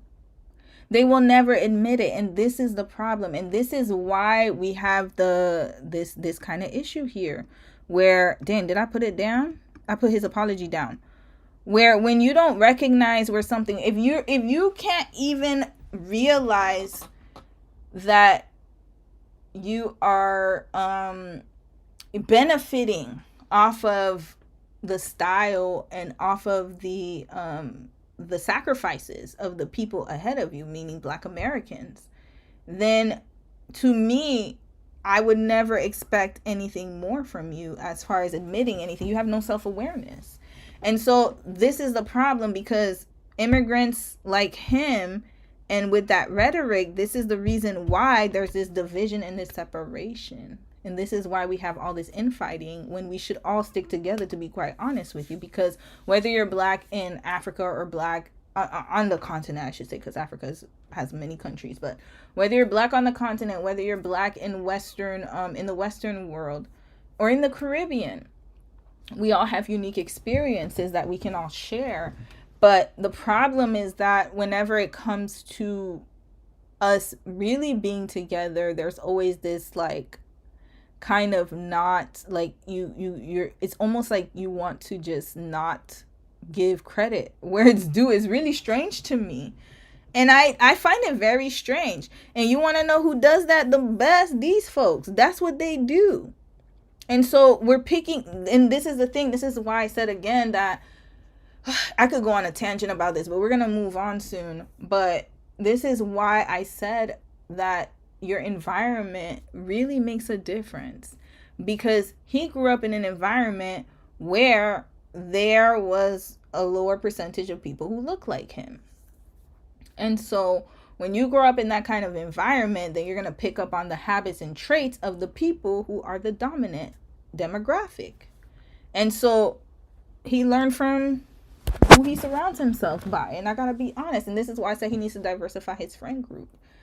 And if he really understood, like, that apology should have never come out like that. If he was around people who were, I gotta be honest, they would have told him, hey, you might want to hold up on this apology. It's not really an apology.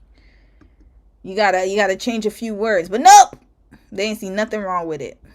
So there's that, y'all. We gonna pack him right up out of here. Pack him up out of here. Bye. Goodbye. What?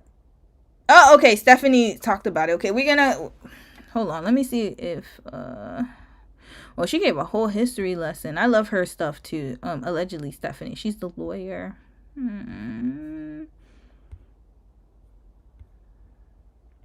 Okay, let's watch a little bit of this. African Americans built this country. Okay, so she's gonna get into that. She kind of talks about the Shaboozy situation, the cotton economy, and okay. Let's watch her commentary on it, yo. Deep sigh, because it's one thing to fight with collective whiteness trying to erase Black history. It's a whole nother thing to watch people the same complexion of you as you trying to erase Black history. That's the problem I have. So yeah, I want to make it very clear though, like, there's nothing wrong with, in my opinion, because I know since you say you don't like it when white folks wear box braids. For me, I really don't care if you, as long as you know where it comes from and you're not appropriate, trying to appropriate. And when I say appropriate, like I said, it's the aesthetic that comes with it. And usually they will, like, there's a whole pathology behind it. There's a whole archetype behind it. So it's just very interesting because the way that he is operating is it's as if he's a white man. I gotta be honest, y'all. He sounds like a white man. Very tone deaf. Very, like, he sounds like a white man.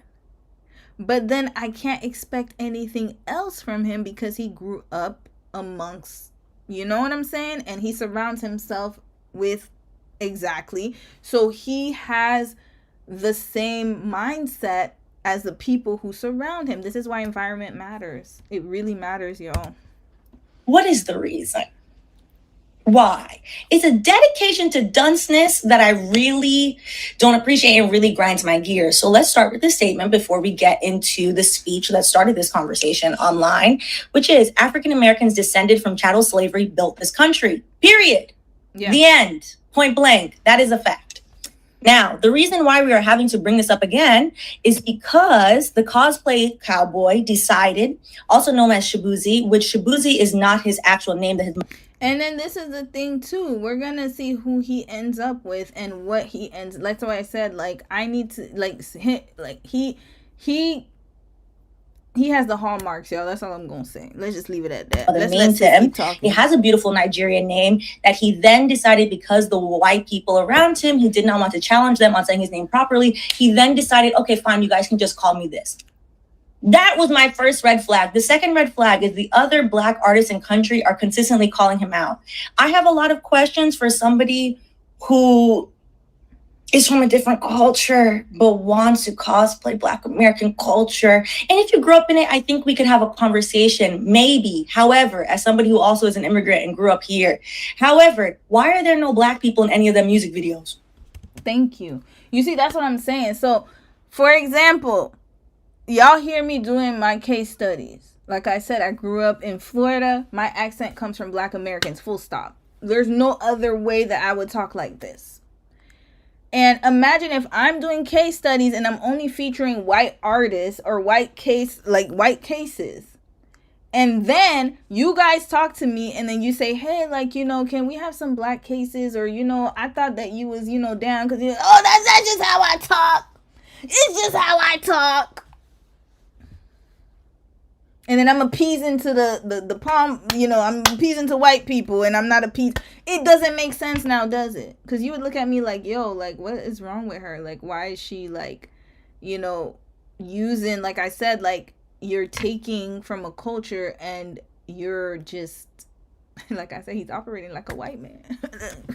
I gotta be honest. That's the only way I could describe it. Okay, let's just talk. I'm so sorry. I'm so incensed about this topic because it's very, it's disappointing to me because as a child of immigrants, like, I take it very personal because in my mind, he is similar to me, as in we grew up and we had this kind of, like, we have different outlooks on life. And to me, it's like, there are more people that think like Shaboozy and we need to stop that.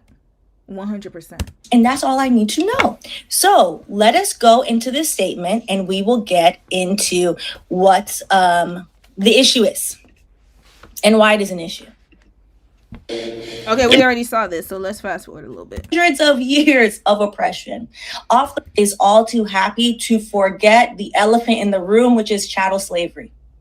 It lets them off the hook for hundreds of years of oppression. Off the hook that many people, I was recently in Charleston filming for Complexion of Law. Charleston sadly and infamously has a show. What is the name of the show? I brought it up the other day and I forgot.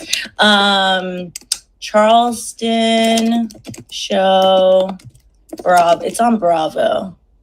Southern Charm. Many of the people on the show, Southern Charm, that is aired on Bravo and is a very popular show amongst a certain crowd, are descended from enslavers, live in houses built by enslavers. All of their money, and the reason why they do not work is because they have enslaver money. So, of course, the crowd is very happy to hear what can be viewed as a very innocuous, innocent statement of immigrants built this country. Immigrants have added to this country. Of course, can't take that away. Immigrants have not built this country. That is not true. There's a big difference between built and added. So if I start a business right now, I started, me, myself, and my employees come afterwards. Let's just say that. Like, this is an example, y'all. It might not be a perfect analogy, but hell, it works. So let's say I built a company. And I took people and I enslaved them and I had them build for me and did it through forced labor. And then I added employees like a few years later. And obviously the work that's already been done has been already built. So you are just benefiting off of that. You didn't create anything. You didn't build anything. Another example I could give you guys, unions. Let's talk about unions. Unions were built before we were born. A lot of us. But we're benefiting it. When my paycheck hits and then the union fee's taken out, that was because of the sacrifices of whoever came before me to fight for us to have a union. I cannot then say, oh, I built this, we built this. No, we didn't. We're just benefiting from it. And yeah, we added to it. We changed the laws a little bit and, you know, made them reflective of our current day situation. We modernized it. But guess what? Somebody else built it from the ground up. There were people who died who did that. So we have to acknowledge that. But it's so easy for people to acknowledge that, but they cannot acknowledge this. It doesn't make sense to me. That is a lie. That is erasure of an entire people, and it is also letting white people off the hook for the thing that they have done and continue to do, which is oppress the people that they thieved from Africa and brought over here. Okay, so let's get into it. Did she say they thief from Africa? I cannot. Says, is she Jamaican? She might be half Jamaican or Guyanese or something. So this is from Amisha Cross. Slaves built this country, not immigrants, and enslaved Black people didn't come to America looking for a better life. They were forcibly removed from their homeland and worked dusk till dawn without a single wage. And some of the gravest atrocities, it's Black History Month. And honestly, the last sentence, it's Black History Month, is my exasperation as well. To spew this level of stupidity and lies during Black History Month is very anti-Black. It's very anti-Black and it's tiresome. Also tiresome because we are literally watching Black American history be taken down off the walls. This happened on January 25th. The National Park Service dismantled the slavery exhibit in Philadelphia. There is only one group of people in this country that were enslaved in this country, and it's Black Americans. As a Jamaican, yes, I'm descended from chattel slavery in Jamaica. I'm not understanding how people are not understanding that letting white people off the hook for slavery, of course, will have negative downstream effects for everyone. Well, we already see it had negative effects because every time that, you know, again, it's like the more that we don't bring it to the forefront and we don't say it, the more that they can get away with these type of actions. No, we're going to call it what it is. Slavery. Not indentured servitude. Also, slavery. To go back to his picture, I think we need to start as somebody who loves fashion. I first am questioning why a man dressed as the overseer of the Pullman Porters is saying this. Moving along. Yo, when I listen to other people's commentary, they are worse than me. And I'd be like, I'm too nice. New York will remain a city of immigrants, a city built by immigrants, powered by immigrants, and as of tonight, led by an immigrant. Yeah, Zoran Mamdani. Where he from? Let's figure this out. Is the infiltrators. Now I see why there's a whole FBA movement, y'all. I mean, I can't even be mad at it because I could see why. It gets to a point. Where's this man from? Mamdani. He's from Uganda. This man's from Uganda. I know why now. I get it.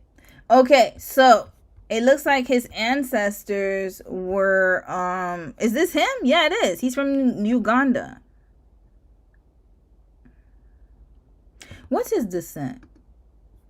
Is he Indian? Because a lot of Indians did move to the continent, y'all. Oh, he's a Libra lord. A lot of Indians moved to the continent. Where are they from? Indian descent. Oh, yeah. Okay. Okay. Yep. So they moved to Uganda, Kenya. A lot of them, Jamaica. So many different. Chinese people did the same thing too. So basically, his family actually immigrated to Uganda. And so now he immigrated to the United States. When was this, Mamdani? When did he immigrate to the U.S.? So he was born in Uganda in 19... What is up with all these gens, like zillennials, I should say. 1991. I mean, he is a millennial. Ugh. Okay. He grew up in Uganda. His middle name is Kwame. Okay. All right. That's okay. So his, it looks like his great-grandparents, somebody immigrated to the continent. Then he moved to Cape Town.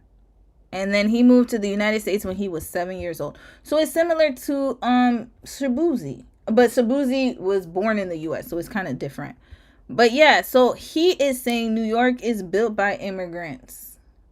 When you moved to New York when you were 7 years old.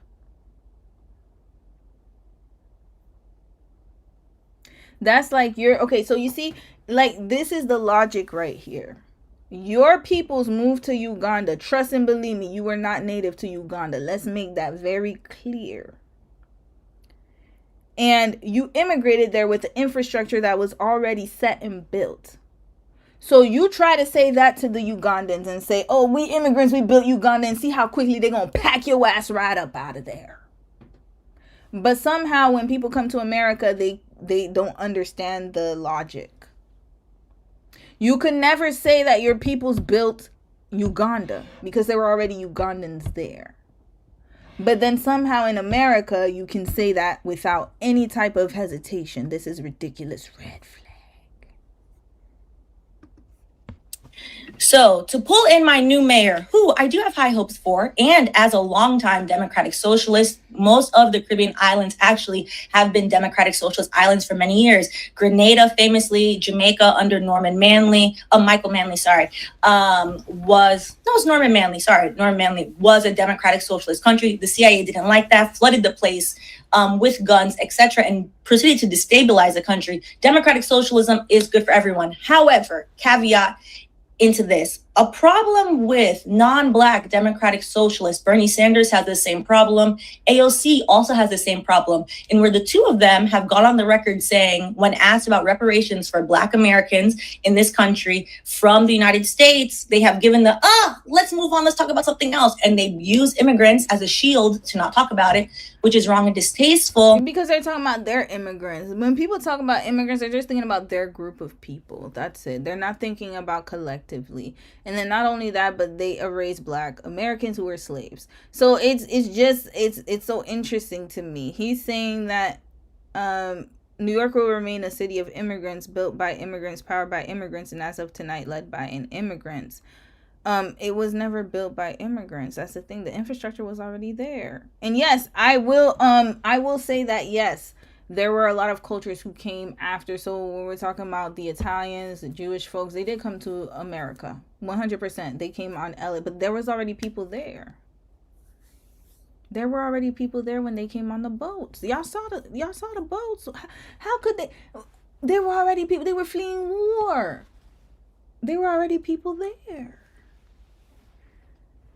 So again, like, I just, anyways, whatever. I don't know.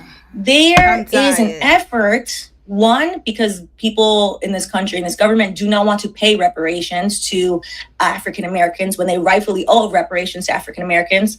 As somebody who will likely in my lifetime, CARICOM is doing a very good job at making sure reparations go to the Caribbean from our various. Really? Where? Because Haiti we ain't get the memo. Where France at? I'm gonna need my reparations. Thank you. Enslavers. Oh, hold on, it's stuck. Okay, here we go. Broke. I don't know that we're getting money from them for what. But America's broke, y'all. That's one of the main reasons. But also they don't want to give Black people shit. It's worth. Didn't Kanye let us know this? As much as Kanye's crazy, one thing I will say is he is right about that. The English have the money. Chubby fingers will pay out the money. It is tantamount and necessary to always call out people who give the side eye to reparations for African Americans. And the line usually as the cover is, immigrants built this country. Immigrants were lured to America of a promise that the American dream cannot exist if America was not already built. That's my point. To get into Mamdani's victory speech, he then course corrected. I will give him the credit as somebody who voted for him and somebody who very much is hopeful that he can course correct. He course corrected in his inauguration speech and did mention Black Americans. However, that was largely missing from the victory speech. And quote from the victory speech, New York will remain a city of immigrants, a city built by immigrants, powered by immigrants, and as of tonight, led by an immigrant. It is factually inaccurate to say that New York is a city built by immigrants. Enriched by immigrants, of course. Added to by immigrants, of course. 100%. Blood, sweat, and tears in all the. But this is the thing, like, logically speaking, those people who came by the boatloads, where were they going if there was nowhere to go?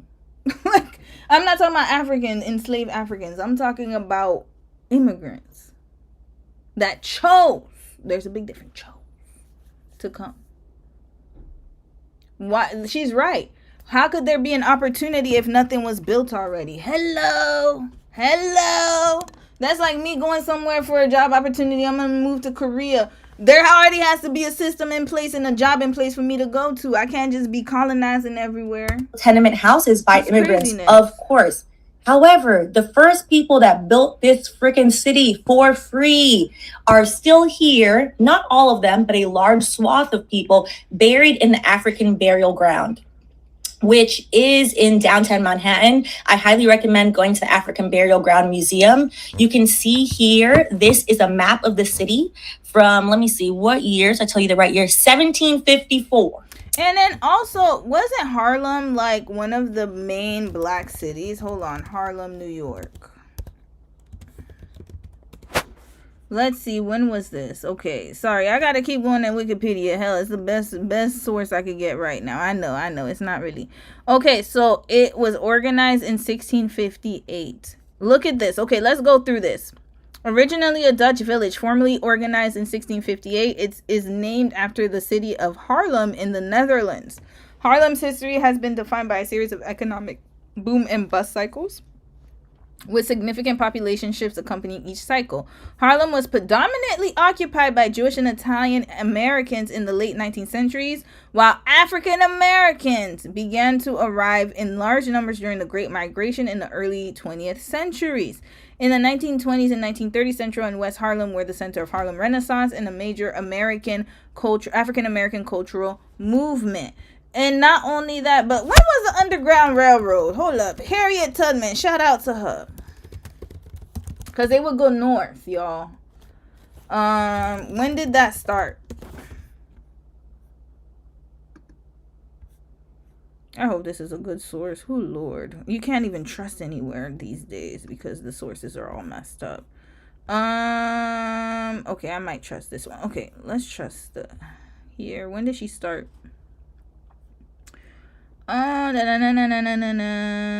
She escaped to Philly in 1849. Oh, excuse me. Where did she escape? Philadelphia in 1849. So in the 1800s, Harriet Tubman went to Philly.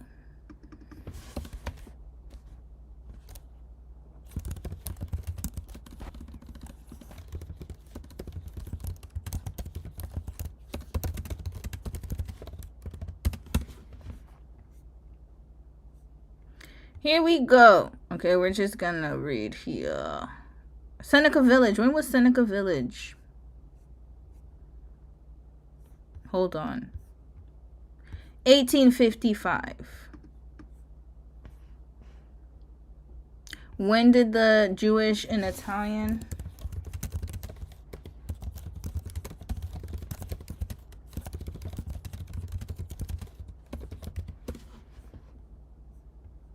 Let's check. Oh, I don't trust this one because y'all know who heads it right now.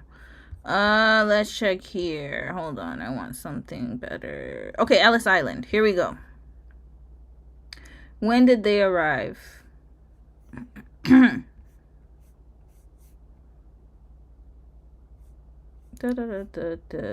with your heritage. Hold on, what did they tell us when they arrived? Yeah, these were the boats, y'all. Oh, okay, let's go back. I don't know why they're not giving us the facts. Okay. 1850. There were only about 850 Italians in New York in 1850. 850, y'all. In 1850.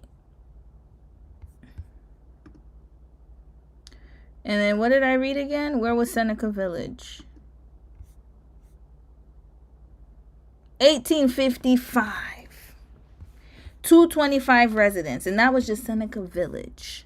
We're not even talking about the blacks that were black Americans that were escaping and that lived there in the New York. So who was there first?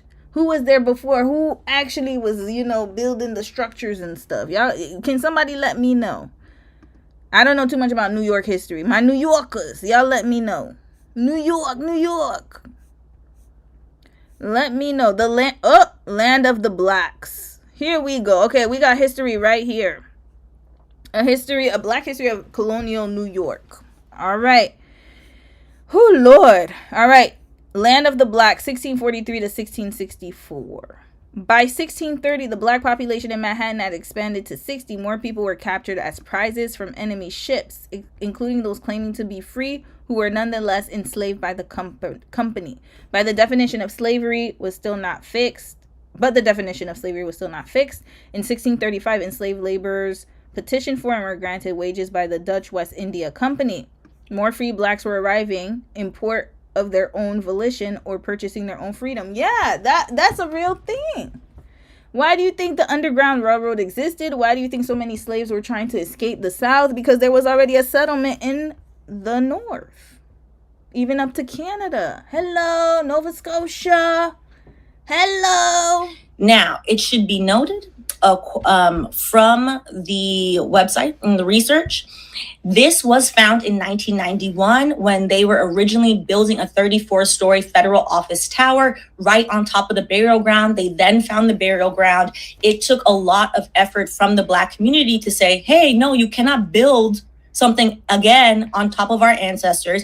We deserve for them to rest in peace. We deserve for the history to be memorialized, because when we don't memorialize the history, y'all act like the history is not there. And after Seneca Village, and there was another one, the one in Lake Lanier. There's a whole black town underneath it.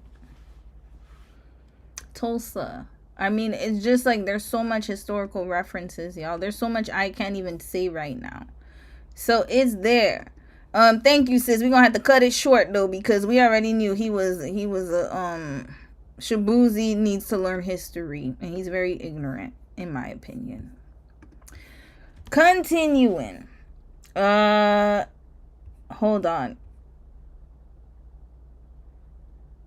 His parents named him after Kwame. Oh, Kwame, Ghanaian icon. I hope I say it right. Nkrumah. I've been side-eyeing Mamdani too because of that, where they're not slaves in the past. Yeah, he's not. That's what I'm saying. He's not thinking. That's why there's a whole context missing, y'all. It's crazy. But then if I were to say Uganda, and I would have said, if he were to say, oh, Indian immigrants or immigrants built Uganda, they would have flamed his ass right out of Uganda for sure. Social media would have lit up. So that's what we have to realize. Like, you cannot go to another country and say that you built it, or people that, yeah, they made it better, but you can't say it. It's like somebody saying Jamaica, because Jamaica has turned into a tourist location, right? But that's like saying the Chinese folks built Jamaica. Y'all wanna see fire? Go say that. Say that if it wasn't for the Chinese folks, then this whole immigrants built Jamaica. You're gonna see how quickly they're gonna flame your ass, because it's not the truth. It's inaccurate historically. So why is it when it comes to America, people don't understand that? Like, it's really crazy to me. The melting pot of lies. Oh my God, Tupac. Yeah, Tupac was global, y'all. But yeah, he had a lot of. We might need to do a Tupac case study. He was very problematic, but he was very smart. That's one thing. He was a very nuanced individual. Harlem and Central Park were black community. Yep. And there was Seneca Village, and there was another one. I forgot. There was another one. There were so many. Lake Lanier got history too. Yep. We might have to talk. You know what? It's Black History Month. Let's pick this up next week, because you know what? I really want to do a dive on Lake Lanier. We're going to talk about Lake Lanier next week for Black History Month. Lake Lanier and West Seneca Village. And there was another town I have to research. But yeah, a lot of them were underground. They're put underground. And then the fact that they had an African American burial ground, and then they tried to build a building on top of it. That tells me all that I need to know. Wrap 2025 up. I mean, not 2025. Oh, sorry. 2026 up. We need to wrap this up. This is craziness. But yeah, we gonna have to move on because of time. But I'm definitely gonna park this. Let's park it for now. And next week, since it's Black History Month, like I said, we're gonna talk about African American history, and then we're gonna talk about world history, black excellence all over the world. But yeah, we have to recognize it, and it's just very sad that it's being erased, because an erasure of one group of people one group of black people is an erasure for all of us. So I don't know why people don't equate that. Like, it's just so crazy to me. So yeah. Yeah. Shaboozy, do better. Continuing. Super Bowl. We're not talking about Glorilla yet. Glorilla's after. Let's talk about the Super Bowl tomorrow. Bad Bunny. Speaking of artists, because we gotta go in sequence. Bad Bunny, y'all. Mr. Bad Bunny himself. Speaking of erasure, now we got another. This is on the other side of the pendulum. So where Shaboozy is erasing Black American history, I use the terms Black American and African American interchangeably because I know that some people prefer to be called African American, some people Black American. So just making y'all aware of that. Now, we are going to move on to Puerto Ricans because for some reason, you see, this is what happens when you erase people. Because then this kind of situation happens. You see, it always starts with Black Americans first. And then it trickles down to other people. Bad Bunny is Puerto Rican. He comes from Puerto Rico. Puerto Rico is a what do they call it? Of the U.S. A territory of the United States. Just like Virgin Islands. So people who live in Puerto Rico, they are American citizens. It is not that complicated to figure out. Just like people from the Virgin Islands, right? But for some reason, because this man is, you know, he's from Puerto Rico, he speaks Spanish, and he's flavorful. He's too flavorful for certain people of a demographic, white folks. Then there's this controversy of him performing at the Super Bowl. So let's watch, because he was, you know, he's a very, very big artist. I don't know too many songs of his, but I know he's very talented. And I remember when they had Shakira and J-Lo performing at the Super Bowl, and I didn't hear anything about Shakira's citizenship, because Shakira is from Colombia, if I'm not mistaken, and she's not American. I don't believe she's American. Let me just double check. I believe Shakira is not American. But remember, y'all remember when J-Lo and Shakira performed at the Super Bowl?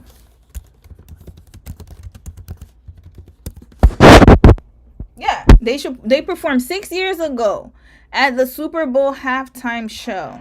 Here, we're not going to watch the whole thing, but they had a really great performance. Shakira cleared J-Lo, of course, because, I mean, she's a real performer. J-Lo is, if we talking about cosplaying, J-Lo is queen cosplay.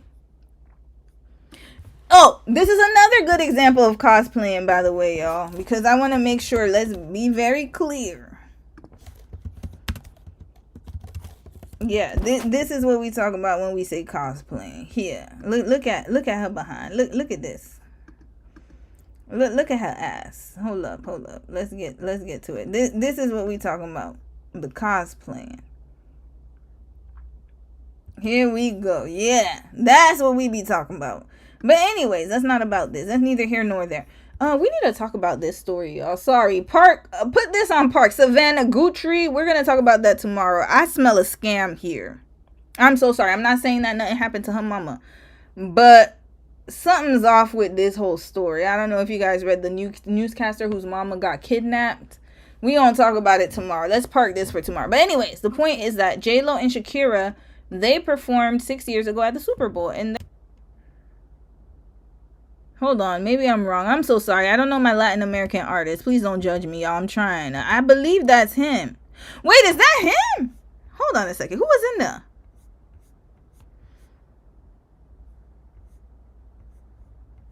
Wait. Who was in there? That was him, right? Okay, I thought I was wrong. Hold on, that's him? Oh, yeah, remember 6 years ago. That's Bad Bunny right here. So, what is the problem now? He's right there. He's performing with Shakira and J-Lo. And now, J-Lo was there too. Look at Jennifer Lopez. We gonna skip her. I'm so sorry. I love her music though. But who, Lord, Jennifer Lopez. I heard she, oh my God, she's a great dancer though. Beautiful gowns. Let's talk about Shakira real quick.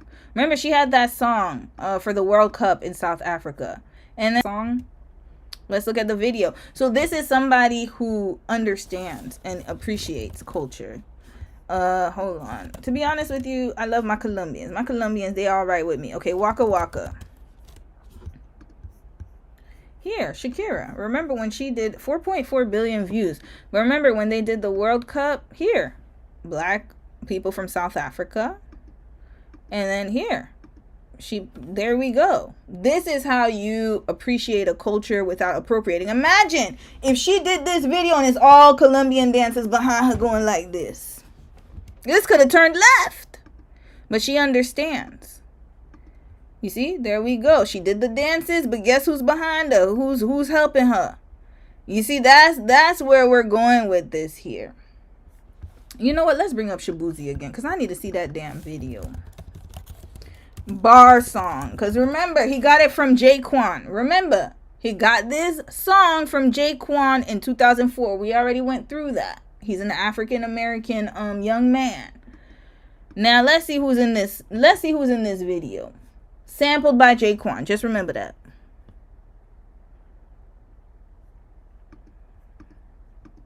Who's in this video? That's the whole video? But look at who's behind him. Oh, this is the visualizer. Okay, where's the video? There's no video? Bar song video. Oh. That's the video? Okay, anyways. Here's the performance, y'all. We gonna see.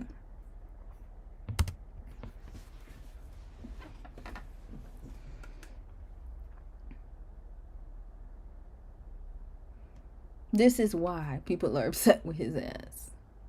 He took this whole song from a black American. And then look at who's behind him. Look at this. There we go. And then here. Okay. That's the mashup here. But yeah. He's selling. Look at him going all around the country. Yeah, because of that song, the bar song. He even sagging, y'all. He's even sagging. All right, let's get off of Brother Shaboozy. All right, so anyways, we were talking about Shakira. So she paid homage. Sorry, I went off on a tangent. All right, but yeah, anyways, Bad Bunny was part of that Super Bowl show. That was 6 years ago. Now, in 2026, he is going to perform tomorrow at the Super Bowl. But let's see the racism this man has faced. Mind you, he was there 6 years ago on that stage. And he deserves to be on that stage just like everybody else. So, let's listen.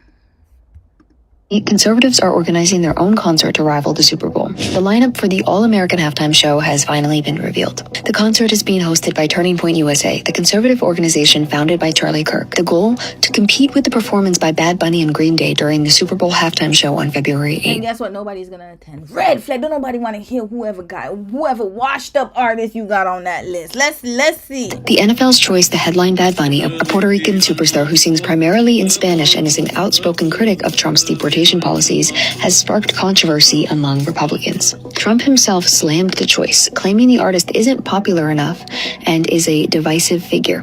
Bad Bunny ended 2025 as the most streamed artist on Spotify worldwide. In protest, Turning Point USA will broadcast its All-American Halftime Show celebrating faith, family, and freedom. The concert will feature performances by singers Kid Rock, Washed Up, Red Flag, next. Lee Gilbert, next. Lee Bryce, and nobody. Bye. Who are these people? And then they talking about Bad Bunny is not popular. No offense to Gabby, I don't know you, sis, but I damn sure know Mr. Robert Ritchie. USA will Mr. Robert Ritchie, the one who wants to talk all that yak about. He makes a lot of insensitive comments about black folks. Mind you, look at his child, y'all. He had a whole child with a black woman. This is craziness. Who keeps procreating with these degenerates? Sorry, Kid Rock. Look at his son. Here we go. Here we go. He had this son. Was he with he had one with a black woman. Where his baby mama? I think he got like 3 baby mamas. Here, there's one. How? Why did you procreate with him, sis? Ew. Ugh. But anyways, yeah, he has a daughter right here. And then he has, and then look at who he aligns himself with. But I'm not surprised. Cass, it's There's a all-American pipeline. halftime show celebrating faith, family, and freedom. The concert will feature performances by singers Kid Rock, Brantley. Kid Rock is not at his prime, y'all. He's done. Brantley Gilbert, I don't know who that is. Gilbert, Lee Brice, and I don't know who that is, and I don't know who that is. Gabby Barrett. Kid Rock, a close ally of President Donald Trump, who has become increasingly vocal about his conservative views in recent years, stated, "We're approaching the show like David and Goliath, competing with the pro football machine and a global pop star." Mind you, he has a half-black daughter.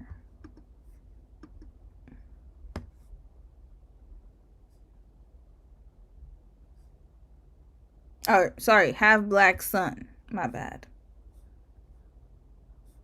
Yeah, here. Kelly South. Kid Rock's former partner and mother of his son Robert James Ritchie Jr. Estimated early to mid-50s, from Michigan. African-American female.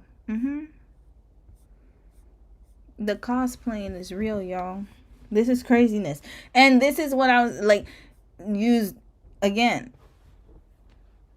He grew up in Michigan. Probably, I'm assuming, like Eminem, probably in a diverse area. I don't know. I know Eminem grew up in a trailer park. That's facts. He said it. I don't know where Kid Rock grew up, but he grew up enough where he was in close proximity to black people, and he had a baby with a black woman. Here, their relationship started at a time when Kid Rock was still far from fame. He was only beginning to chase music while Kelly lived a normal life. This early love story would later bring a child into the world and shape both of their lives in unexpected ways. They met when they were both in the 8th grade. They were teenagers in Michigan figuring life out. Okay, so they were together. Imagine. And they were together for like almost 10 years. Yeah. So then he decided to pursue his music career, and then that's it. Yeah.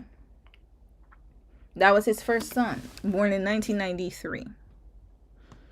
And then Kid Rock eventually gained primary custody of Robert Jr. while Kelly was granted visitation rights. Imagine, he's raising a half-black biracial child with that mindset of his. Red flag. And then we wonder why we have that colorism. We had that colorism debate last week. It's because of that. It's not only the black men procreating with people and having these colorist and racist mindsets. It's also white men too. We gotta call it out, y'all. Listen, this channel is not for the faint of heart. He's not the only one. But I will say MGK is a little different. This one right here, listen, the fact that he literally had a whole relationship with a black woman. He has a half-black child, and he is still doubling down on this racist rhetoric. Is not surprising to me. It's very sad and disappointing. And then you're going to wonder why the son has identity issues. It's because of fathers like that. Let's call it out, y'all. White men do it too. I know we got on black men last week because most of those women, they were mixed with black. Like their fathers were black. But hell, we got to get on white men too. They do the same thing. Let's be clear. So now he had full custody of his son. Imagine the rhetoric that he is feeding his child. And then look at who he's aligning himself with.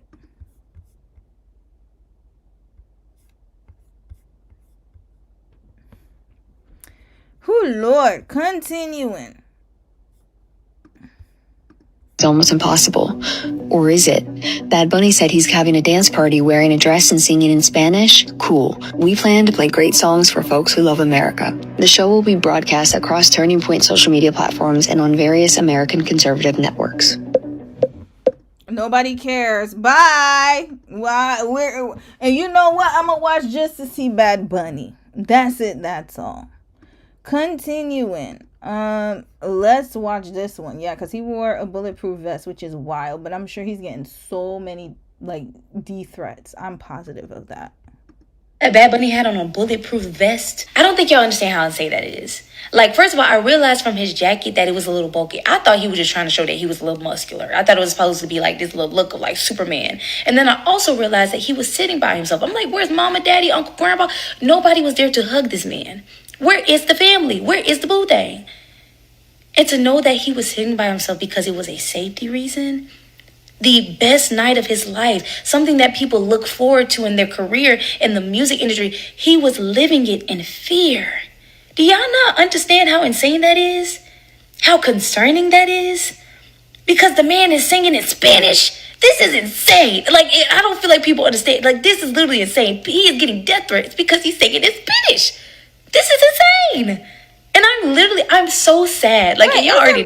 Bad Bunny's birthday soon? I think he's in Aquarius, if I'm not mistaken. No, I will cry in a second. I am so sad because this should have been a beautiful experience for him, but he couldn't even share with nobody. He couldn't even be there with nobody because he had to save, other people if a situation went down. And then he still stayed on that stage. He's a Pisces, my bad. What he needed to say. Fearlessness. I give it to him because I would have been like, bump y'all, I ain't going. Right? I'm not. Nope. I would have said, you know what? It's beyond my tax bracket. I'm not going to do that. Hold on, y'all. I gotta feed Mimi soon, so I'm gonna let y'all watch this. Hold up. Okay, we're gonna watch this one. Mimi, this year because who is that? Come. Hold on, let me wait till Mimi. Mimi, come. Hold on, let me go feed Mimi, y'all. I'll be right back. Bunny, and why is he gonna perform in Spanish, baby? Who is we? Who is? Debi tira más foto de cuando te tuve, de mírate más beso y abrazo las veces que pude. Ojalá que los míos nunca se muden. Y si me embaracho, pues que me ayuden. Who is we? Baby, I'll be seated, okay? Oh, well, I guess we're not watching the Super Bowl this year because who is Bad Bunny and why is he going to perform in Spanish, baby? Who is we? Who is? Debi tira más foto de cuando te tuve, de mírate más beso y abrazo las veces que pude. Okay, let's play another video. My bad, yo. She ready for the bad. She is ready, primed and ready, prepped and ready for the Bad Bunny concert. I know that's right. And I'm gonna watch it just for the watch, just to bring up the numbers. Like, why can't somebody from America do the halftime show? And look.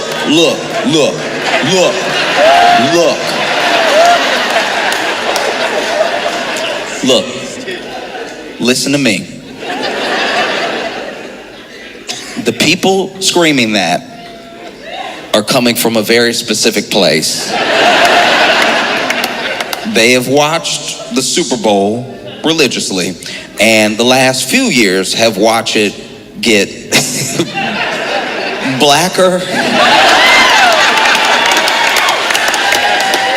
And I understand.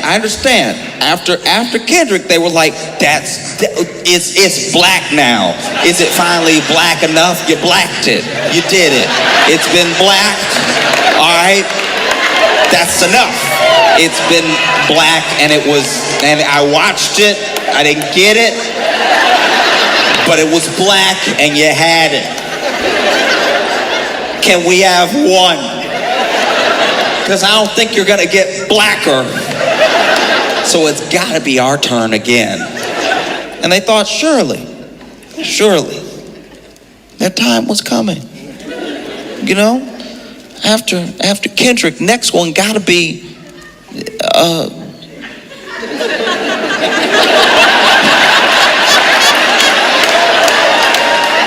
know what I mean? Yeah. Next one gotta be the one that does that song with the twang to it that you really like. Gotta be. Come on, we even look. You did it. So I did all that rapping. I let rapping in my house just because it was a Super Bowl halftime show. That's as black as gonna get. I refuse to let it get any blacker. All right. These people were like, it can't possibly get blacker, and then they were like, all right, I'll raise you no English.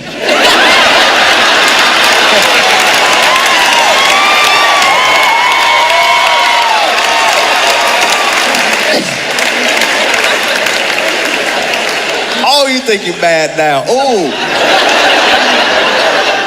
we gonna make you pray for Kendrick. We gonna make you.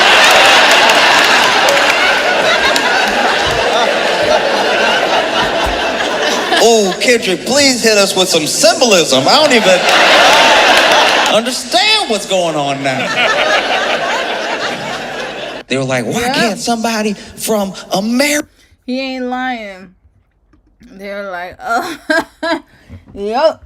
But y'all want to see Super Bowl's performances? Hold up. Let's walk down memory lane. Let's take a walk down memory lane.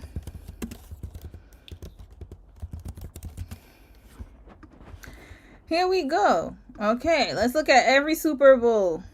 Y'all, Michael Jackson, y'all. This is crazy. Oh my god. Oh my god, look at the screen. Damn, them graphics was them graphics were wild. Oh Lord. Yeah, Michael Jackson. Who that? Oh, that's still Michael.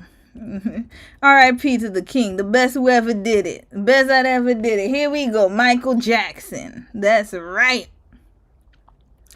That is right. Oh, look at all the fans. Okay, is that still Michael? Okay, that's still Michael. Okay, sorry. I love you, Michael, but we got to fast forward. I'm trying to see other performances. Okay. They're only showing Michael Jackson? Red flag! This is not a good video. Oh, okay. Oh, my bad. My bad. they had different videos. Who is this? I don't know who that is, but is that Cyndi Lauper? I don't know what that is. What is going on? Oh, that's what they want. Oh, that's what they want. Again, the bill with no flavor. Okay. They was line dancing at the Super Bowl. Oh, these are the glory days they want to bring back. The line dancing. Okay. Who Lord skipping? Hold on. All right, what is this?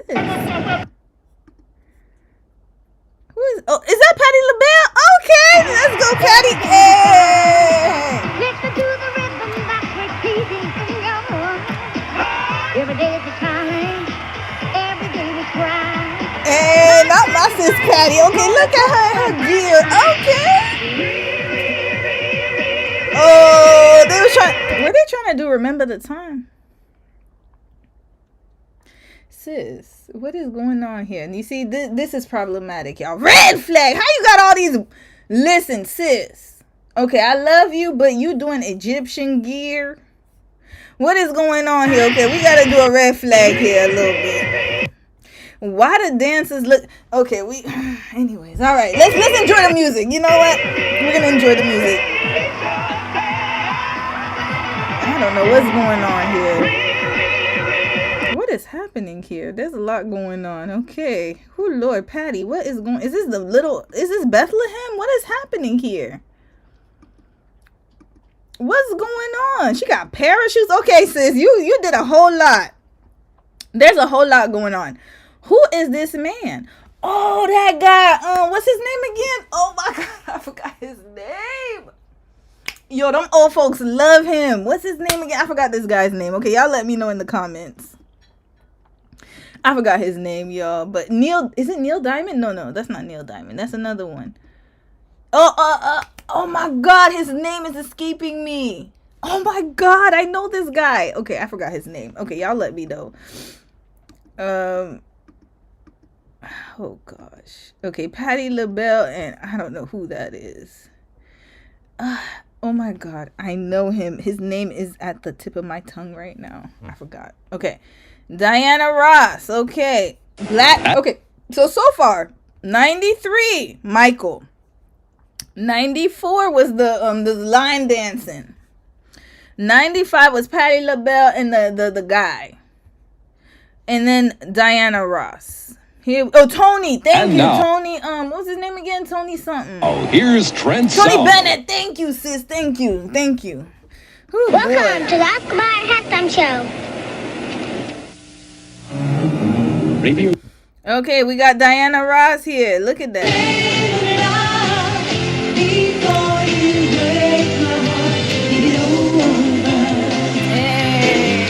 Okay, I can't play too much because they're gonna copyright strike me. Wow, this is beautiful. Okay, Diana, look at you. Look at you. She had her own halftime show. She didn't even have to share. All right, 97. So far, we got Michael Jackson, Diana Ross, Patty, 3 black folks back to back. Just remember that, except for that one time with the line dancing. Hold on. Let's check something. With the line dancing, was it just her or there were other people? Look at that mullet. Okay, it was her and ooh, that was a country. Yeah, that was countrified. That's Reba McEntire and oh my God, I'm forgetting people's names. I forgot her name, y'all. But anyway, oh, Stevie Wonder was there too. Okay, they had Stevie Wonder there. Did they sing "We Are the World"?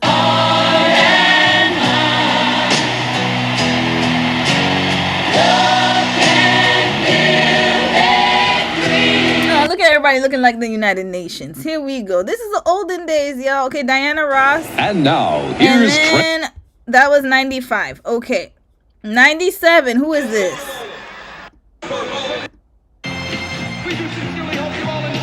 Who is this? I don't know you. Fast forward. Who this? James Brown. Say it loud. I'm black and I'm proud. Hey, I feel good. Okay, they had James Beasy. James Brown was all up in there. Here we go. James Brown. So why are they trying to act like black people have never been part of the Super Bowl? That's the erasure. I mean, black Americans.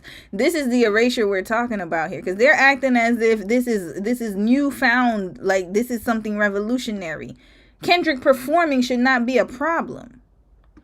We had Michael Jackson, Diana Ross, Patti LaBelle, Stevie Wonder was kind of in the James Brown. What more do you need? Red flag trying to erase everybody.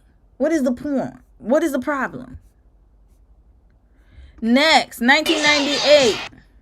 This is why I like to do historical, like go back in time because I need to see this. Let's fast forward. Who is this? This looks like Smokey Robinson. Is this Smokey? Yup. I know that the back of that head from anywhere. Smokey Robinson has a very distinct look. I know that head from anywhere. And the way he always does this. Smokey Robinson, here we go. Here, Smokey Robinson was here and it was black again. Oh, interesting. So Super Bowl has always been black. Is that what I'm understanding? Especially from the 90s forward, going forward. Gladys Knight. Interesting. Who is that? Hold up. There's more people. What's happening here? Boys to Men. Motown Philly. Okay, we got Boys to Men. Okay. What is the problem now? Next, 1999. Who's this? Who are these folks? Hold on. I gotta fast forward. Who's this? Who is this? Stevie Wonder. Okay, so remember, he was featured and then now he has his own show. Just like Shakira featured Bad Bunny and then now he has his own segment. What is the problem? Oh, because he's speaking in Spanish. Okay, that's the problem. Even though Puerto Ricans speak Spanish. Okay. All right, so here goes Stevie. Stevie Wonder had a whole segment, y'all. Here he go. Gloria Estefan. Okay, let's see what she performed. Let's see if she performed any Spanish. Does that sound like English? Hold up. Oh, she showed out. Hold on. Does that sound like English to you? Let's listen. Let's listen. This is a lesson right here. We're even gonna make it louder.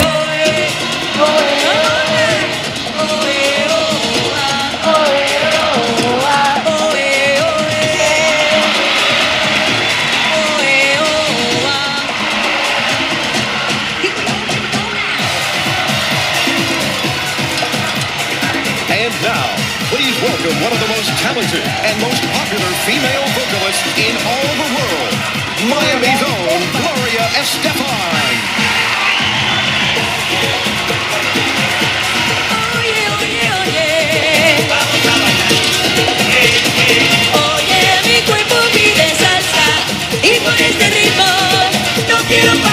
What does that sound sound like to y'all? Spanish, red flag. You see, this is why I said the literacy rate. No one needs to come with the ark. I'm tired of these folks. We need to get rid of them.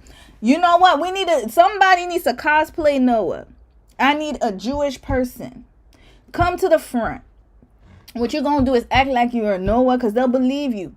They're going to believe that this is the second coming.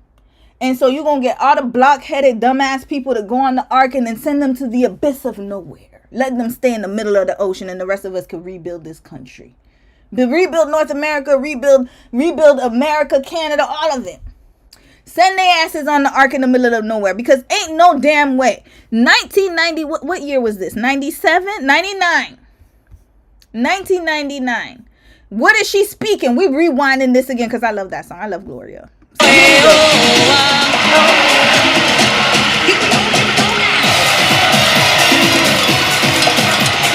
And now, please welcome one of the most talented and most popular female vocalists in all the world, Miami's own Gloria Estefan.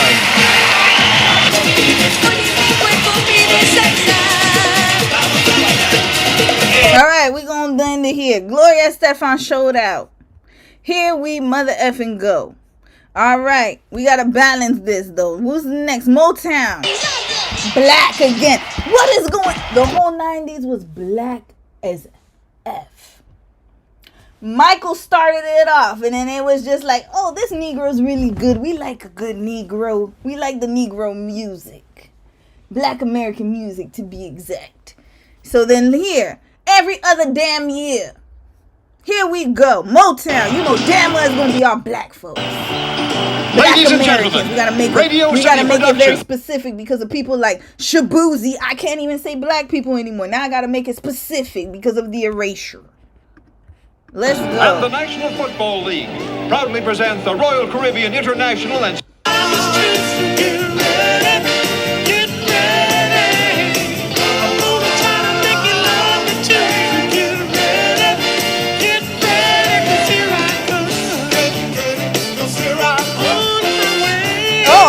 Oh, they was dancing for real. Hold on, y'all. They was doing the whole dance. Look at this. Hey, sugar pie. That's the OJ Temptation. Sugar pie, honey bunch. You know that I love you. I can't help myself. I love you and nobody else. Eating up my life. Eating up my life. You come and you go. Come and you go.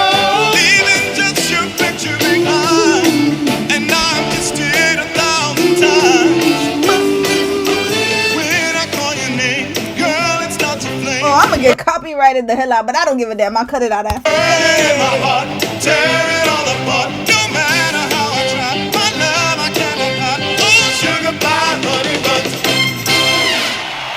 Hey, that's right, Temptations. Smokey came again? Hold on, maybe they mixed it up. Oh, Queen Latifah, here we go. Hey. From the flavor you don't get it confused, you ain't untouchable. Here she go, y'all. Queen Latifah. Boyz II Men. Not too hard, not too soft. Hey. I used to try to do that move. I could do it.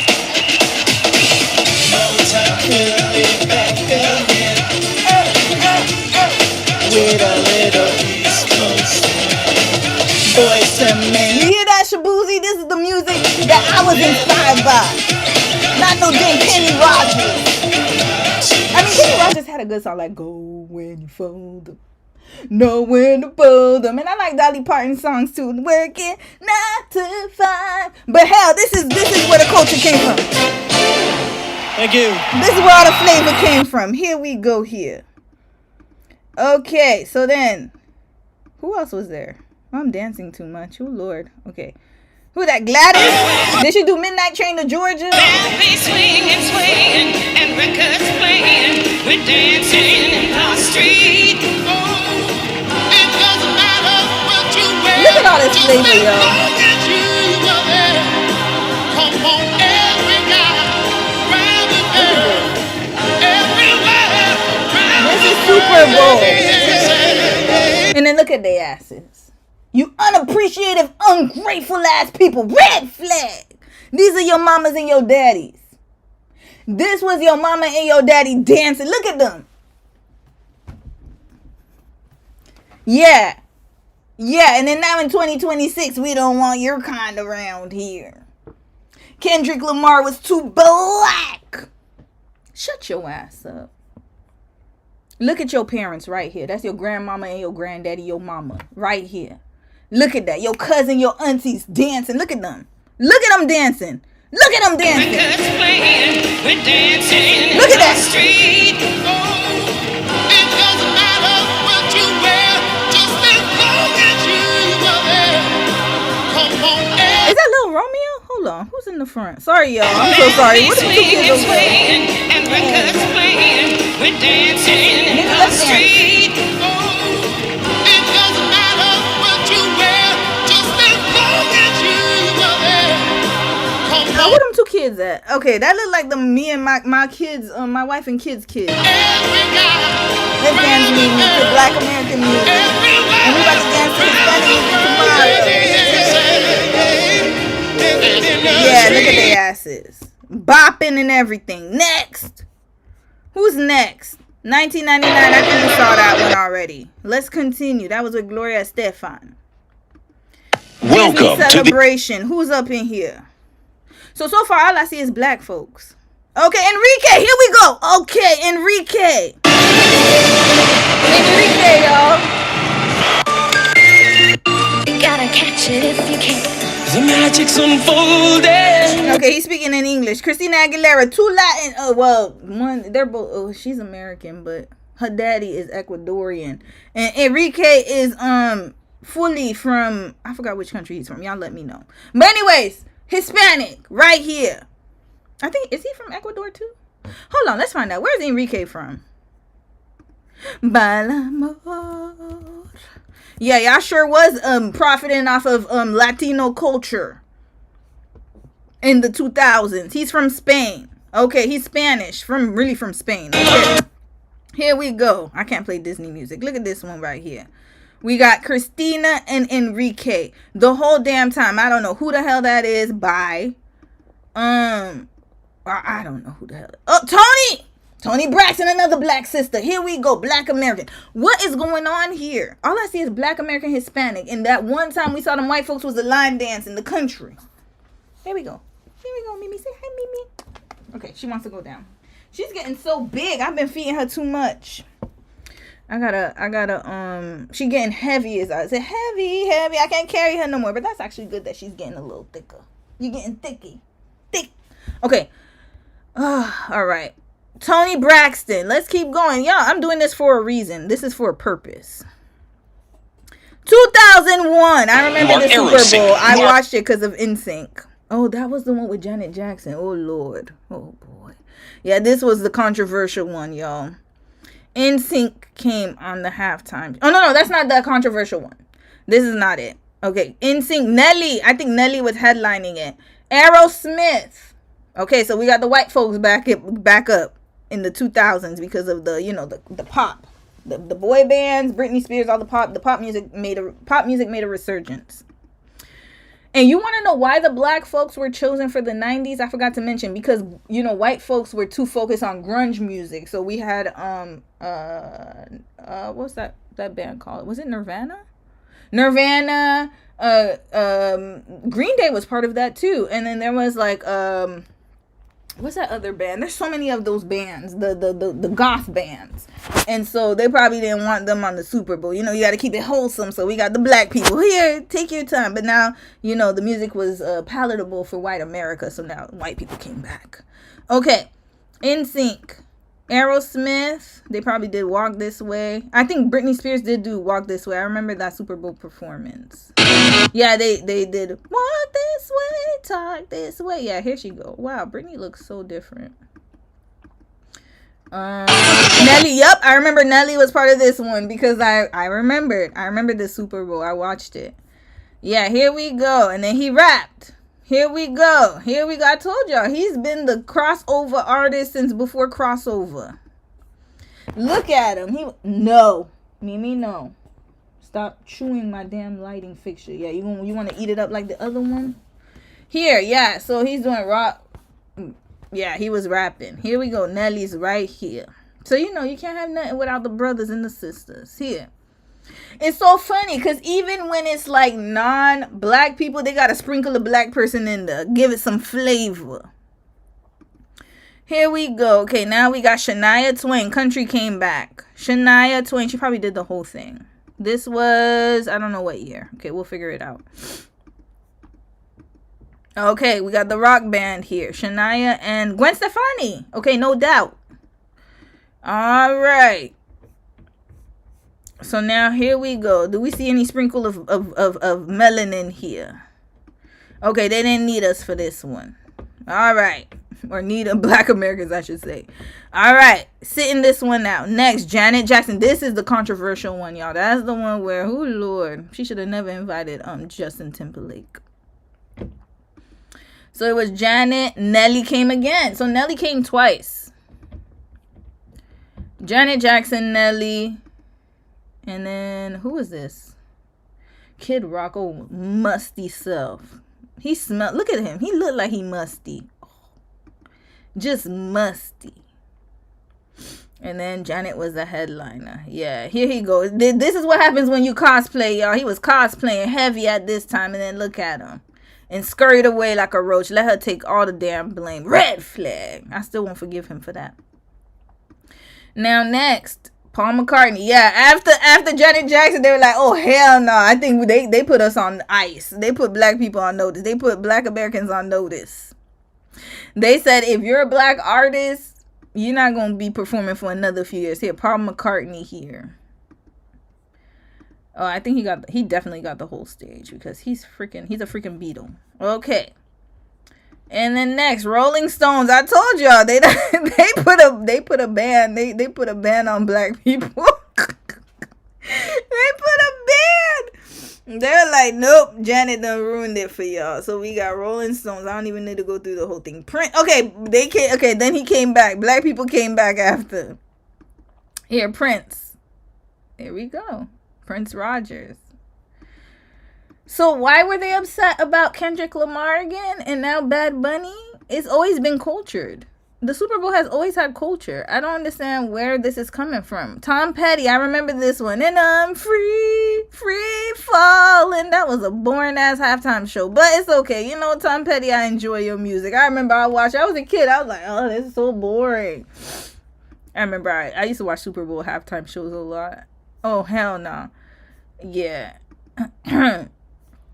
Yeah, that was Tom Petty. That was boring as hell. All right, Bruce Springsteen. Oh, Lord. Yeah, it was a drought, y'all. It was a drought.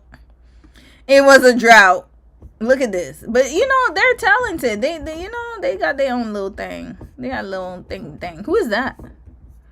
Hold on. Okay, I thought that was somebody else. Okay. We're going to breeze through. The Who. Black Eyed Peas. Okay, now it started becoming flavorful. Madonna. Here we go, 2013. You want to see who's there? Beyonce. Interesting.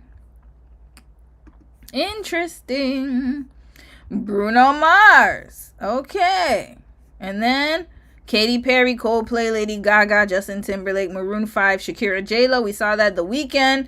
Then this is when you could see when what was his name? Jay-Z. I think he's the one who was in charge of the performances, if I'm not mistaken. This is when it became Hip Hop Central.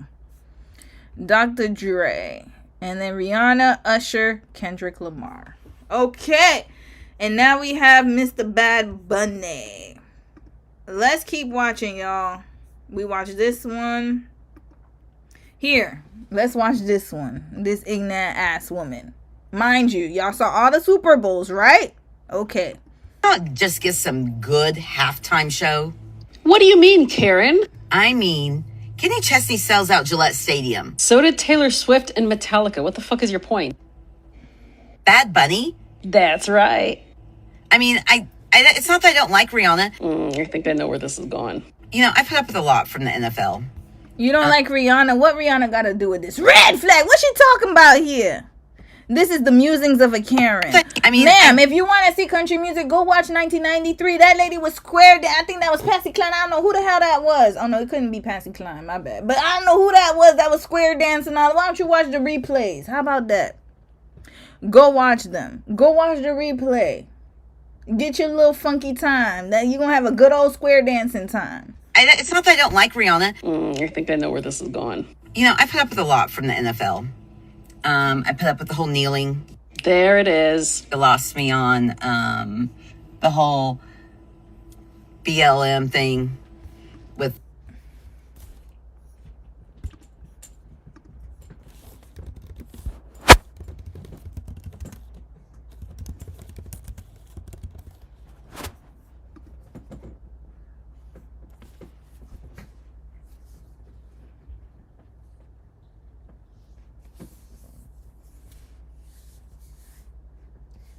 Susan, do you not see who's on the team? 70% of the NFL players are black. The BLM thing, exactly. This is why we gotta call out that behavior. Look at that. The BLM. First she talked about Bad Bunny, then she was like, you know what? I gotta take it a notch. Rihanna. What Rihanna gotta do with this? Nothing. Abso-freaking-lutely nothing. And then what else? How old are you, Susan? Did you not see the Super Bowls that I done shown of past? We been there. Black people been there. Black Americans, I should say. I gotta make a differentiation. Shaboozy, damn you, Shaboozy, you will pay for your crimes. Because of you, I gotta make the differentiation. Now here we go. What are you talking about, Susan? And you look mighty old. I mean, I don't know. You might be my age, but hell, I don't know if you age in dog years. But you should have been alive and well when these Super Bowls were there. Do you not remember them? But why do they act like they have cognitive dissonance, like they don't remember? I don't understand that. Everyone knelt for, Floyd in the back of the infield, all that stuff. Okay, we know what this is about. I haven't watched one Detroit Lions game all year with not honoring Charlie Kirk. Well, we know what Charlie Kirk thinks about Rihanna's brain processing power. Can we just not get a country person, please? Did you mean to say, can we just get a Caucasian person, please? Do we have to go so political to where we can't even get a good halftime show? But you were just mad that they didn't honor Charlie Kirk. Because wouldn't that be political? Oh, you mean they should only represent your politics. Got it. Can we not just get a country halftime show? On second thought, you might be onto something, because I've got the perfect country artist that should perform at the halftime show. Good idea, Karen! Can we not just get some... That would be so funny, y'all. I would be laughing my behind off if that really happened. Okay, we're going to watch this one tomorrow because we don't have enough time today. Let me read a few comments. Always complaining every single time, y'all. BLM thing. Exactly. That BLM thing. He was kneeling for just, that insignificant thing. It was just a movement. What she means is she doesn't want to see. She don't want to see. Exactly. Well, guess what, Susan? You will see many more. Many more. To quote Kendrick Lamar, turn the TV on. She probably a Gen Zer knowing how they age. That right? Because she acted like she wasn't, like she didn't know none of this. So I'm thinking to myself, I'm like, okay, where are you in the generational segmentation? We need to know. Because she looked way older than me. And I'm being honest. She looks like an Xer. So she should have been, she should have been alive and very much have known about these halftime performances from a time ago. I think what it is that she just doesn't remember. Cognitive dissonance. Who knows? But we packing sis right up out of here. But anyways, I'm looking forward to seeing Bad Bunny tomorrow at the Super Bowl show. And I can't wait to see what he, what he comes up with. And mind you, these are the same people who are dancing a Despacito. A whole song in Spanish. Y'all remember Despacito with, I think it's Luis Fonsi and Daddy Yankee. These are the same people. Whenever I used to go out and hear Despacito, they knew all the lyrics, word for word, bar for bar. But all of a sudden, Spanish is a problem. Despacito. Let's go back to Despacito. We need to, because that was a time, y'all. That was a time. Hold on. I remember when Despacito came out, they played it everywhere. Oh, look at Ice Cube. Here we go. Despacito. Who do you think gave it 8.9 billion views? Who? Here. They performed at the Grammys. They performed it everywhere. People knew all them lyrics, y'all. It wasn't just Latin American places. It was everywhere. Everywhere. They was playing Despacito. They knew all them damn lyrics, and then now they're acting like we don't understand Spanish, but yet you sleep with Spanish people. Oh! Anyways, continuing. Yeah, 1 billion people saw this song on YouTube. Exactly. So where are these people coming from? It can't just be Spanish people. It was a very enjoyable song. I even had students in Korea singing the song. So who was singing it? Exactly. And it was fully in Spanish. Fully, except for Justin Bieber's part. The little 5-second part. That's it. Continuing. Okay, we're going to segue into Glorilla, y'all. Let's get into Glorilla and her sister. Oh, Lord, I had to save this for last, y'all, because it's a lot. It's a lot. And then tomorrow, I think I covered all the topics. I did. Oh, my God, I'm so good. Oh, my God, y'all, this is our last topic for tonight, and everything else will be continued for tomorrow. Oh, my gosh. Did I make it? I did. How did that happen? I don't know. I think I made it, y'all. Oh, my God, we done made it. All right, let's talk about Glorilla, because, oh, Lord. Glorilla and her sister. Scarface, is that her name? We're going to find out her name. Sorry, y'all, I'm looking at my thumbnail. I got to make sure that I covered all of the stories on my thumbnail, because you know how YouTube be. All right, so let's talk about it. Glorilla and her sister got into it because, actually, let me let y'all watch her sister first. Let's watch Glorilla and her sister. Oh, I forgot to play this one for Shaboozy. Okay. I'm pretty sure she said what we said, so we gonna end it here. So let's watch what Glorilla's sister had to say, because she had a whole lot to say about Glorilla. And basically what the problem is that the sister feels like Glorilla should be doing more to take care of her family. So we are going to okay, her name is Scarface, right? And I feel like another rapper's name is Scarface. So I don't know where she got this name from, but I feel like another rapper's name is Scarface. So we gonna figure that out. But yeah, Glorilla's sister feels like Glorilla's not doing enough, and she called her out. She decided to call her out during Black History Month, nonetheless, y'all. Black History Month, of all the times to call out your sister. And y'all know Glorilla has had some controversy recently. I believe she has gotten plastic surgery, because remember how she was so adamant that she was not going to remove her Negro features, and that she was proud to be a Black woman, and then all of a sudden, you know, she folded and bended to peer pressure. And that happens, you know? That happens. So she decided that the best thing for her to do... Oh, we got the prison talk. Never mind. We got more topics. Oh, I was too happy too soon. Okay, we got 2 more topics on the thumbnail. Okay, we'll see how long we can last. We only got an hour and a half, and then I got to go. So, yeah. So, she got plastic surgery. You know, she's dating an NBA player. And, you know, she's had a bit of insecurity, I guess, being around other girls in the industry. And she decided to go under the knife. Now, you know, she got a new body, who this? And so now, you know how that is. When you start spending your money on other stuff and people feel entitled to your money, then they start pocket watching and they're obsessed. This is where jealousy and obsession comes from.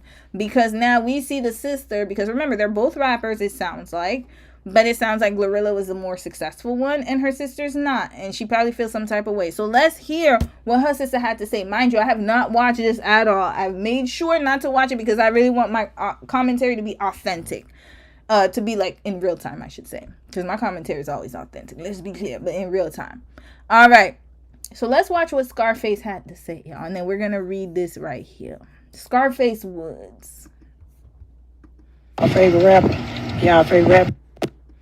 Y'all man, I'm talking about y'all favorite rapper. Y'all favorite rapper ain't it. And I'm getting tired of it. Y'all mad. Look, y'all talking about some she ain't obligated. She ain't obligated when she want to sit here and all them interviews and talk about the struggles we've been through and then reach back and help none of us out. But got her friends around it. And my mama still working at FedEx. Y'all better get the fuck out of my face. Y'all mad. Okay, they look alike, y'all. They are really siblings. We cannot deny that. Now, let's watch more because there was 4 minutes and 29 seconds of her ranting on the internet. So, let's hear more. You see how she started off? Y'all want to hear about y'all favorite rapper. So, she's upset because people are not on her side, thinking that people are siding because they're parasocial. And yes, there are some people, there's a segment who are going to ride with her no matter what. But then there are other people who understand where she's coming from. So, let's hear the whole video in context.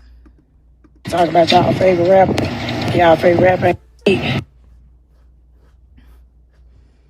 Oh, what's going on here? And I'm getting tired of it. Y'all mad.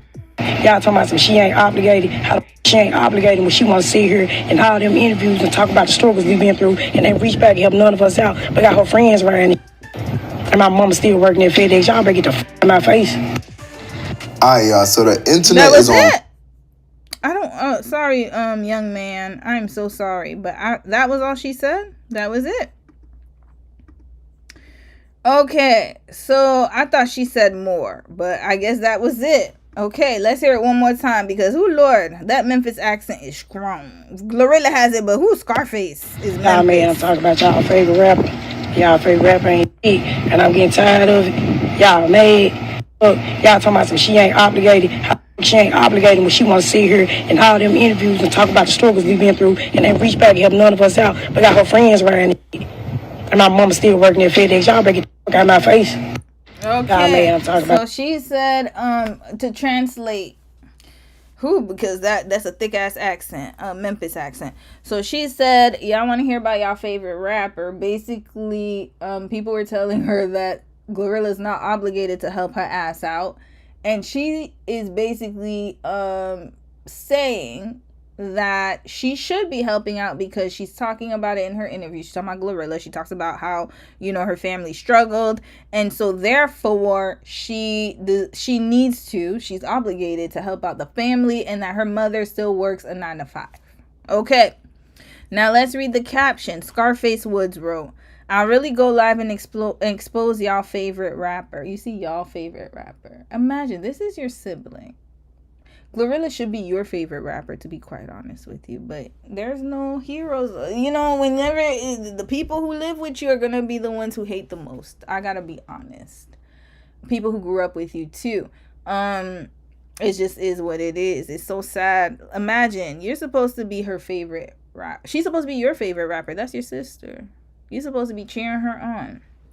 But instead, you want to come on the internet woofing about what? We're going to find out. Same mom, same dad, 10 siblings. Yes. Okay, we could tell. There's no denying the DNA. Y'all think she's this uptight ass person when she really not. Ain't F with you since she got on. And I'm constantly getting acknowledgement for being her sister. And she ain't F with you at all. Gloria Woods, call my bluff. It's been 4 years. Why the media haven't seen your siblings?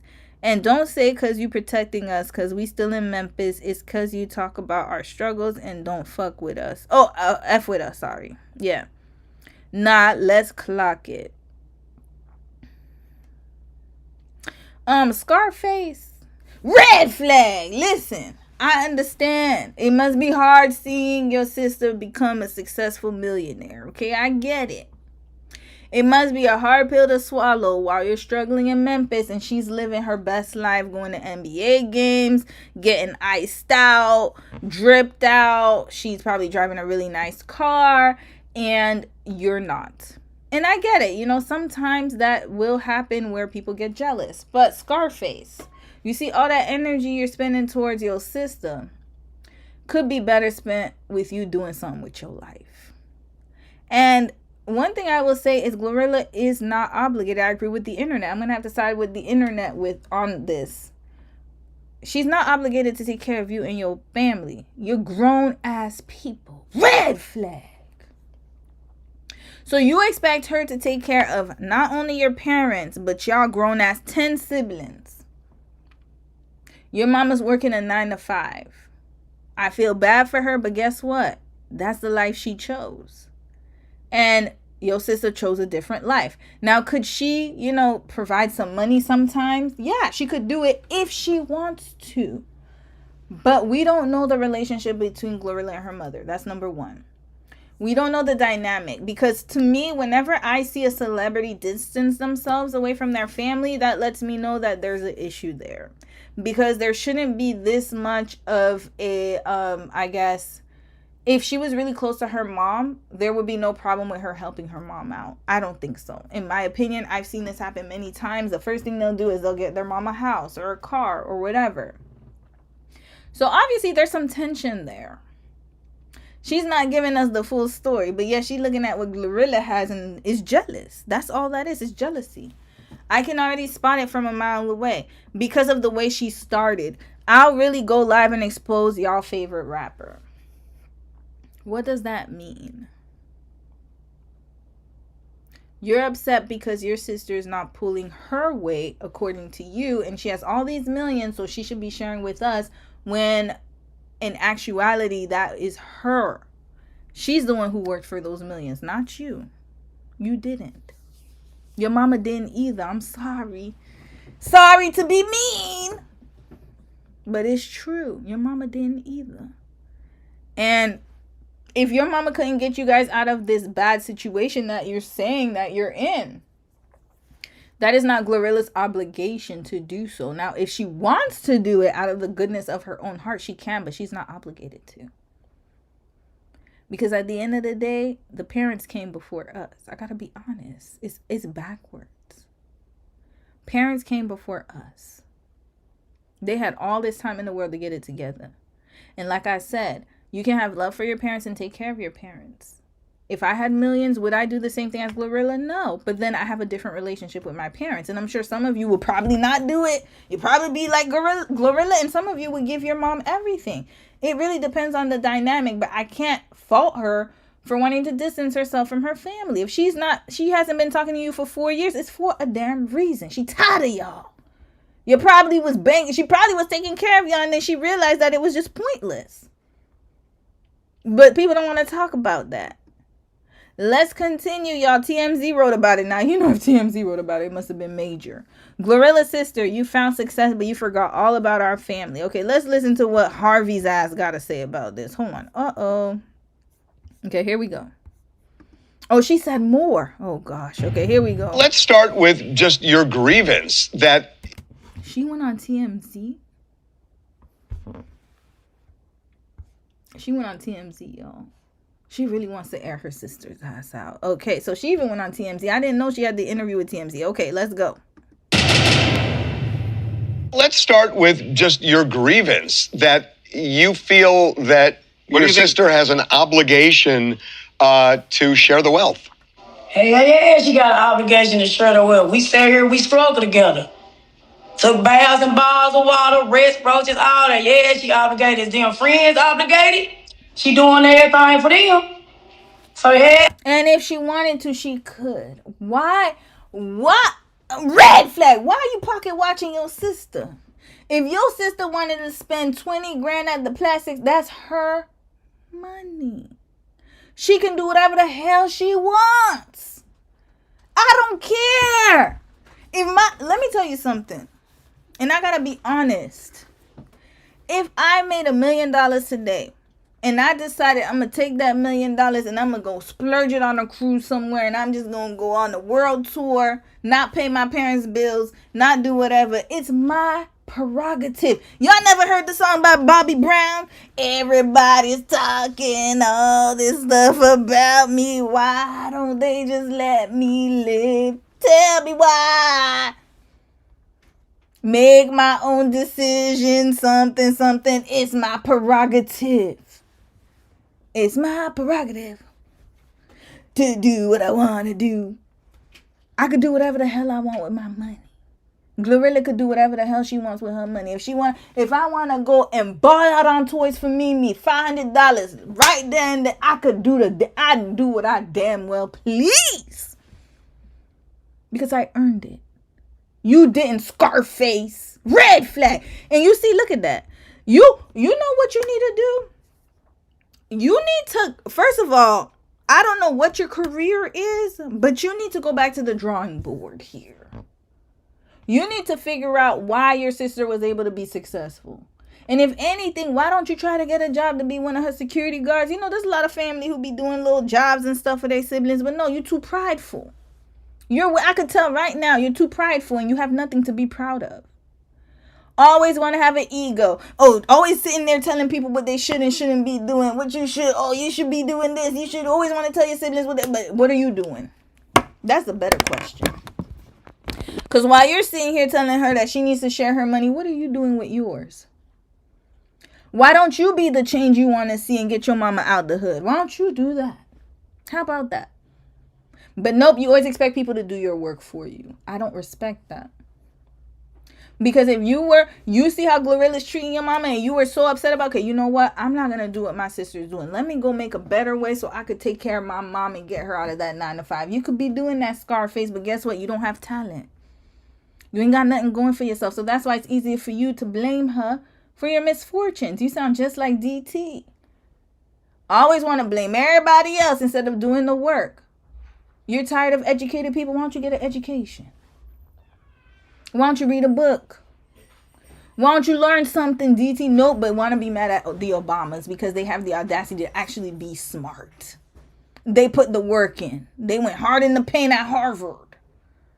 And now he's mad at all the intellectuals because they were able to do something that he couldn't do. And that's become educated. Red flag. Yeah, I feel like I'm obligated. What is it you think she's not doing for the family? What is the...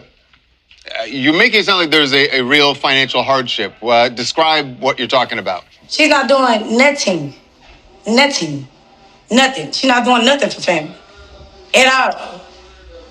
She do little oohs and ahs for our parents or whatever, but barely nothing because my mama still clocking the clock at FedEx. No, she don't want to worry.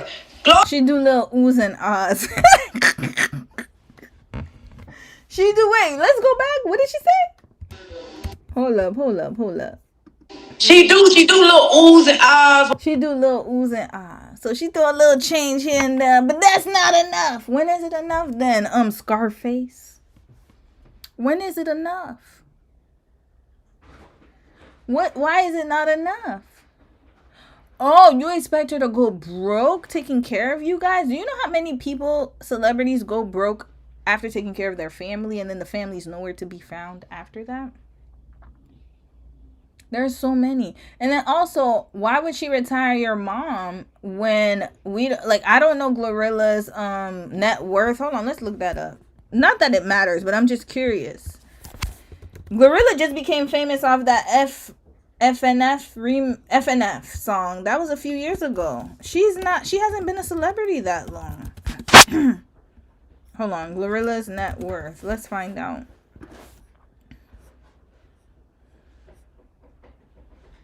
Yeah, let's hear. Let's watch this.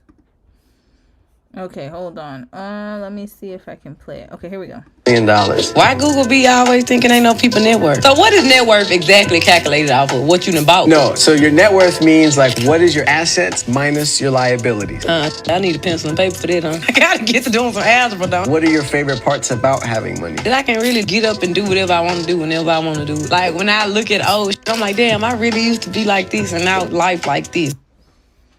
Okay, her net worth being $2 million. $2 million. That's what she said. Okay, let's find out. Hold on. A quick Google search. Okay. It says that your net worth is $2 million. Is that accurate? Why Google be always thinking ain't no people net worth? Everybody has a net worth, and we ask every person that comes on the show. Sometimes their net worth is way off. Sometimes it's way lower than it actually is. Why do you need to know people's net worth? Speedy, red flag, and trust me, I know about your ass. No, so your net worth. So $2 million. Let's say Google's right, and her net worth is $2 million. Okay, it says here $5 million. $5 million. In actuality, to be honest with you, I don't want to say that's not good. That's amazingly good. But for a rapper, that's not that much. If you think about maintenance, because $1 million, y'all, there are houses that go for $1 million right now. Like the average house in Canada is $1 million Canadian. Cost of living is going up. So if you're thinking about net worth or assets, all that stuff, I don't know what she's investing in. And to be honest with you, it's none of my business. But what I will say, though, is that she is being smart by not financing people who are financially illiterate. Because all they're going to do is squander the money. And that money could have been saved for her future. And we don't know what's going to happen to her in the future. She needs that money, y'all. And so I don't like it when people police other people because you have money. That doesn't mean anything. We don't know how much debt she has. I don't know her liabilities. And by the way, y'all, she's under Yo Gotti's label. What's her label? What's their label? CMT, CGT? What's their name? What's her label? CMG, sorry. Interscope and CMG. Y'all know they be having them 360 deals. Y'all already know how hard it is to get out of a damn record contract. Look at Cardi B. She still has to tour even after having her baby. Why? Because she's under contractual obligation. I don't know her business like that. And your sister doesn't either. So why is she trying to, micromanage her funds as if she knows where every dollar goes? And a lot of this is smoke and mirrors, y'all. A lot of this is smoke and mirrors. So we don't even know what her obligations are. And also, to be honest with you, it doesn't even matter. At the end of the day, even if she had no liabilities and she was able to keep that $5 million, that's none of her sister's concerns. That has nothing to do with her sister. I feel like people are way too entitled when they start seeing how much money you make. And you see, none of this was happening when she was lesser known. Why is the sister coming out right now? Oh, I see you spending money on your friends. And so what? She feels like doing that. She don't want to spend it on your ass for a reason. Why don't you ask yourself why she's spending it on your friend? Why don't you do a introspective look at yourself and see why she would rather give it to strangers than your ass? There's the reason. Continuing. Let's finish watching Scarface whine and cry on the damn internet. For our parents or whatever, but barely nothing because my mama still clocking the clock at FedEx. Oh, she don't want to work. Gloria got y'all believing this fake ass, imaginary ass thing where she retired them. No, she did not. My dad retired because his time was up. She's supposed to have retired my mama, but she didn't. My mama still clocking the clock at FedEx. Why does she owe it to you to support you? Mind you, her mom has a whole husband. Her mom has a whole husband. We need to start talking about this, guys. Let's be honest. We're going to have a real conversation right now. Your mother has a whole husband. He had all these years to provide for her. Not only her, but you guys. All of y'all. You say you got the same mom, same dad. They all married. Da, da, da, da, da. Okay, great. Where's your father? Same thing with Shaboozy's dad. Mom working 3-4 jobs to take care of all them kids. And then where the daddy at? Oh, he came to America to go to university and we ain't hear nothing else. Red flag. Why is it Glorilla's obligation to retire your mother when she has a whole damn husband? Please, somebody let me know. Y'all, riddle me this. We got 2 riddles. We had a riddle prior. I forgot that damn riddle. But this is the new riddle today. Who's obligated to retire mom? Glorilla, the daughter, or the husband? Let me know. Let me know. Is she recording from a nail salon? Probably. Let me know. I'm going to read a few comments too. Father, married mom. They had a whole head start before Glorilla even existed. For example, my parents were 30 years old when they had me. Guess what? They had 30. Okay, let's minus the adolescent years. They at least had 20-something years to get it together. They got married. My parents have been married for over 40 years. They had 40 years to get it together. And yet, if I become a millionaire, I'm obligated to retire my mother, even though my dad is the one who married her and is supposed to be the one to provide. Somebody tell me. How? Is this possible? This is why I said we're backwards as a society. We're backwards as, especially, unfortunately, I gotta say it, but I don't know about other races, but I know for black people for sure. This is backwards mentality. Why are you putting all of the onus on Glorilla instead of your father? That's who you should really be looking at. Why did we have to struggle all? She's blaming her sister. Oh, you know how we had to struggle? Your whole daddy's there. You have a freaking father. I could maybe have a little bit of grace if she was a single mom. Then I'd be like, you know what? I get it. You know, like things happen and maybe she depends on her mom. You have a whole father whose job is to what? Provide and protect. If his wife is working into her senior years, you need to redirect your anger to your dad because he's the one who made those vows to her, not Glorilla, who just happened to be here and exist because your parents decided to do the damn, they decided to get it in while back in 1990. What year was Glorilla born? 1995? I don't know her damn age. How old are you, Glorilla? 1999. So they probably was in 1998 somewhere in Memphis doing the bump or whatever. You know, around that time they had all that Freaknik stuff going on. That's what they decided to do, sis. Scarface.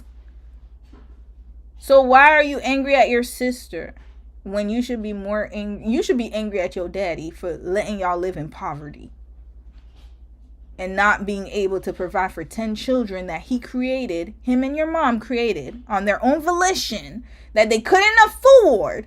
And now you're mad at your sister because she actually had some damn sense to realize that she had talent and she decided to escape that situation. Now, if she decides to have children, then that responsibility is on her and her partner or her husband. Then I would say, if Glorilla's kids came up and said, hey, mom, like, you know, you're obligated. Yeah, then I would be like, I got to think about it because, you know, that is her child. But you are not her child. You're her sister. Your mom has a whole husband. Case closed. Shut up, Scarface. I'm tired of y'all. And to support the family beyond what she wants to do. It's her money, right? Because don't go on no interviews, talk about our struggle. You want to do that. That's not right. She could talk about it because guess what? It was her experience. Shut up. Like, why? What? So she can't talk about her struggle? She can't talk about growing up poor? She can't talk about none of that. Because you feel like because she's talking about that, she decides. This is the No Child Left Behind generation right here. Dumb as hell. Stupid as hell. This is exactly why I be talking about that. No type of cognitive sense, no logical deduction, reasoning, nothing. Just talking. And you don't realize how stupid you sound. And damn, I don't even like Harvey that much. But hell, him and the homeboy with the dreads, brother with the dreads, sorry. They are looking at you like you're stupid. Like, why is she obligated? Because they don't understand that. In their community, they're thinking like, this doesn't make sense. Why would she have to do that? She has a whole husband. You don't sit here and talk about struggle, sit here and struggle with. It's not one sibling. You got 9 other siblings. She get her money just because she got plenty other in Memphis. She getting money too. I got 2 siblings staying down there in Atlanta with her. That she treat them like housemaids.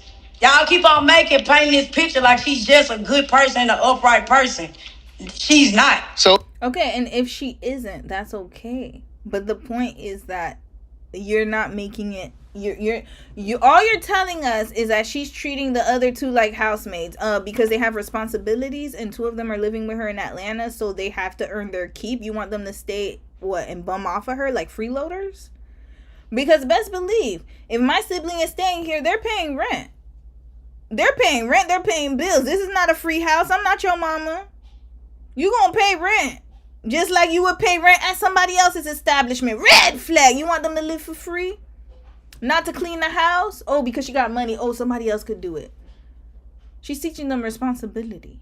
I don't see nothing wrong with making her siblings, the ones who live with her, actually have to work and do stuff.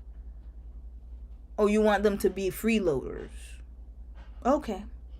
Treat them like housemates. How would you know? Or if they're complaining to you, why don't they go live with you? Oh, you don't have a house for them to live in. Shut up. Well, here's something that Glo pretty publicly did last year when your dad, you said he retired. His time was up, so he retired. And she bought him a brand new Jaguar as a retirement gift, right? And we saw this back in November. I mean, that's pretty nice to give someone a Jaguar, no? Yeah, what picture of the Jaguar do you have? I just know it's a white Jaguar. What picture? What evidence do you have of the brand new Jaguar? Wrap this sister up. Oh, she didn't expect him to come up with the proof? Hold up a second. We need to see something about this. Glorilla bought her dad a car. I'm sure there's an article somewhere. Here we go, y'all. This was November 2025, just a few months ago.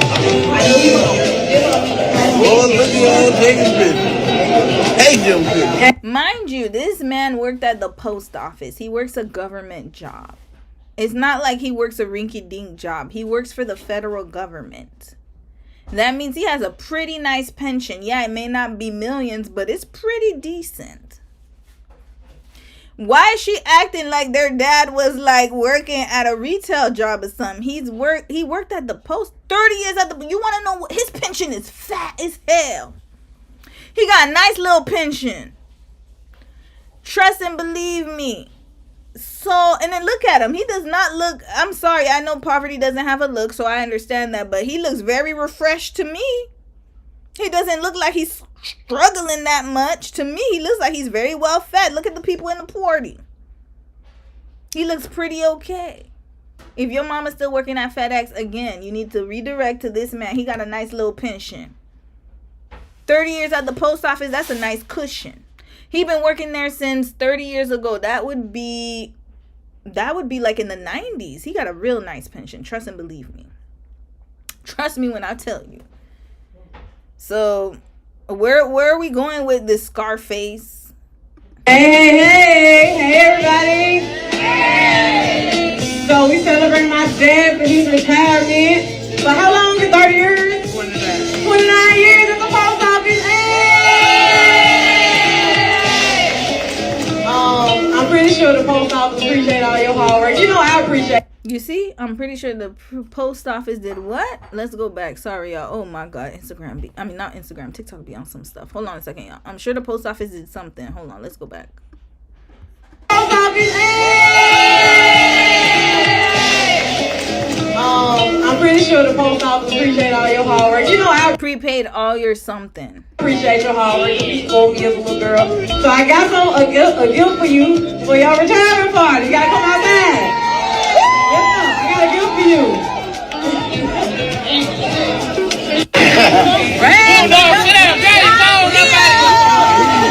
Remember what she said? She be doing a little something here and there. What she said? A little oohs and ahs.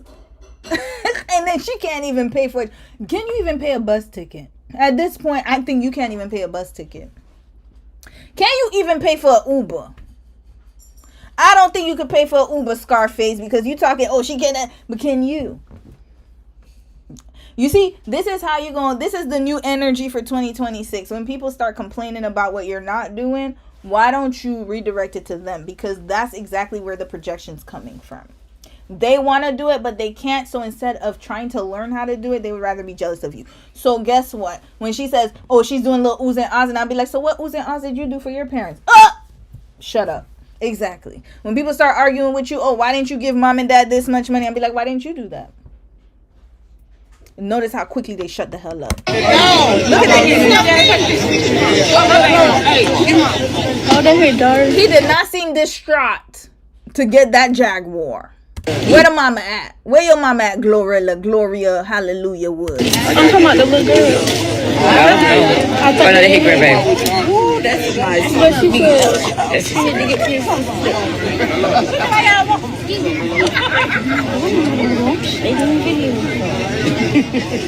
a Jaguar, y'all. So we got the proof here. Okay, now let's go back. Back in November. I mean, that's pretty nice to give someone a Jaguar, no? Yeah, what picture of the Jaguar do you have?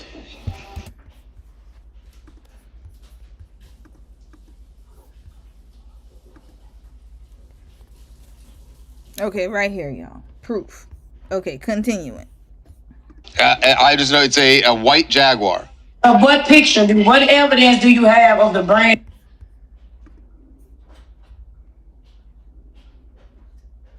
This is the evidence, Scarface. Right here. Are you saying that the Jaguar was not, she didn't actually give him a Jaguar?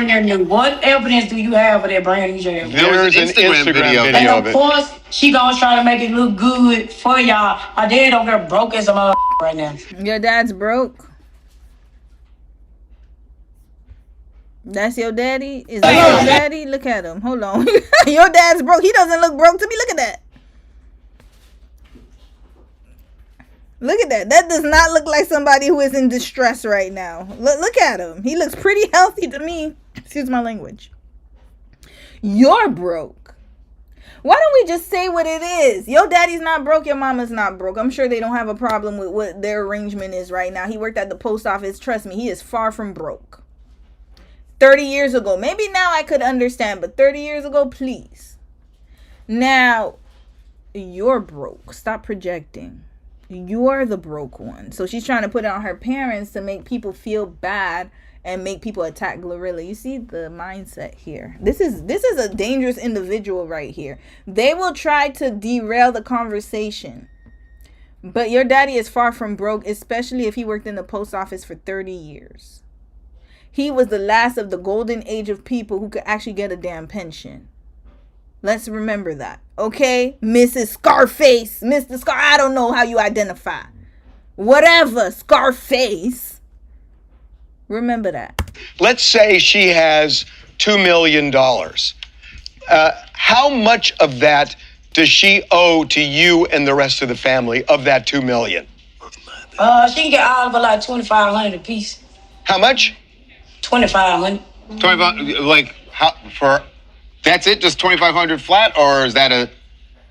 2,500. No, you know why she wants, I think she would. You know why she wants 2,500? She got a debt to pay. Who do you owe money to, Scarface? That's what it is. She needs 2,500 and 2,500 each. Did she mean 25,000? Who Lord, this child slow as hell.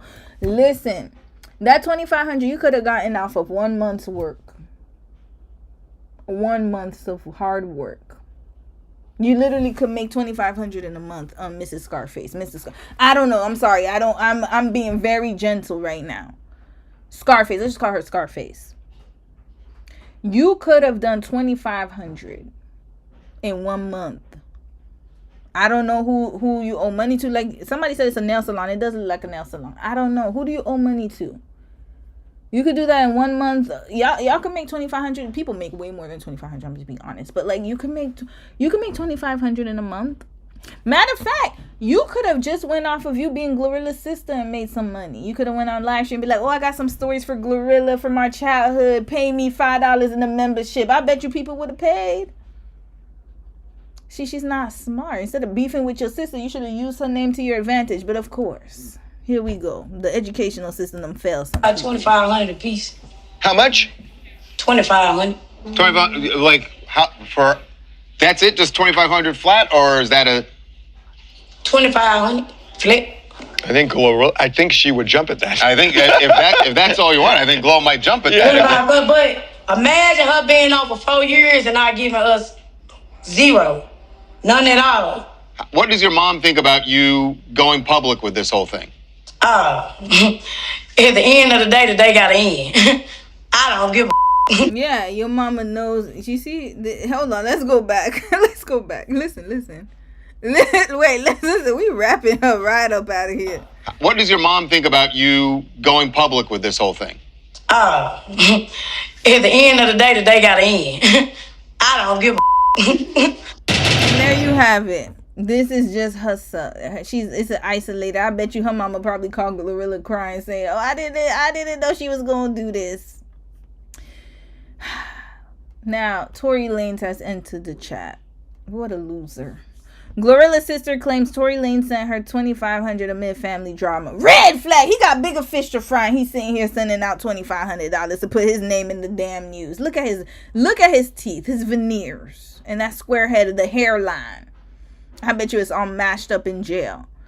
Glorilla's sister Victoria Woods, aka Scarface Woods, has claimed that she received $2,500 from incarcerated rapper Tory Lanez. Why is he all up in the mix? Of course he is, because remember, Glorilla and Megan Thee Stallion, they had beef. After they did the song Wannabe, they got into it. I don't know what happened, but they fell off. And so now, of course, he's putting his name at every Megan, all of Megan's arch nemesis. He decides to put his name right in there because, again, he's another jealous, obsessed individual. After she publicly complained about family estrangement from her famous sibling. In a post shared with, sorry y'all, this is crazy. In a post shared to her Facebook account, Woods posted a screenshot of a DM she received from Tory Lanez's Instagram page. From Tory. He can't even spell. Look at this. Look, if you're actually effed up and really tripping about $2,500, I'll send it to you, gang. The DM read. I know how it feels to not have shit while needing it. I hope God blesses you. Okay, well, thank you for your good deed, Tory. You needed to keep that money for your damn appeal, but I see your heart's in the right place somehow. That demented heart of yours. In the second screenshot, she appeared to receive $2,500 from Lanez via Apple Pay. He didn't want me to post this, but your boy heard about the situation all the way in jail. Tory Lanez, thank you, she wrote alongside the post. Here we go. This is her. The apparent act of kindness from Lanez, who is currently serving 10 years in prison for the 2020 shooting of Meg Thee Stallion, comes after Woods alleged that Glorilla hasn't been supporting her family despite her success. Okay, let's read what she had to say. Y'all, she ranted more. Our parents are not straight. Our dad just borrowed hold on, I gotta put my music on. Let's go find my favorite song. The Narky song. Sorry, y'all, it's gonna take me 2 seconds. Let's find the Narky song. From now on, I'm gonna make it more accessible, y'all, because this is craziness. Where's the Narky song? Hold on. It's here. Here we go. Our parents are not straight. Our dad borrowed hold on, it's too loud. Wait. It's a little too loud. Hold up. Hold on, here we go. We gotta put the volume a little down. Okay, here we go. Okay, sorry, we gotta start over. Okay, our parents are not straight. Our dad just borrowed $100 from our mom. Y'all think y'all know ish, but y'all don't. I had to give my mom $1,800 on a $2,400 rent because y'all favorite rapper blocked her, she wrote on Facebook. Okay. Let's dissect this, y'all. Victoria Scarface Woods. We're packing your ass right up out of here. Our parents are not straight. Our dad just borrowed $100 from our mom. He retired from the post office in 1996.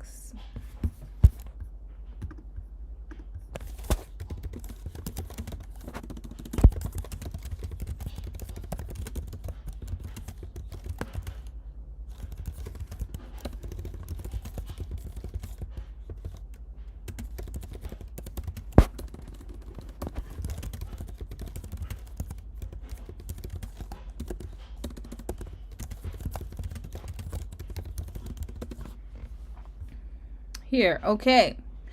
Define benefits info booklet. Okay. Oh, sorry, it's giving me shoot. US Post. I'm so sorry. Not Canada. Here we go. National Association of Letter Carriers. Monthly FERS annuity payments for letter carriers who retire on April 1st of 2020. Okay, we're just gonna give this like a thing. 30 years. Basic is $1,579. Okay. And then the basic CC grade 2, I don't know which grade he is in, $1,612 a month. That's not that much. What is this? Oh, so it's an additional supplemental. So it's not even the pension, y'all. This is supplemental. So as an example of USPS retirement under CSRS, a postal worker with a high 3 average of around 60,000 and 20 years of service earns $18.24 a month without any deductions. That equals to about $2,200 annually. A worker with the same salary and 40 years of service earns $3,800 or about $4,600.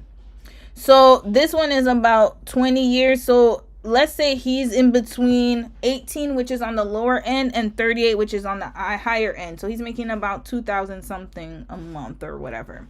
Now, let's figure this out, because I'm trying to see, they rent, the mom's renting, the dad's renting. This man had Glorilla in how old is she again?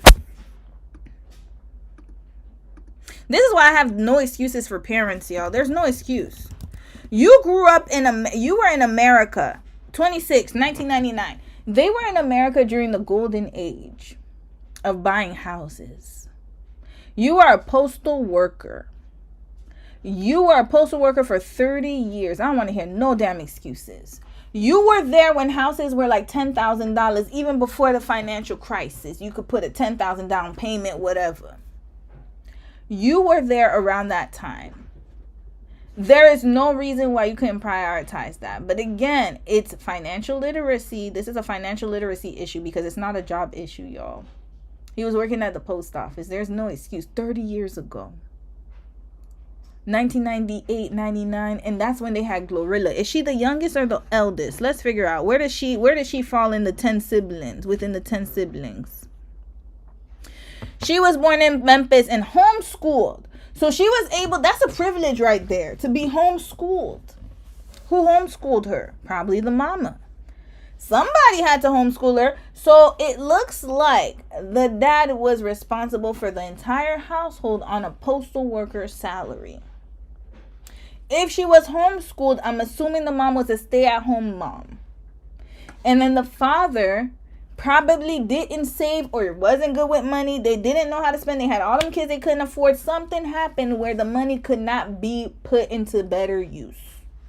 And instead of doing that, they decided to just keep procreating these kids. That's what I'm understanding from this story. She started rapping at 16. I need to know what's her number. Is she the eldest? Is she the middle child? We're going to find this out. Because I'm tired of Scarface. And this is a bigger issue, y'all. This is just entitlement. Okay, all about Glorilla's parents. This was in January. The Yaglo rapper is one of 10 siblings and was raised in Memphis. Okay, she was raised by 2 proud parents. Yeah. Okay, so she had a father in the home, y'all. She was born to her dad, Edwin C. Wood Sr., and her mom, whose name has not been publicly shared, on July 28, 1999. She was raised in a religious household. Here we go. I already know what's going on here. I was raised in the church, but we still used to watch 106 in Park, blah, blah, blah. She loved Bow Wow. Okay. My dad know I be talking crazy. Him and my mama. Nut quick. They search me on YouTube every day and find out everything I done did. I need to know what is her order. My grandma's name is Gloria Woods, and my mama added Hallelujah. My mom said that that was just how she was feeling, like she blessed me already. We were a religious Christian household. We went to church every Sunday. She explained, adding that she sang in her church's choir and was a member of a praise and worship team. She was homeschooled until 5th grade when she began attending public school. My mama was real strict, and I feel like it played a part in how we used to act in school. Yep. Okay, so it looks like her parents are not together. Okay, this makes sense. She explained that she often acted like a blank to avoid being thought of as a quiet one. At 15, she moved in with her father, who lived 20 minutes away from her mother. Okay, so now we understand. They're not together. So what ended up happening? Probably, I figured it out. She was homeschooled. Mom was taking care. Father was supposed to be the breadwinner and provider. They separated or got divorced, and then mom was forced back into the workforce. This can explain exactly why she doesn't have money to retire right now. She started too late. Glorilla was 15. So she said she went to homeschool. Hold on. She was homeschooled when she was about 16 years old, right? Hold on a second, y'all. When was she homeschooled?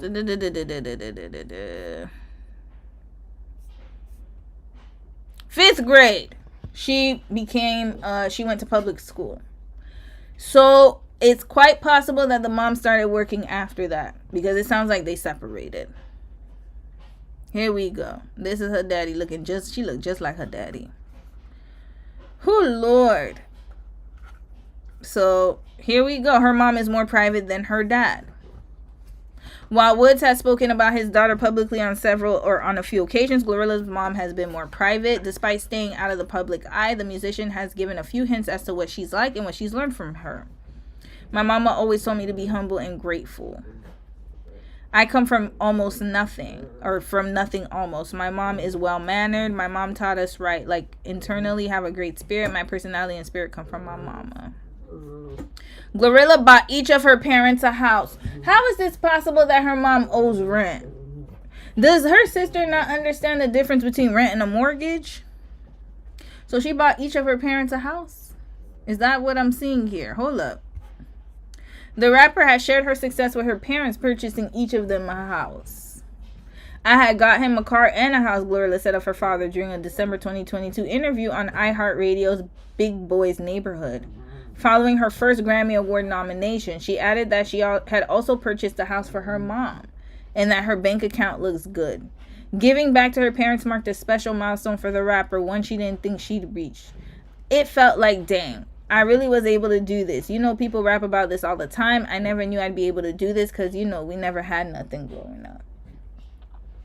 Her dad even attended the Grammys with her. Her mom congratulated her on visiting the White House. Here we go. So she bought her parents a house, y'all.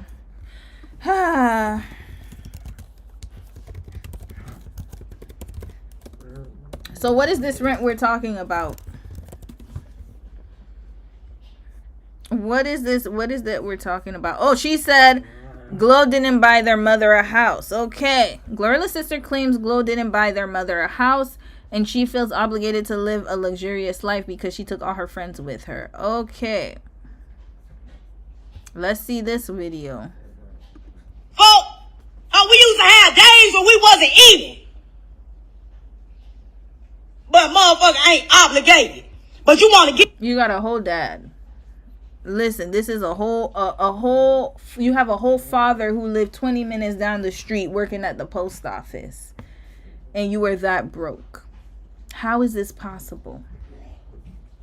Something's fishy here. Did he not claim you because you're a stud? I gotta be honest. Did something happen where, is he the type of person who, there are parents like that who will only provide for the kids they feel worthy of providing to? Because this is deeper than what we think.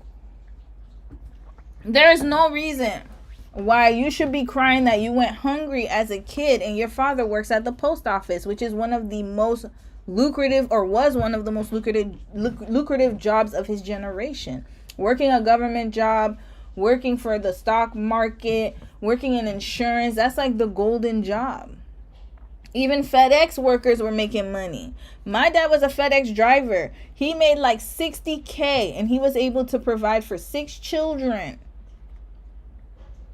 Were we struggling? Absolutely. But were we that broke? No. We were just surviving. Now, I'm not saying that that is not the case here, but what I'm trying to say is that she's speaking like they're in like dire conditions, like they were in real poverty, like they had no food to eat. This don't make no sense. Your father is a whole postal worker. How? How is this possible? Hey, we used to have days when we wasn't eating. How? But motherfucker ain't obligated. But you want to get on interviews and talk about the struggle. You want to talk about the struggle. But yeah, ain't one of us shining, fool. Ain't one of us shining. You got everybody else in this whole You giving money out. You bringing motherfuckers back around. You didn't cross you badly because Sanchez about you get your ass beat. Oh, God. About you get your ass stomped. And I remember when Kalia did this shit. She watched you. And you brought her back around. And she went live about you. And you brought her back around. She on the stage with you. How the fuck is that for her? What Kalia with that ass? Let them know what Kalia. The Kalia that brought her. Yup. Yup. Kalia get van? Yeah, good get van. Kalia get van. Kalia get van. But you got Sanchez back around you. Like, bro, you know, I'm just saying, no motherfucker come out some hate shit, bro. It's been 4 motherfucking years, bro. It's been 4 years. Then I'm seeing motherfuckers like, no, bro, then mama sitting here in this whole struggle. Y'all thought she bought a house. She did not buy my mama no motherfucking house. Stop lying. She did not. She bought my daddy a house with his trick ass. She bought, and then he got the smallest house on the block. Fuck. Talking about she retired. That man retired on his own time, and she didn't retire shit. On God. Fuck.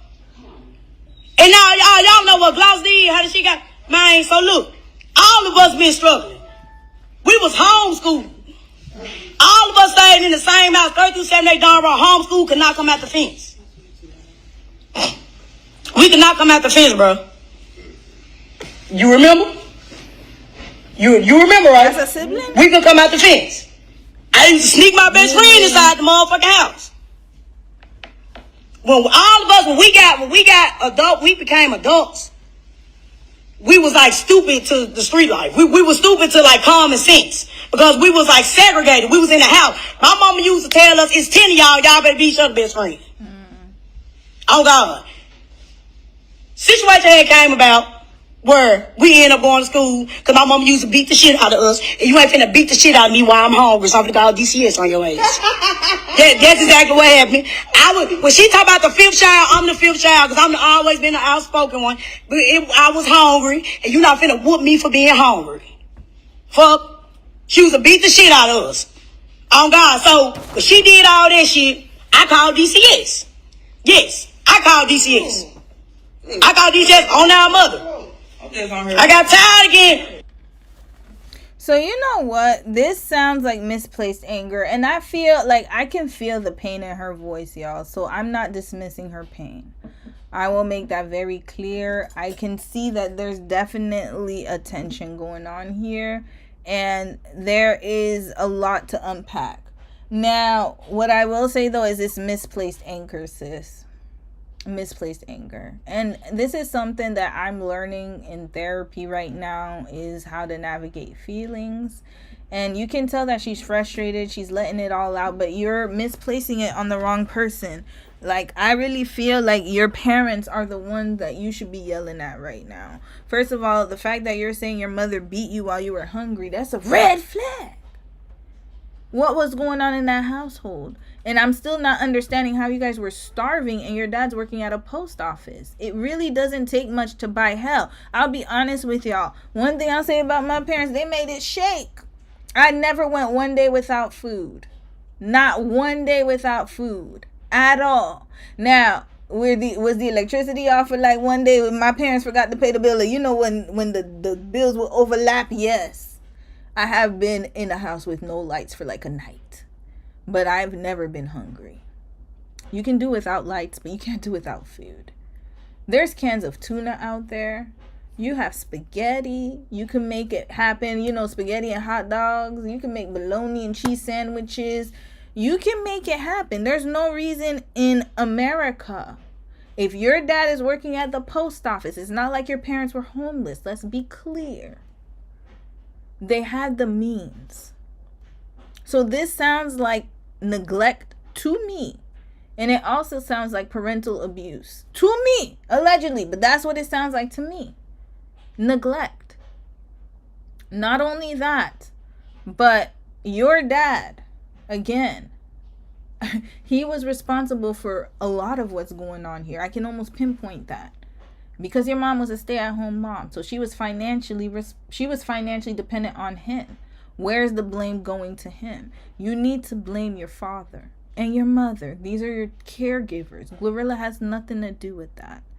And She needs therapy, y'all. She has a lot of anger, and I feel bad for her because I believe what she's saying. She's saying that her sister didn't buy her mom a house and that she only bought the dad a house and he has the smallest. Now that's irrelevant if he has the smallest house or something like that. But there's no reason why you should feel obligated to your sister's resources. That has nothing to do with her. You need to direct the blame where it belongs. The people who brought you on this earth and who did not take care of you and who failed you. I gotta be honest. They failed you heavy. Whew, Lord. We only listened to a snippet. I don't even want to listen to more. Is there more? Lord.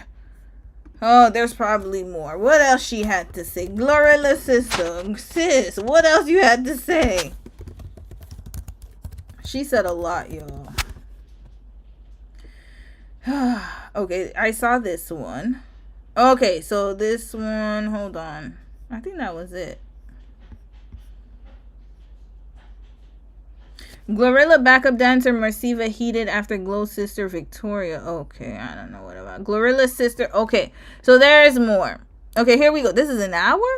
Oh, hell. She talked for an hour? Okay, no, we gotta fast forward, y'all. Hey, ain't one of us shining, fool. Yeah, I saw that part. Real story. My mama vamped out on their ass because she couldn't handle the heat. Oh God, man, she was like $3,000 in the hole with the light bill. I want to hear more about this childhood of hers. I need to hear about her daddy. I keep hearing her mama. What's your relationship with your daddy? That's what I need to know. Mama stuck so motherfucking bad. She had to. It was Victor, Daniel, Gloria, Milk, and Joshua. 5 kids. Oh, okay. Let's go back. Okay, now we getting more context. Okay, keep talking. Thank you. Oh, Lord. Because we were segregated in the motherfucking house. Hold on, let's go back. That's everything. We used to have days when we wasn't eating. But motherfucker ain't obligated. But you want to get on interviews and talk about the struggle. You want to talk about the struggle. But yeah, ain't one of us shining, fool.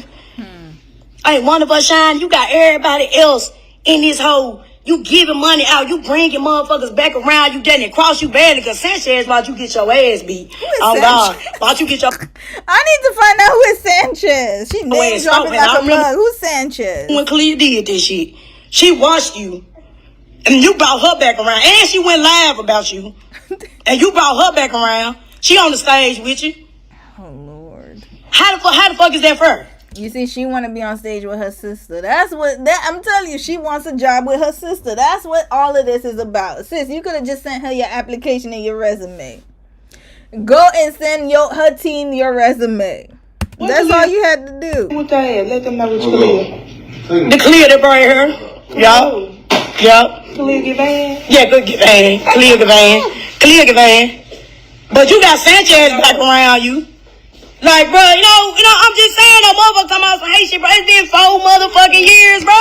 It's been 4 years. Oh, Lord. Then I'm just seeing motherfuckers like, no, bro, then mama sitting here in this whole struggle. Okay. Y'all thought she bought a house. She did not buy my mama no motherfucking house. Stop lying. She did not.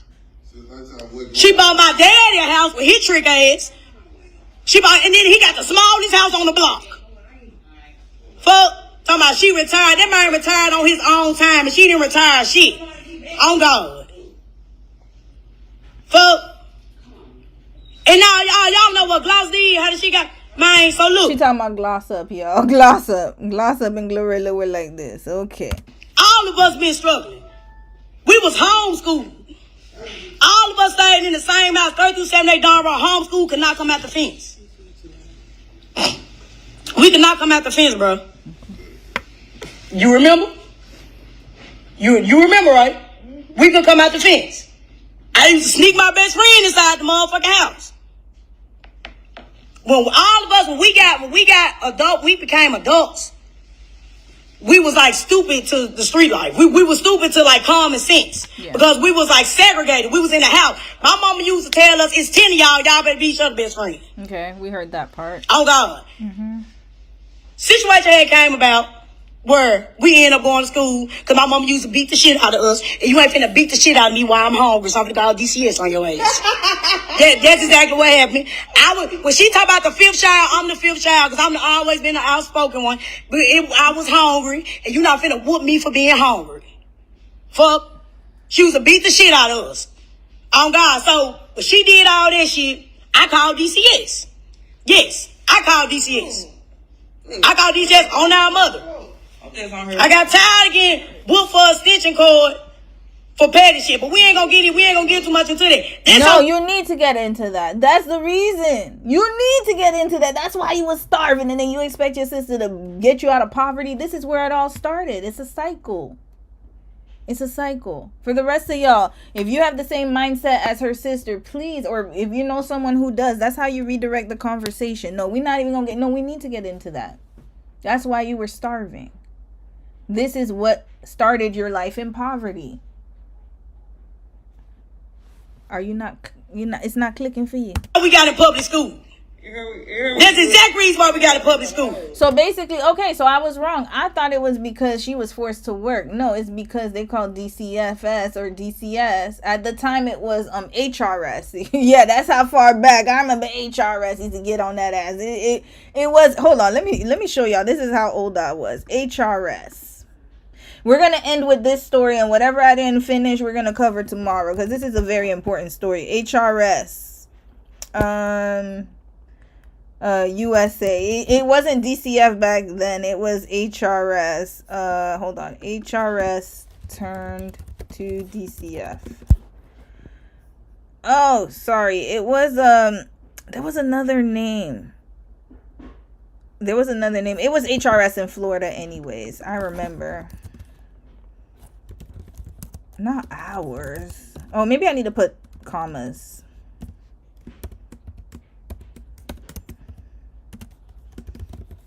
I remember Florida. HRS. No, it was damn, I remember HRS because we used to say we're gonna call HRS on you. Damn, I wish I had the okay, I'm gonna find it. What was DCF's name? Yeah, what was it originally called? Here we go. No, it wasn't that. It was HRS in Florida. They used to call it HRS, y'all. Here, HRS. You see, here we go. I remember, because I told my mom I was going to call HRS on her.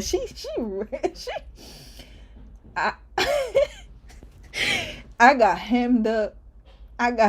So bad. Yeah, it was called Health and Rehabilitative Services yeah, it was HRS. I remember.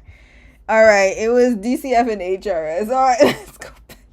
All right, not to make fun of this situation, but damn. All right, they went to school because her mama was abusive. Okay.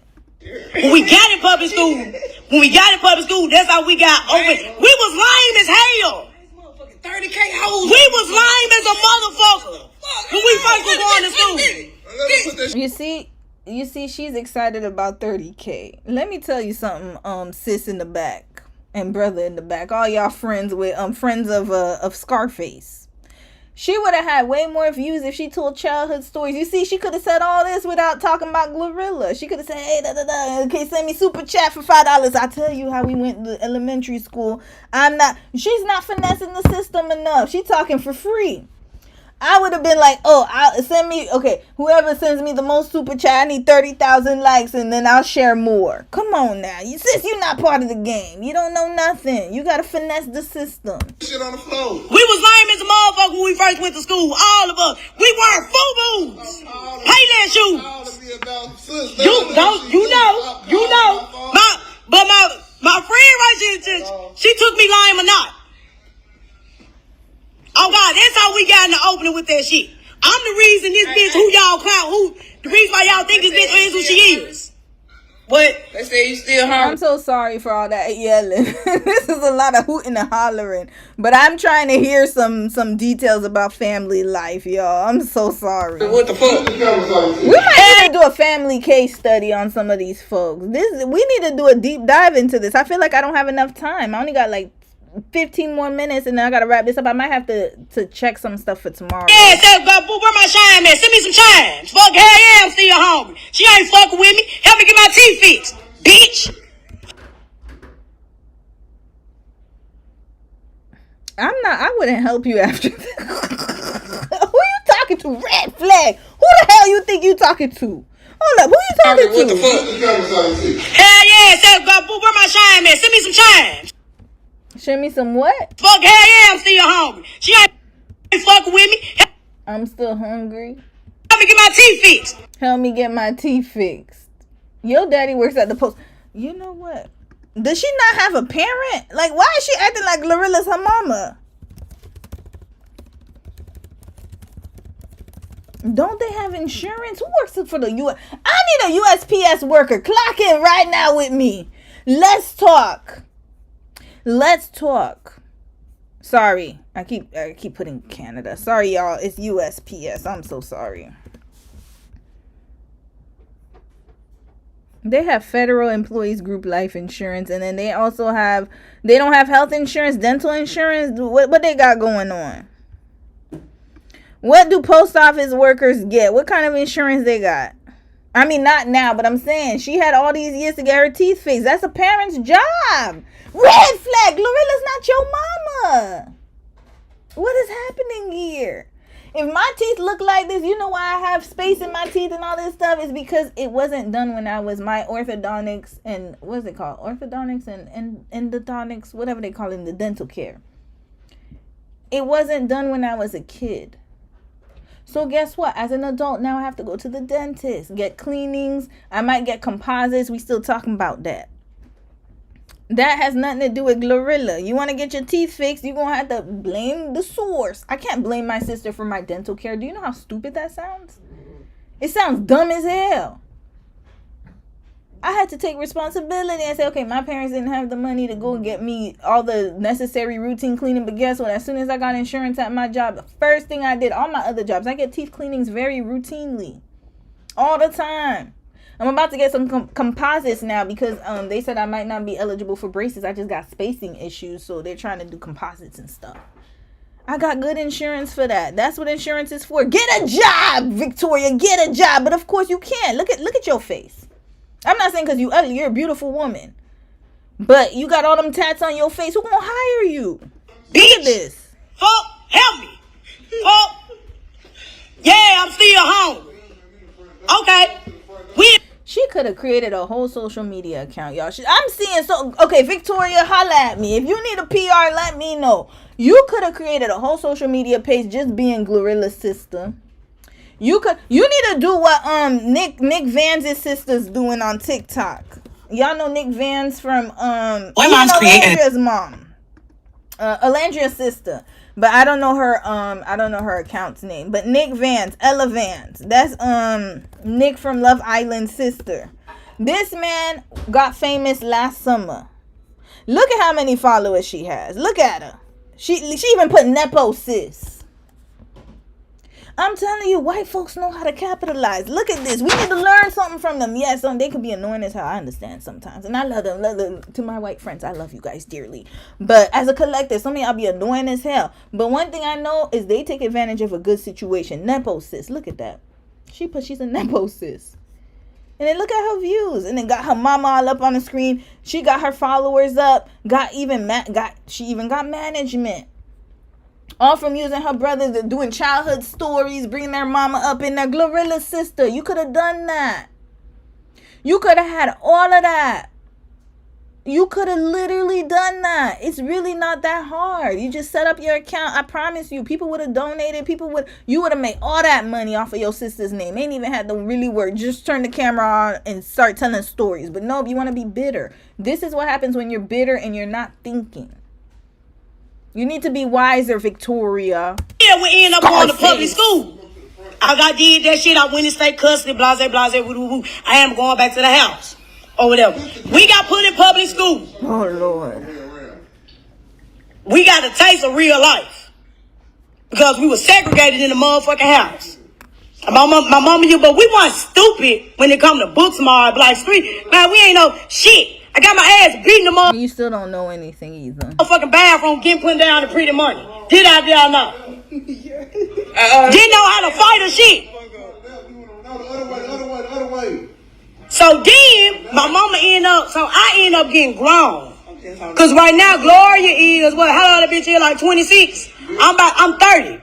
I was grown. So hold up, Gloria's younger than you, and you're the 5th, and you want your younger sister to take care of your older ass. Red flag. Pack this sister right up. Pack her up.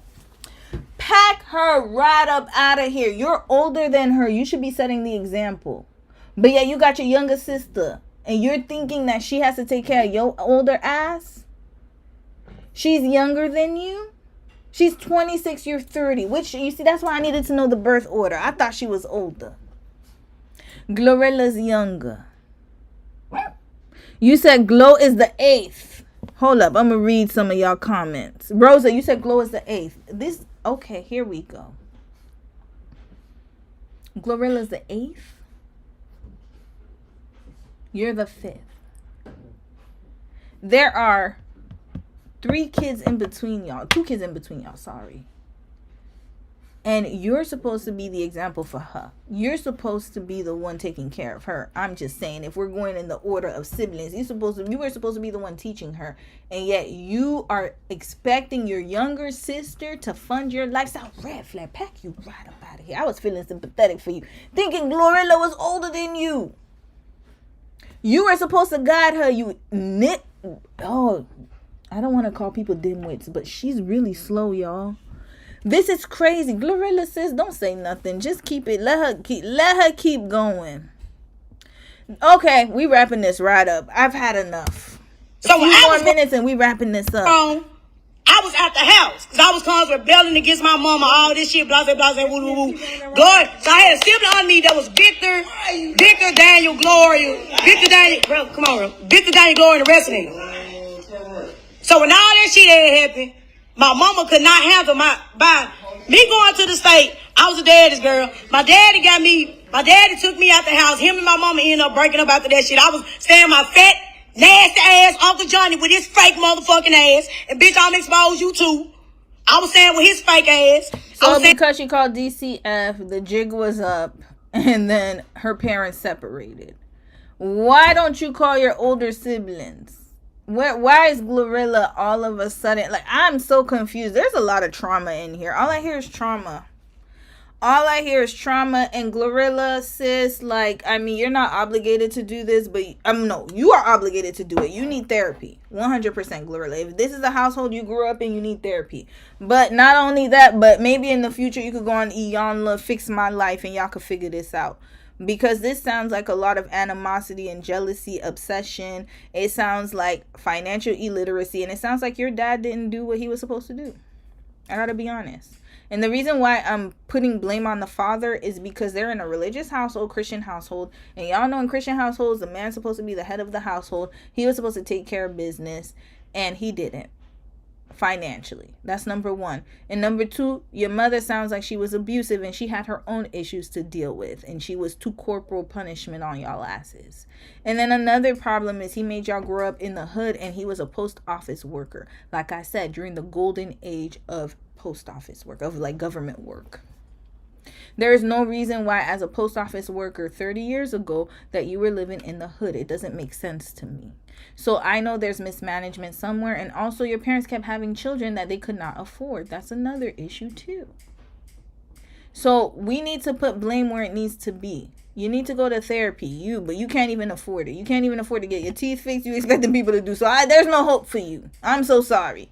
You have that mindset. I already know you're going to wait for handouts your whole life, and you're just going to stay in that same position. Hopefully you change. But Glorilla looks like she wants to do better. Get therapy. Please, Glorilla. Go and get therapy. If you ever find this video, I doubt it, but if ever, get therapy and get yourself away from these folks. And with his God and all that shit. I was going through state. I was going from house to house to house to house. Gloria is not the only motherfucker that had struggles. Gloria wasn't even homeless. Well, let's talk about when you was 16, you was taking our daddy tags off his car because he wouldn't take you nowhere. Stop that shit, bro. Stop all this capping for the internet. Acting like that. You not, bro. We're not no gangsters, hood, or none of that shit. We was brought up in church. On Jesus. Sun up, sun down, reading the Bible. I know the Bible like the back of my hand. I don't know why I'm the way I am now, but that's just how it is. So, when my motherfucking ass, when I was out, so my mama started struggling big, my dad ended up leaving. He a sorry ass nigga. Here we go. So, I knew there were daddy issues somewhere. Here we go. Let's rewind a little bit. I think I'm gonna pause this for tomorrow, y'all. We might need to keep this for tomorrow. I need to hear the whole thing. This is very sad. So daddy left the house. Why? Up, sun down, reading the Bible. I know the Bible like the back of my hand. I don't know why I'm the way I am. Why did Glorilla give him a Jaguar then? I don't understand. He wasn't even there. But then, we're conditioned to help our parents, even if they're deadbeats. Listen to Shaboozy talking about his parents helped mold him who he is. And then his mom was doing all the work. Working 3 damn jobs. Out of his own mouth, y'all. 3 jobs to support her children. Daddy nowhere to be found. And yet he gets the praise. Same thing with Glorilla. He retires from the post office, gets a Jaguar, can't even feed his children. Red flag. And it sounds like mother was taking aggression out on the kids. That happens too. So while she was saying, Glorilla was telling the public that their mother is good-natured, she has a good heart, all that stuff. This is what she was doing in the background. What is going on here? Okay, we gonna have to park this. Let me hear a little bit more. We parking this for tomorrow. I need to hear the whole thing. I need to play the whole thing. Now, that's just how it is. So, when my motherfucking ass, when I was out, so my mama started struggling big. My dad ended up leaving. He a sorry ass nigga. My dad is a sorry ass nigga. If he ain't with her, he don't want to help out with shit. He's sorry as hell. I know he is. You ain't had to tell me, sis, and I believe you, because how you a post office worker and your kids are struggling like that. And not only her story, Glorilla corroborated and said that, yes, they did grow up in poverty. So there's an issue here. There's a problem. And the problem all points to the dad. Where was he spending his money? Mind you, post office worker, y'all. 30 years for the federal government. If you know post office workers, you know they're making good money, especially if they've been there for 30 years. Maybe not now. I know inflation. I get it. But 30 years ago, please. Yes, Edwin Woods is a sorry ass nigga. All y'all getting exposed. Say fuck you. Cause bitch, I was just in jail and the motherfucker ain't do shit. I love a good exposure story. Okay, sis, we parking it right here because you got a lot of anger and aggression. And not because she's a black woman, I'm saying that, but she really is angry towards her family. I'm gonna read some comments and we parking it for tomorrow. We gotta finish Glorilla up tomorrow. And then tomorrow I'll also do the prison talk. Oh Lord. And Lady London versus Cam Newton. All right, I already got the stories for tomorrow. Oh, Lord, that's another one. And Bridgerton. I spelled it wrong, but Bridgerton, we'll talk about that too. I hope some of y'all wasn't expecting Bridgerton tonight. If not, it's coming tomorrow. I'm so sorry. I'm going to remove it from today's thumbnail. I did not expect Glorilla's family story to be this bad. Like, I really, really did not expect her sister to have that much, that much, like, hurt and trauma. It's a lot. There's a lot to take in. All right, I'm gonna read a few. Got to see red flags everywhere. Harper, you said yeah. The U.S. health insurance system is asked. Okay, I need to read. Get a job. Get a job. This reminds me of the Demi Lovato quote where she said, "Get a job. Leave her alone. Get a job. Oh, get away from her." Sorry. Verbal abuse, yeah, it's really bad. Not with that attitude, girl. From y'all, that attitude talking about fix my teeth, bitch. Who gonna fix your teeth with that damn attitude? You see, that's why Glorilla don't f with you. You talking crazy, reckless. She probably wanna fight you when she go to Memphis. Don't play. It's really entitled. Sarita, you said I work for them people. Okay, let me know what's going on with please let me know. I need somebody on the inside to let me know why. How is this possible? How old was the parent of Glorilla when they started having kids? We're going to find that out tomorrow, Rosa. I'm going to really spend time on this story tomorrow. I'm going to do it justice. I really didn't think it was that deep. And she even did more, y'all. I didn't even show you guys. Like, she showed Glorilla getting beat up, getting jumped. She also showed Glorilla's mugshot, which I'm gonna go over to. Like, it's just a lot. She's angry, y'all. She's really angry. Misdirected anger. We're gonna find that out tomorrow. You know what? Let me put I'm gonna put that on my notes, in my notes. The dental insurance doesn't really be covering anything in the US, to be honest. Okay, that's good to know. But still, like, you know, I gotta think about it from this perspective, right? I think they just had too many kids. Because his salary should have been able to maintain the household. Their sweet spot would have been 2 to 3 kids 30 years ago. They had way too many kids. Way too many children. And that's the problem with a lot of religious households. It's not the fact that you don't have the money. It's the fact that you have too many kids and then the money can't stretch that far. And I think we need to have that conversation too. It's like, how many kids are too many kids? Because if you start struggling, like, you got to think about it. He worked a pretty good job, y'all. He worked way better, like, in way better situations than most people. The fact that he's a postal worker lets me know that he lived pretty okay. He could have been middle class. But unfortunately, they decided to have too many children. That's also an issue too. Star Sky, you said we do have health and dental. My daughter has braces now. There you go. Imagine 30 years ago, it's probably super cheap. So I'm going to assume it's the kids. The quantity of kids is too many. 10 kids is a lot of kids to take care of, y'all. Even if you have a good job. So I'm imagining that somebody should have gotten their tubes tied or gone on birth control, but they weren't thinking about that because, again, be fruitful and multiply, but at what cost?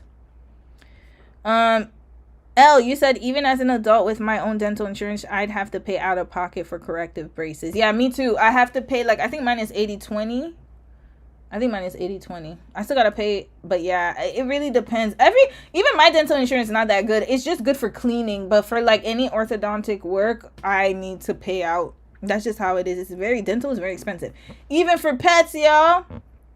Yeah, I gotta get Mimi started right now because I'm not trying to have her have dental. Like, for pets, their teeth is very sensitive, especially like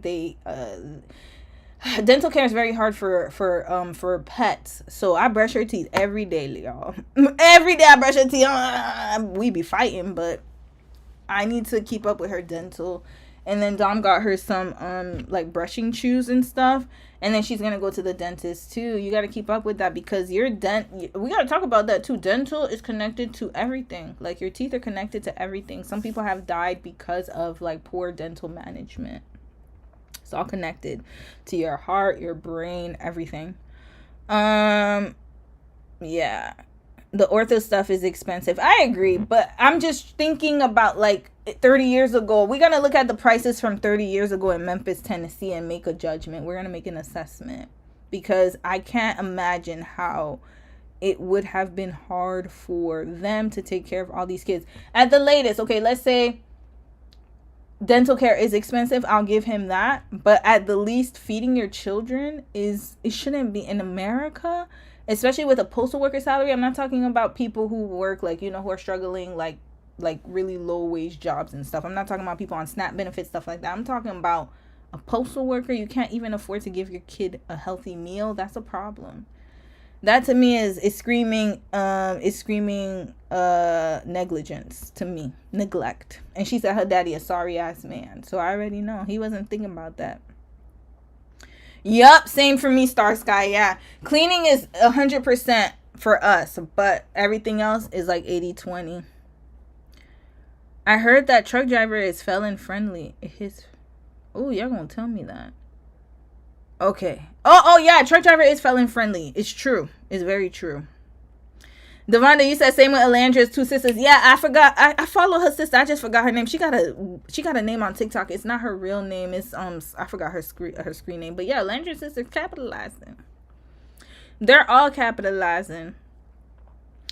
Star Sky, you said even with dad working USPS, him getting all them kids dental work would have been a lot of money. Yeah, I agree. So I agree with the dental. I just still feel like he could have, I don't know. I got to figure out like what, like I'm going to, tomorrow when we get back on this, I'm going to figure out how much USPS workers were getting paid 30 years ago and kind of figure out the average salary of when they were growing up.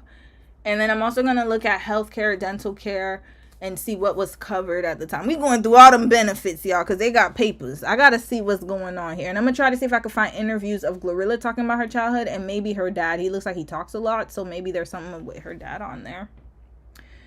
She exhausted. I'm exhausted too. That's why I gotta cut this short. We wrapping this up to tomorrow. I'm tired. Yeah, I couldn't listen to this for too long. Tomorrow I'll have more of my head will be clearer. Cardi B said it in an interview. Imani, hey Imani, I didn't even see you today. You said yes, Cardi B said it in an interview. Her grandfather went to the States and had an affair. I'm not surprised. Not surprised at all. You said dental work for 10 kids at USPS would have had me passed out. I think it's the 10 kids that made them broke, to be quite honest with you. But still, like, it must have been really hard to feed 10 kids. And then also, like, some kids eat a lot. Like, it's, again, too many kids, bad decisions. Talk therapy and meds. Matter of fact, I'm gonna add one more, sis. She needs talk therapy, meds, and she also need EMDR therapy. She need to unpack all of that trauma in her mind. Loud and wrong. Yep. When you can buy a house for $60K. Yeah. That was that time. My parents, let me tell you, my parents bought their house. Their house was worth only like $50K at the time. I think it was like 50, 60K. I gotta ask them. Maybe 70K around that. They didn't even pay a down payment. It was 0 down payment. They bought the house in 1994. Now the house is worth like almost 300K. But yeah, they bought the house in 1994 in Florida, y'all. But it got taken away in the US, the housing crisis. But still, like, that was the golden age, y'all. And my parents, again, they were immigrants. That's why I was saying, like, and I'm not trying to make it seem like, oh, immigrants are better. No, I'm not making that, like, let's be clear. I'm not saying that at all. What I'm trying to say, though, is that if you had a good job, my dad was a truck driver for FedEx. And he was able to support 6 children. Glorilla's dad was a post office worker. He had even more benefits. He's a federal worker at that time. So my theory is there's too many kids. There should be no reason why he couldn't support. My father was a single parent working for USPS, 3 kids. Mom was not on child support. We were never hungry. Exactly. But he had enough kids to take care of. Like 3 kids on a USPS, that's the sweet spot. Don't have more than 3-4 kids. Can't even nepo correctly. Right? She all hooting and hollering. I'm like, sis, man, damn, let me have a famous sibling, y'all. I would be telling stories for days. And then you know what I would do in the middle of telling the story? As soon as it's getting good, y'all know I'm good with cliffhangers. As soon as it's getting good, I'm gonna be like, oh, so you know what? I'm gonna need you guys to give me 10,000 likes. And whoever gives me, like, I need at least $100 super chat. And then I'm going to continue the story. Yeah, that's how you got to do it. You got to tell all your tea for money, man. She could have done a fundraiser. Drag the Bridgerton. Yeah, tomorrow I'm going to drag them. Black women have bad coochie management. Lord, we not going to... Hey, not all, because my coochie management is pretty good. Speak for Glorilla's mom. Not me. Yeah, and that's one of the reasons I didn't want to have kids like that, because I saw my parents, and yeah, I never went hungry, but I can't say we didn't struggle either. So it's kind of like a fine line, but yeah, we never went hungry. I was never hungry, I'll say that. My parents, one thing they did is gave us clothes and food. If the light bill went off, then that's a different story, but the clothes and food were always there. Yeah, but would I have 6 kids? Hell no. Would I even have 1 kid? Hell no. Even with a puppy, I'm struggling, y'all. Imagine. India, you said, Romy, did you see her sister pull the pew-pew on her in 2015? We're going to get to that tomorrow. Tomorrow. We're going to finish this story. Yep. And there was a whole arrest record. Lipstick Alley posted it. We're going to go through that. USPS is good if you don't have hella kids and you invest in TSP. Of course, every job too. I feel like people need to really think about how many kids they can afford. And I feel like a lot of our parents didn't have that education. I understand that. But then at the same time, in my opinion, like, even if you didn't have that education, the bare minimum you could do is at least feed your kids. Especially if you're privileged enough to do so. There's no excuse in the world that I could think of why a postal worker cannot feed his children. Dental work, we could put that to the side. Yes, it is very expensive. I agree. So, okay, you couldn't get their teeth fixed. That's okay. But the bare minimum you could do is raise them and feed them. And he couldn't even do that. So why'd you have all them kids then? This is a red flag. This is craziness. I work with 80-year-olds that can't afford to retire. It's how you invest. Yup. Exactly. And they squandered their money during the golden age. I don't want to hear nothing about no damn boomers at this point. Unless you're disabled or you had a health issue where you were forced out of work, then I will have sympathy for you. But if you are able-bodied and you were able to really work your years of work and you have nothing to show for it in your retirement, shame on you. My opinion. I stand by that. There is no reason why you should be in dire poverty if you were able-bodied and able to do so, especially in America. There's no reason. As a postal worker is what I'm saying. Like I said, if you were in different circumstances, I understand that. But you are a postal worker, government worker. How? And then the mom tailing right behind him, letting him take care of her. And then look at how he did her dirty. Left her with all them kids. And she had no type of... She doesn't... If she's working at FedEx, I already know. She had to start later. So that's why she's still working right now. She can't retire. She doesn't have enough years to retire. And it's not enough for her pension. That's exactly why. Letting a man convince you that they're going to take care of you. And then look at what he did. Can't blame the kids at this point, right? Same, work with 80-year-olds that make over 100, they can't retire. Yeah, a lot of them are bad financial management, y'all. Honestly, if I was Scarface, I would have done a GoFundMe. She probably already has one. Hold on, let's look to see if she has one before we go. And then we're going to talk about it tomorrow. Scarface GoFundMe. Let me see. I got to put Woods GoFundMe.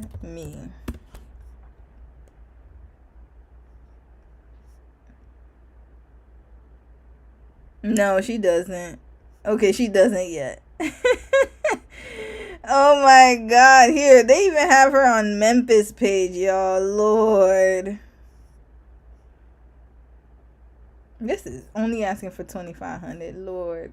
She's lowballing. $25,000. I think she doesn't understand there's a comma in between the 25. Lord help her. This is what happens when you don't have a plan and you can't homeschool your kids properly.